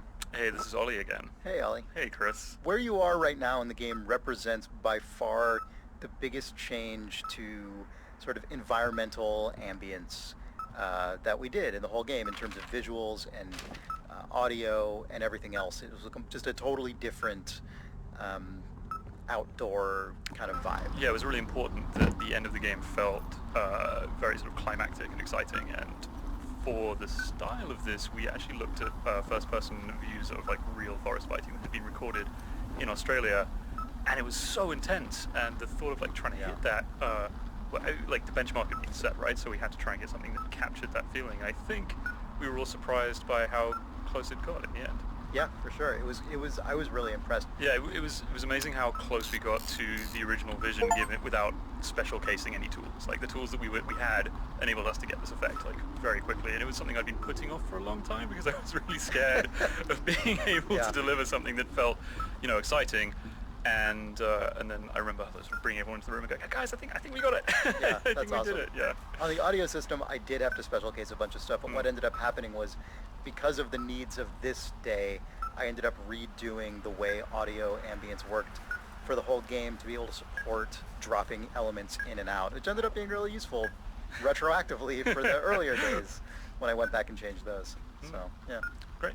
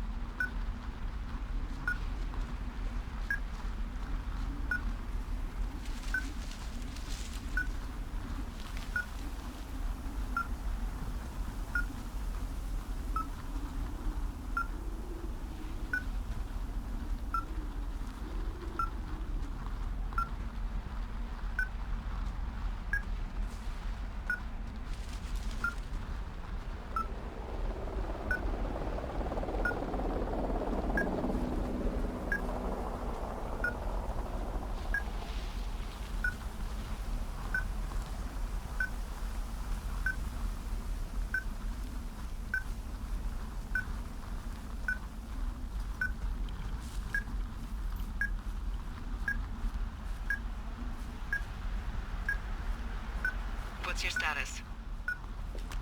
I think I'm getting close. All right, well, I just got word that they are coming to get us. My place. You sound worried. No, it's just... Brian? I'll coordinate with the evac team and let you know when to head towards the tram. It's north. Far. Past where you found that cut back in May.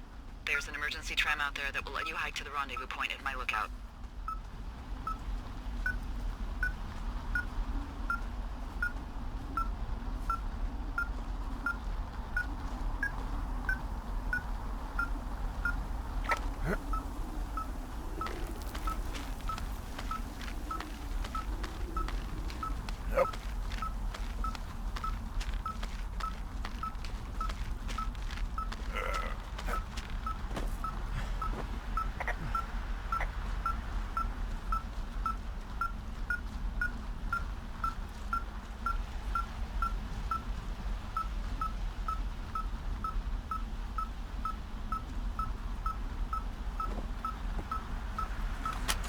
Coming up on the end here, Jake. It's true, we are. You are about to hear, or have currently heard, the voice of Ned Goodwin, which we didn't know we were going to put into the game for a long, long time until we played it. Because originally it was like a note he left you. We went back and forth early on, too. There was a moment, I think, where we said maybe one of the last conversations you'll have is with Ned Goodwin himself, who's off in the woods. Maybe you'll pick up the radio in his tower.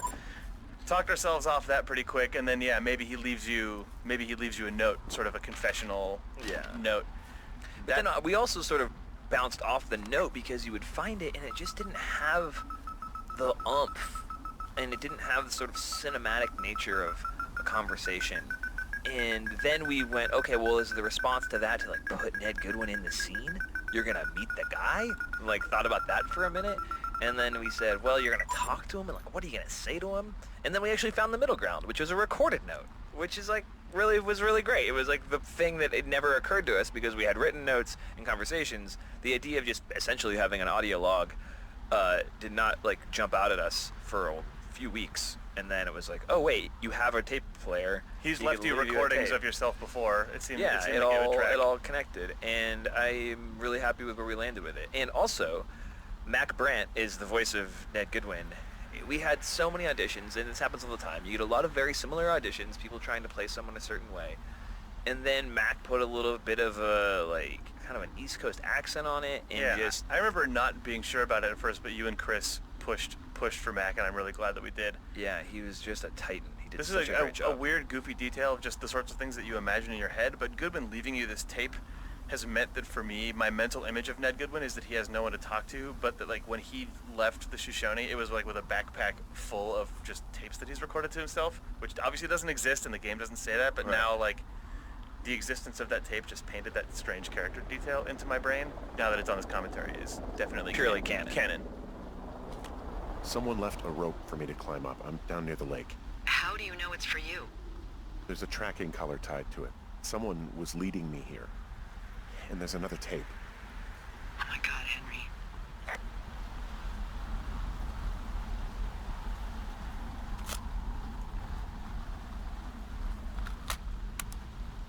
Yeah, hi, Henry.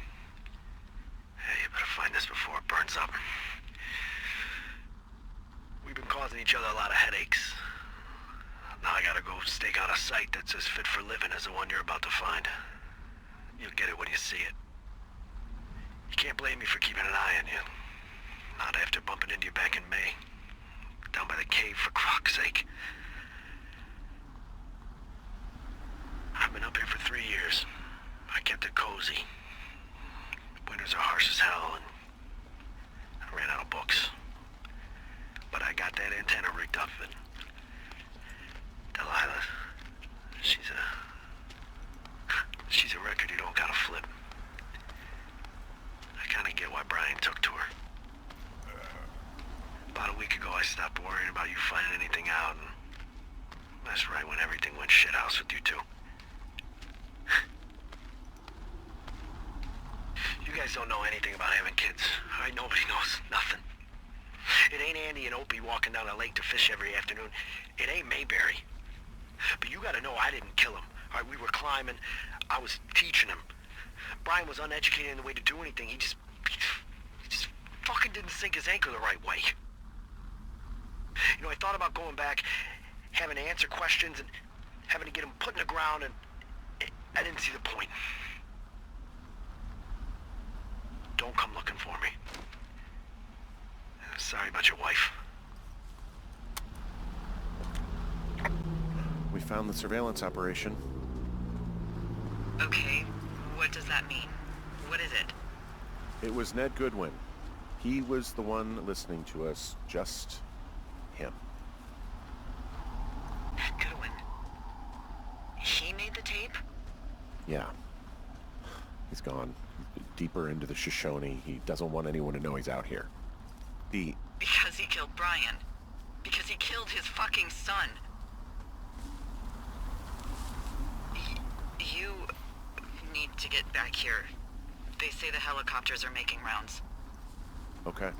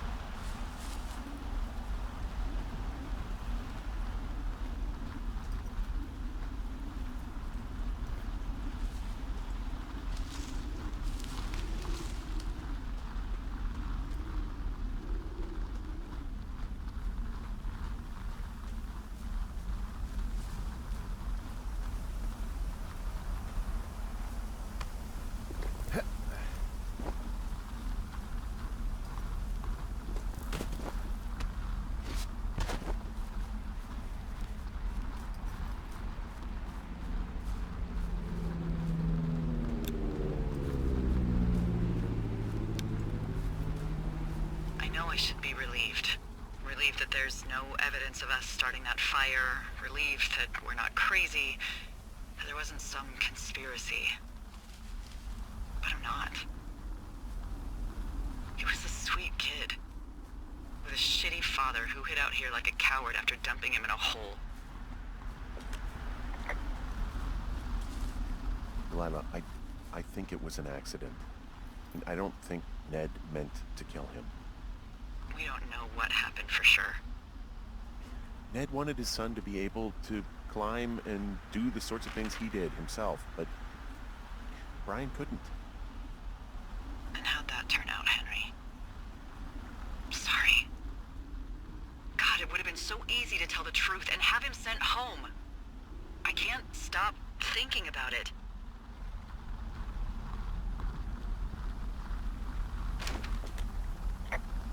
You didn't do anything wrong.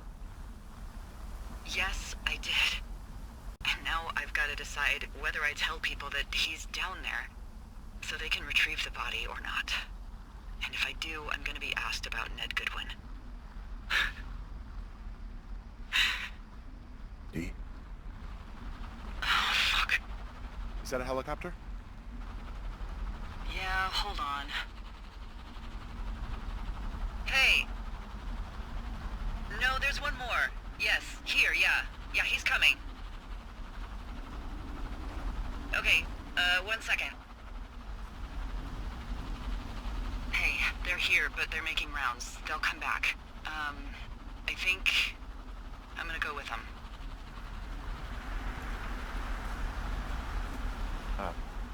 Dee, what if they don't come back for me? They'll come back. That's their job. Just what if we missed something about something? I don't know. Henry, you're tired. There's nothing big going on. They'll come back for you. Just wait. I'm gonna go. Okay. If you have to. I have to. Hike safe.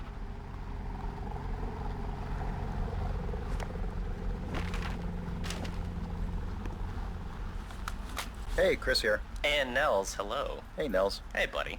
So you probably just went to Goodwin's bunker and got the message from him and learned about what happened and uncovered a huge part of the story.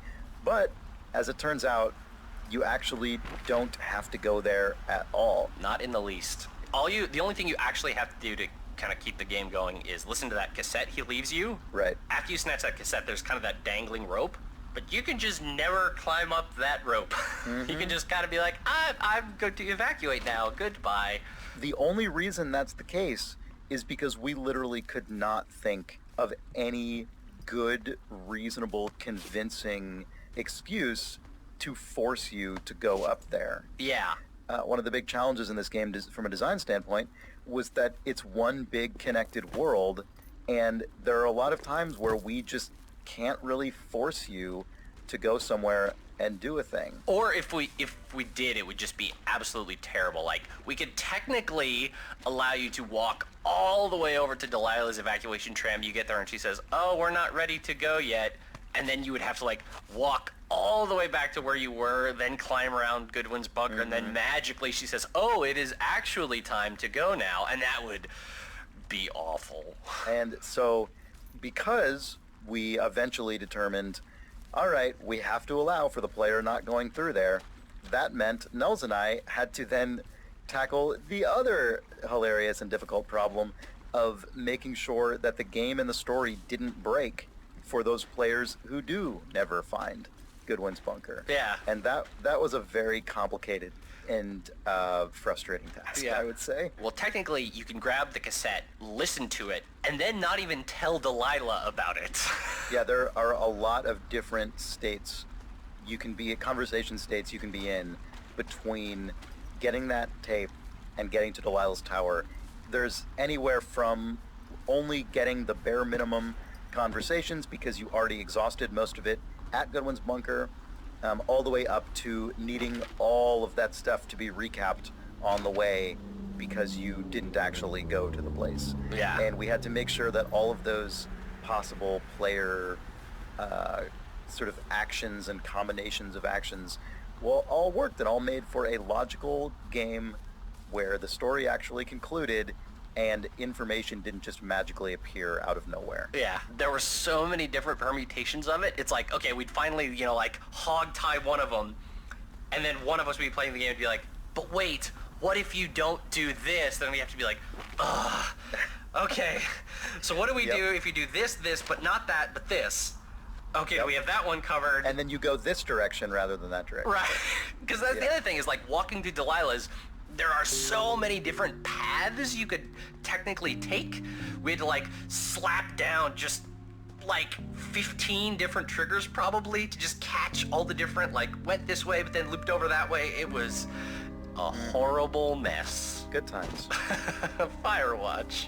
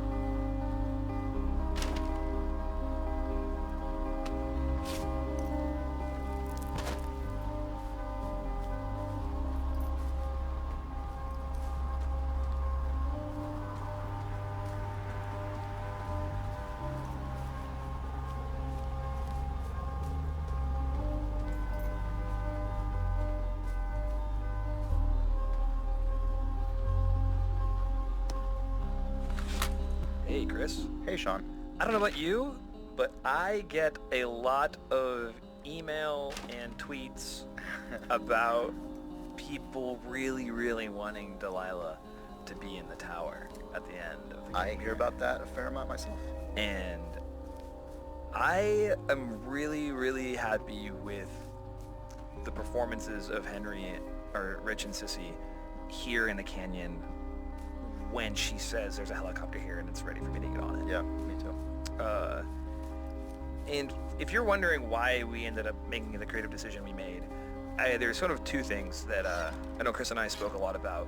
One is Delilah is simply not the type of person to wait for anyone. And Chris did a really good job with me just sort of painting a portrait of her emotional state and what it would feel like to be waiting for this guy to show up after a really, really tragic thing has happened and then just sit in this tower and wait for a helicopter, thinking about this dead kid and how like messed up their entire summer had been. Yeah. And the you dread you of wrote having that to do almost like directly. Yeah, and that's what I did. You basically painted that portrait for me, and I went, oh, well, she's just gonna say that. Yeah. Like, I don't want to like sit here in the shadow of a dead boy. Mm-hmm. And I went like, yep, all right, thank you for giving me that. And then alternatively, Henry's wanted nothing more than to be made to feel better over the past 5-10 years of his life. Definitely the past 5, definitely the past 1. And that feeling of disappointment that you feel when you open the door and she's not there, even though you ask her to stay, and you can hear how badly Henry wants her to stay in Rich's performance, in his voice. I wanted that feeling to go into the player, that level of disappointment. And then for some players to think, man, but how disappointed would I really be if I was him? And obviously we can't make you think that stuff, but if we do, then I feel like the story has been successful in communicating the sort of the emotional payload that it set out to provide. So there you go.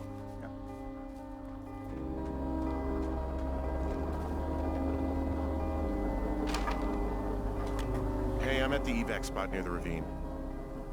Delilah, are you there? Delilah?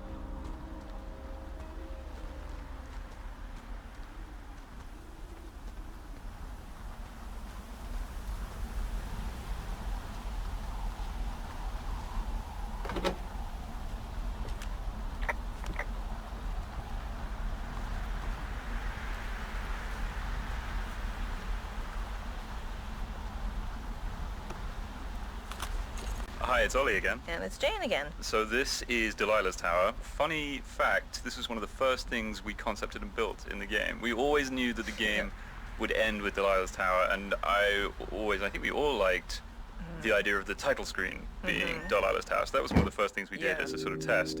But it wasn't until closer to the end of the game that we really thought about what Delilah's Tower would be like on the inside. Yeah. And by that point, we kind of, we were very well acquainted with all sorts of towers.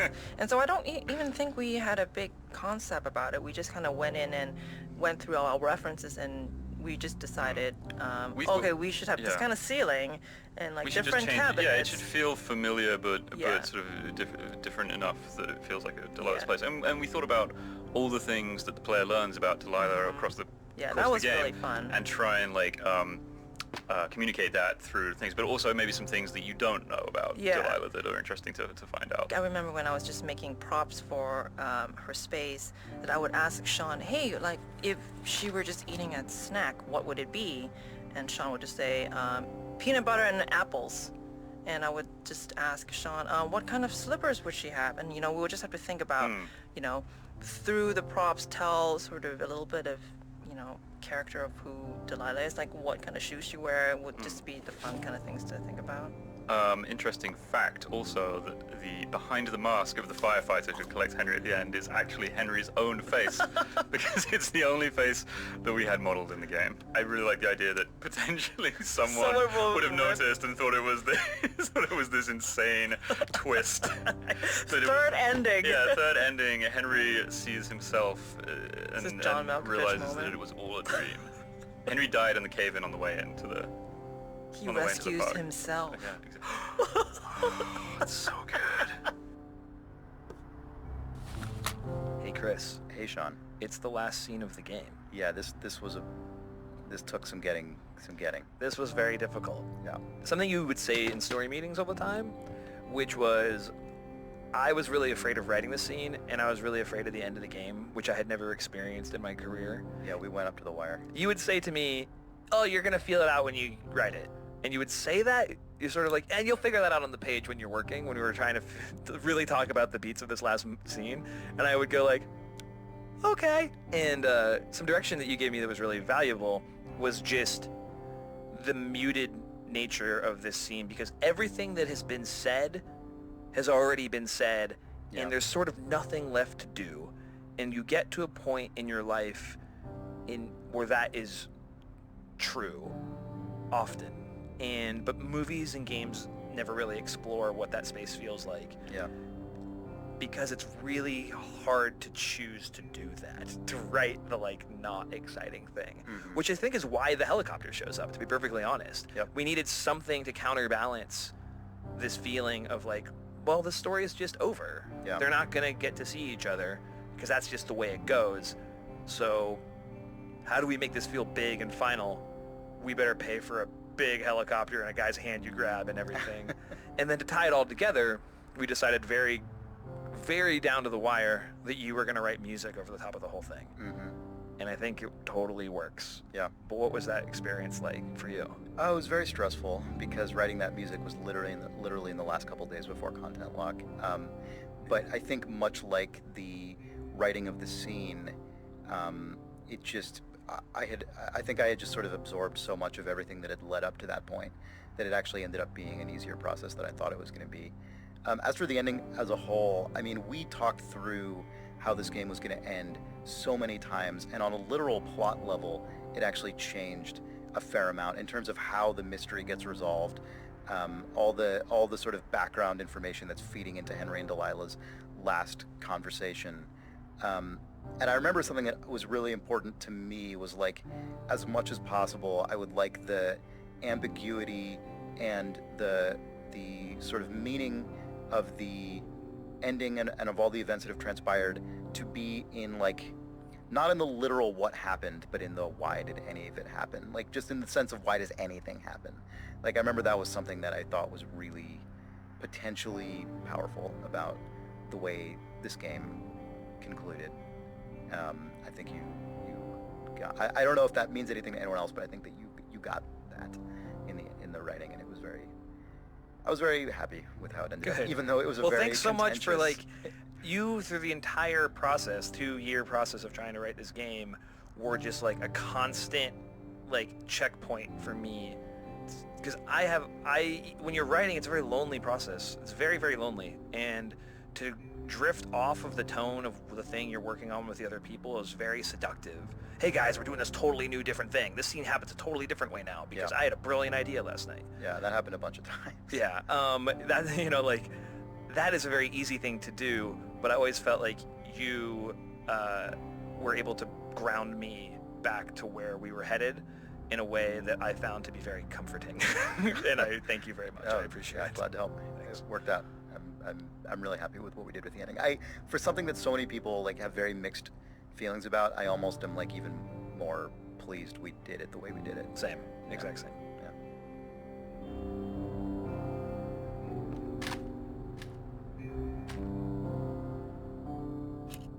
Hello? Is anybody there? Hi. Yeah, it's me. I'm back at the staging area near the trailhead. I think I see your truck. Red? Colorado plates? Yeah. It's a piece of shit.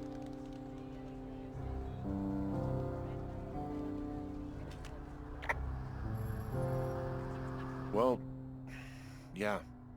I think there might be a raccoon living in it. Make sure he's comfy, I guess. Hey, it shouldn't take long for the helicopter to reach you. Okay. There's a debrief in a situation like this. Lots of questions.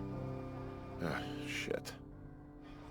So, taking stock, we found out an old lookout killed his only son and decided to become a lonely hermit.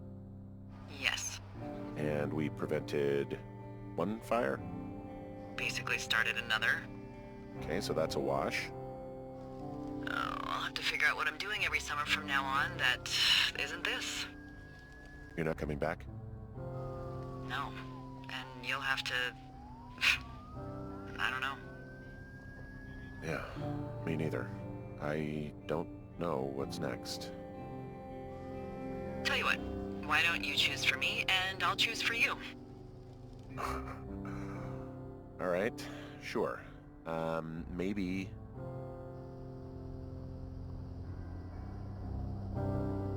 Maybe you could come back to Boulder with me and figure it out down there. Just a thought. You don't want me down there. Well, I just asked you. Look, I've got some things to do in Casper, and maybe I'll head south sometime after that. I could come by, sure. Okay. So, what about me? I think you should go to Julia, and then you can figure it out. Maybe put that typewriter to good use. Give me a sexy accent or something if you write about this. Yeah. You gotta go see her. Yeah, sure. Henry, Look, you came out to put your memories behind you, and they're still right there in front of you.